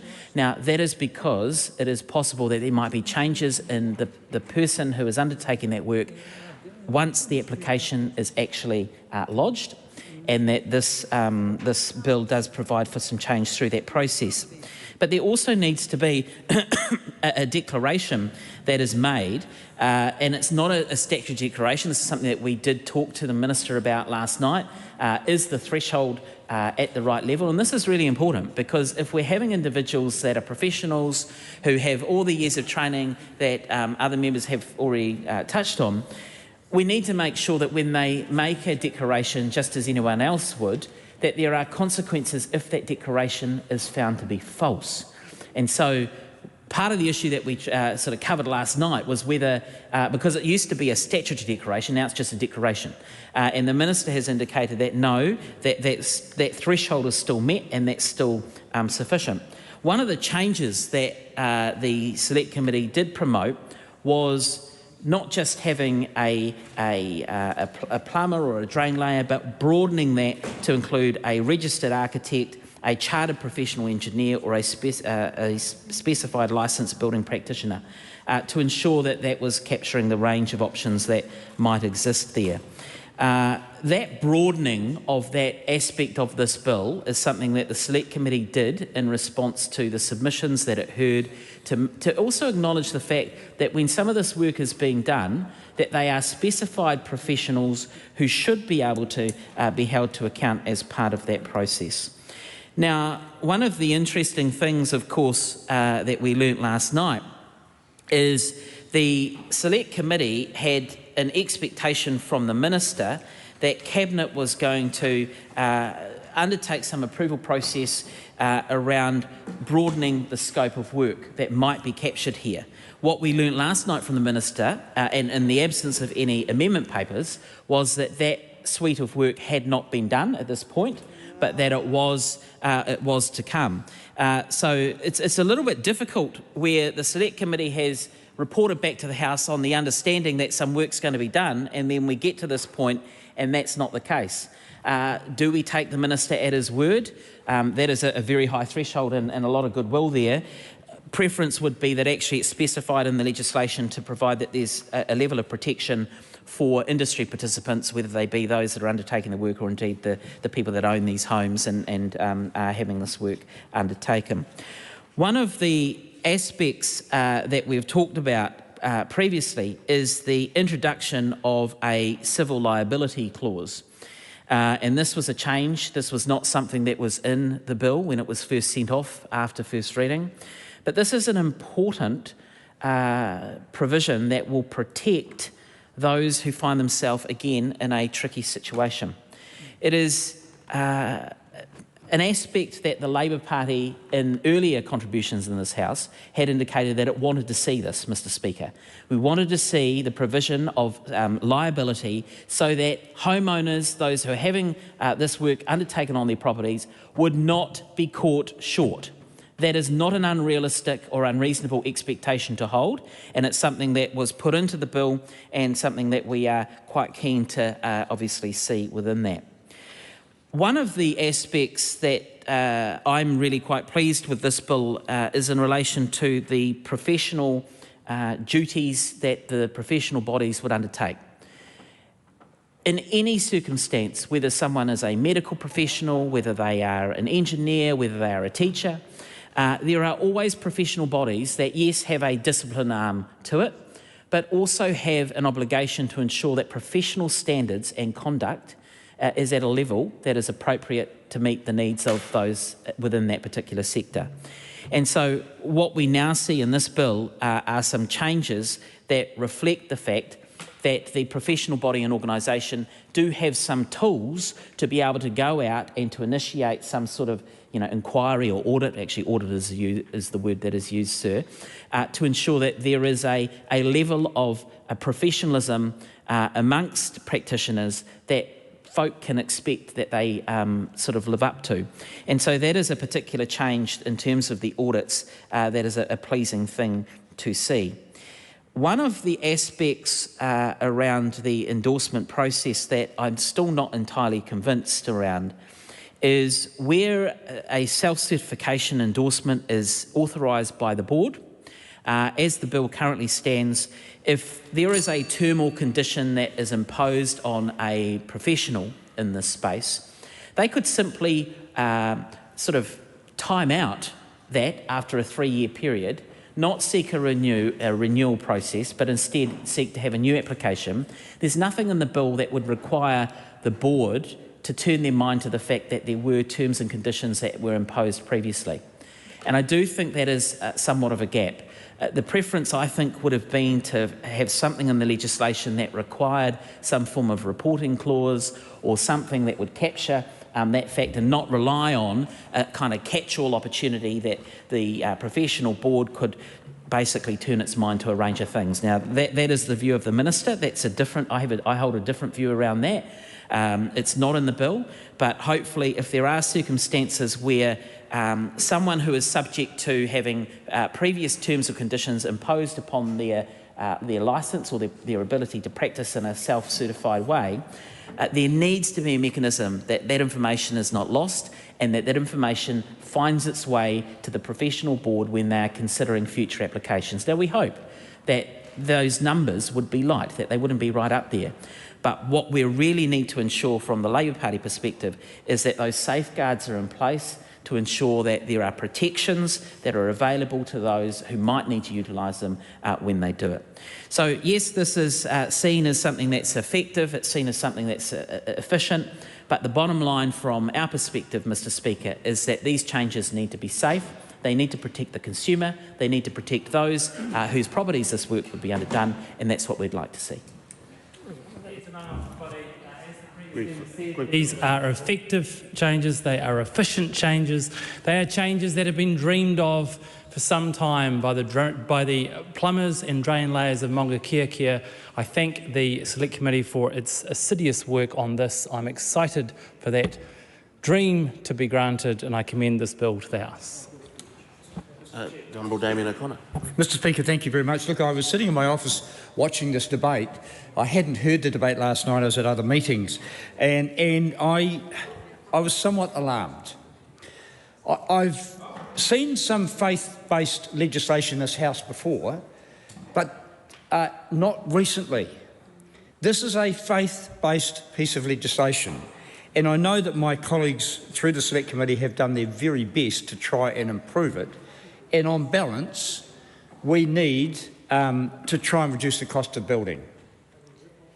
But this is of concern to me. There's no one in this House who was around when this Parliament was trying to deal with leaky homes.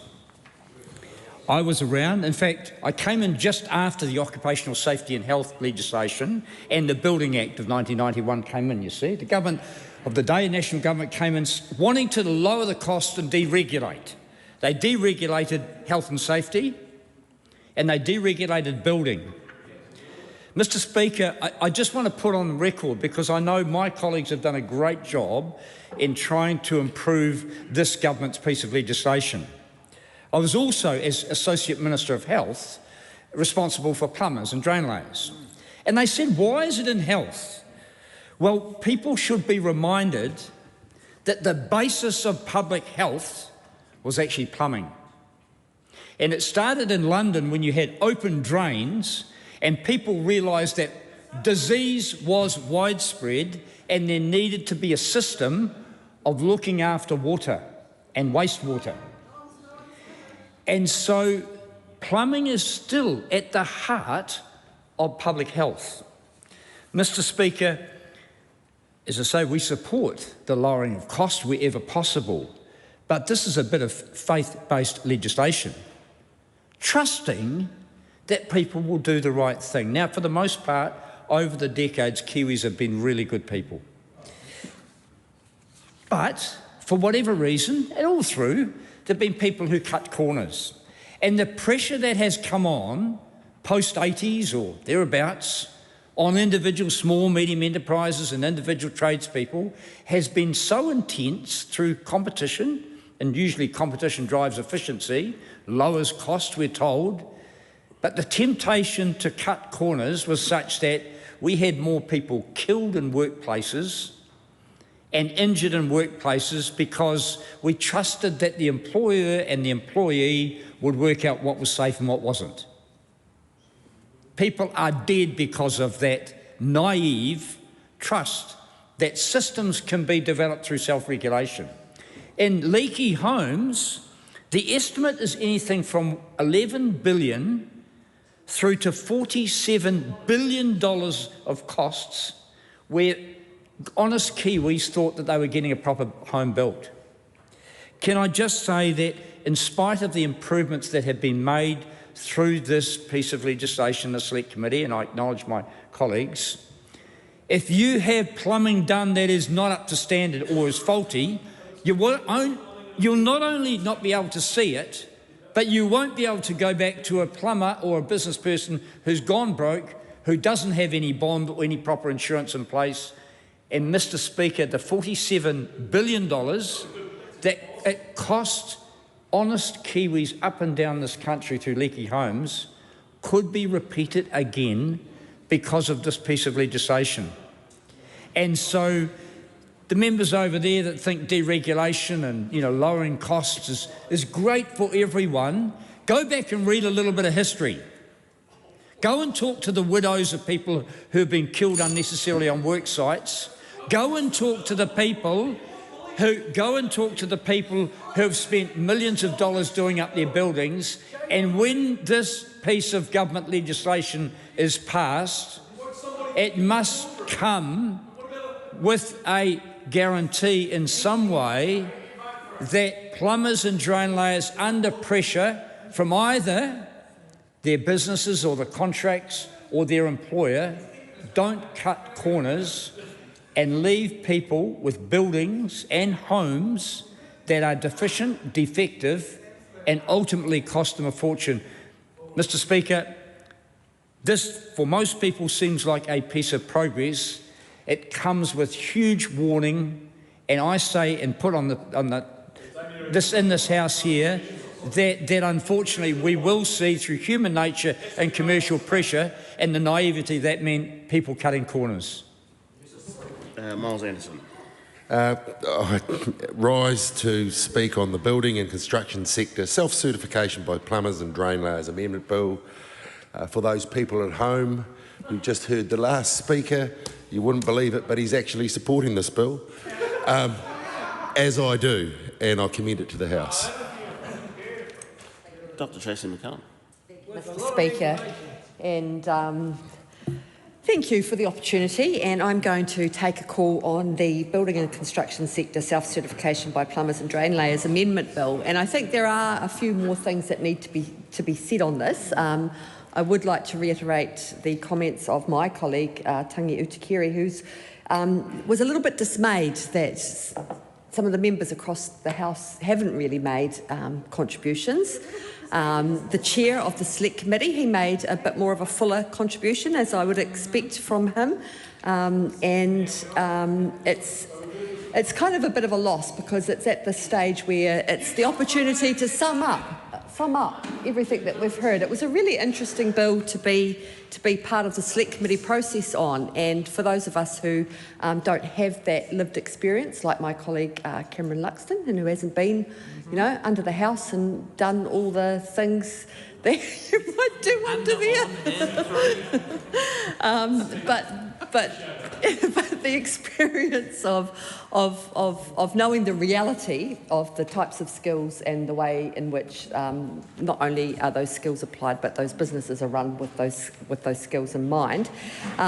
Being part of the Select Committee process was interesting, and I felt like I learnt a lot of things, particularly from those industry experts who came in and just were able to point out nuance, were able to point out whilst something might have sounded good on the surface, there was always potential for unintended consequences, and it was an interesting process. So it would have been nice to have heard some fuller contributions from the people that were also there. One thing I think we can agree on, and yes, we will be supporting this bill. There is plenty in it to support. There could have been some things that were done differently, and I also acknowledge the fact that it's quite an unusual situation to be at this stage now, having assumed or thought that the Minister was going to do some additional work on some of those points in relation to expanding the scope. Certainly some of the submissions that we heard, there was real rationale for some of that, not in so far as just expanding for the sake of it, but the way in which it fitted in with the overall picture. So we are a little bit surprised to know at this late stage, as of last night, to hear that that work hasn't in fact been done. I mean, cutting costs is good, and I think we can all agree on that. Cutting corners, however, is a whole nother thing, and that is not good. And whilst there was some comments made from the other side of the House in relation to the previous speaker on this side of the House, I think it is worth noting that we should learn lessons from the past. Nothing ever works in a linear direction. There are always advances and lessons and all sorts of good things that progress, but that can go backwards really quickly if you don't keep your eye on the types of rules and regulations and the types of context that affords those opportunities for those to work well. And the leaky homes saga, catastrophe, trauma for a huge number of people are one of those issues. So I think that was a perfectly reasonable thing to bring up, because everyone wants faster, cheaper building, but when government reduces oversight and shifts that liability onto tradies, there is real risk to consumers, particularly when they get left exposed when something goes wrong. And as we've heard tonight, there are certain things that can be performed by skilled professionals that aren't always visible, aren't always obviously done wrong. So there's this huge amount of trust involved in that certification process and in all of the normal checks and balances that we put in place. And it's all very well for the government to scoff at some of that commentary, but, you know, when the government pushes speed over safeguards, whether it's public sector cuts, infrastructure shortcuts, deregulation without enough security, you know, it's no wonder that you can keep your ears pricked open for the fact that you need to look out for things that could go wrong. So initially we have supported this bill throughout this whole process, but we were very clear at the beginning stages that whilst we supported it, we were super keen on some additional safeguards. And the Select Committee did add some stronger audit powers, which was good. It did also add a public register and tighter standards after those concerns were raised. And that just shows that scrutiny matters. It does.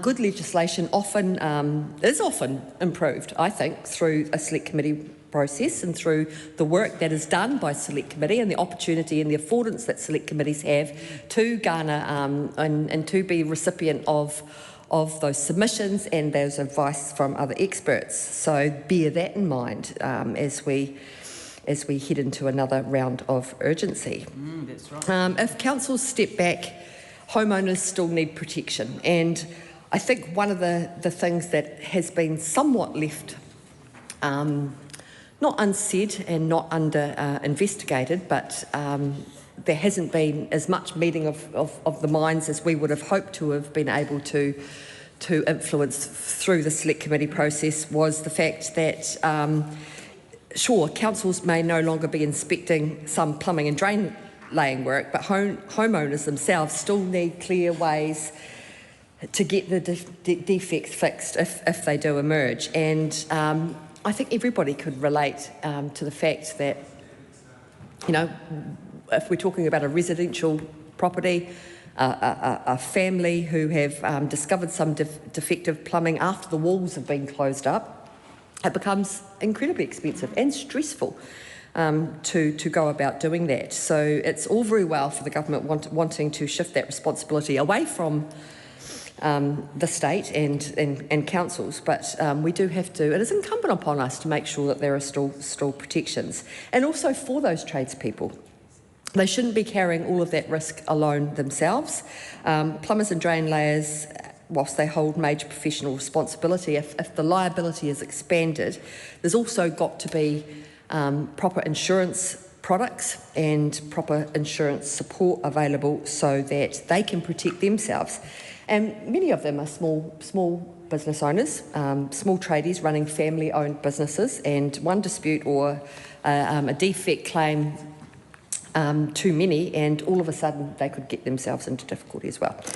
So the insurance products still aren't locked in. A workable insurance product was identified by the committee itself as a critical kind of cross-party, something that, you know, we could have all agreed on. There's still some unanswered questions in that regard, and I think that was a little bit of a missed opportunity. The Minister wants, as I said, wants, so we understand, to expand the scheme, and had certainly signalled that was going to happen. And I don't know, maybe we've still got one more call from the National Party before the conclusion of this bill, and maybe we might hear some more details about what happened there. Efficiency matters and accountability matters as well. It is optimistic, but there is still one call and a little bit more time left as well. So we do agree that efficiency matters. We do agree that people want to have, building costs reduced. That's the ideal, but we do need to find a way to do that is safe and workable for everybody, so that homeowners don't bear unnecessary the brunt of that if things go wrong, so that tradies themselves aren't the ones in the firing line, so to speak, if that doesn't go well. And we do think, whilst we support this, it would have been nice for A, the Minister to have completed that work, and B, for some of those suggestions that were made during the Select Committee process and that were also reiterated at the Committee of the Whole stage to have happened. And it was a very collegial committee. And so finally, Mr Speaker, I would like to thank all those people that did make submissions. It was really informative. I'd like to acknowledge the work of the Select Committee. And as we often say, my colleague Tangi Utakiri and I, and commend the Select Committee, very well chaired by Andy Foster, who's over there and keeps us on our toes and keeps things moving. New Deputy Chair, of course. He didn't say much tonight, but we welcome his appointment, Deputy Chair of the hardworking Transport and Infrastructure Select Committee, and we commend this bill to the House. Tim Costley. A little bit of criticism there from the last member for members on this side not saying enough, and yet she managed to talk for almost 10 minutes and say nothing at all. On top of, we had Arana Williams, who was on a roof. We had Celia Wade Brown, who was under the floor with the plumber. We had Julia Genta, who was sitting on a bidet and wanted everyone else to be sitting on a bidet, in one of the most out-of-touch speeches I've heard. And then we had Damien O'Connor, who seemed to be sitting on the fence. I'm not. I like this. I commend it to the House. George Lindsay. Mr Speaker, and I'm glad that I got to take a call on this important bill, and because I think just to elaborate on the previous speaker, Tim Costley's run through of what everyone talked about, I wanted to talk about my plumber. And the reason I want to talk about my plumber is because my plumber is a very good example of how hard plumbers work in New Zealand. His name's Dave. I won't tell you which company he works for because I don't want to embarrass him too much, but he came to my house to do some work in my bathroom, and I walked into the hallway and found that the bathroom door was shut, and that one of our chickens had escaped and was in the hallway of the house, and he was hiding behind the door because he was scared of birds, and I had to get rid of the chicken so he could come out. And that's the commitment. That is the commitment that our plumbers have to ensuring they can do their job properly. Even though he was afraid, he was still there, brave, doing the plumbing work. Every year I get an invite to the Waikato Plumbers Awards evening. Mike Wilson is a great Waikato plumber who hosts the event, and it's a real honour to go and hear more about the incredible work our plumbers do. In particular, the Young Apprentice of the Year award is amazing. To see young plumbers coming through doing the mahi and getting recognised for that is really lovely. And so, as previous speakers have spoken to, Labor supports this bill with reservations. One of the things that I appreciate about this bill is the fact that it's going to hopefully make things more efficient for plumbers working in the sector. So those young plumbers who are apprenticeships that are coming into their career can make life a little bit easier for them as they flow through. Excuse the pun. So, Mr Speaker, I commend this bill to the House. The question is that the motion be agreed to. Those of that opinion will say aye. Aye. To the contrary, no. The ayes have it. Party vote has been called for. The clerk will conduct the party vote. New Zealand National. 48 votes in favour. New Zealand Labour. 34 votes in favour. Green Party of Aotearoa, New Zealand. 15 votes opposed. Act New Zealand. 11 in favour. New Zealand First. 8 votes in favour. Party Māori. 4 votes opposed. Tāku Te Wharis. 1 vote opposed. Marea Mino Kapkingi. 1 vote opposed.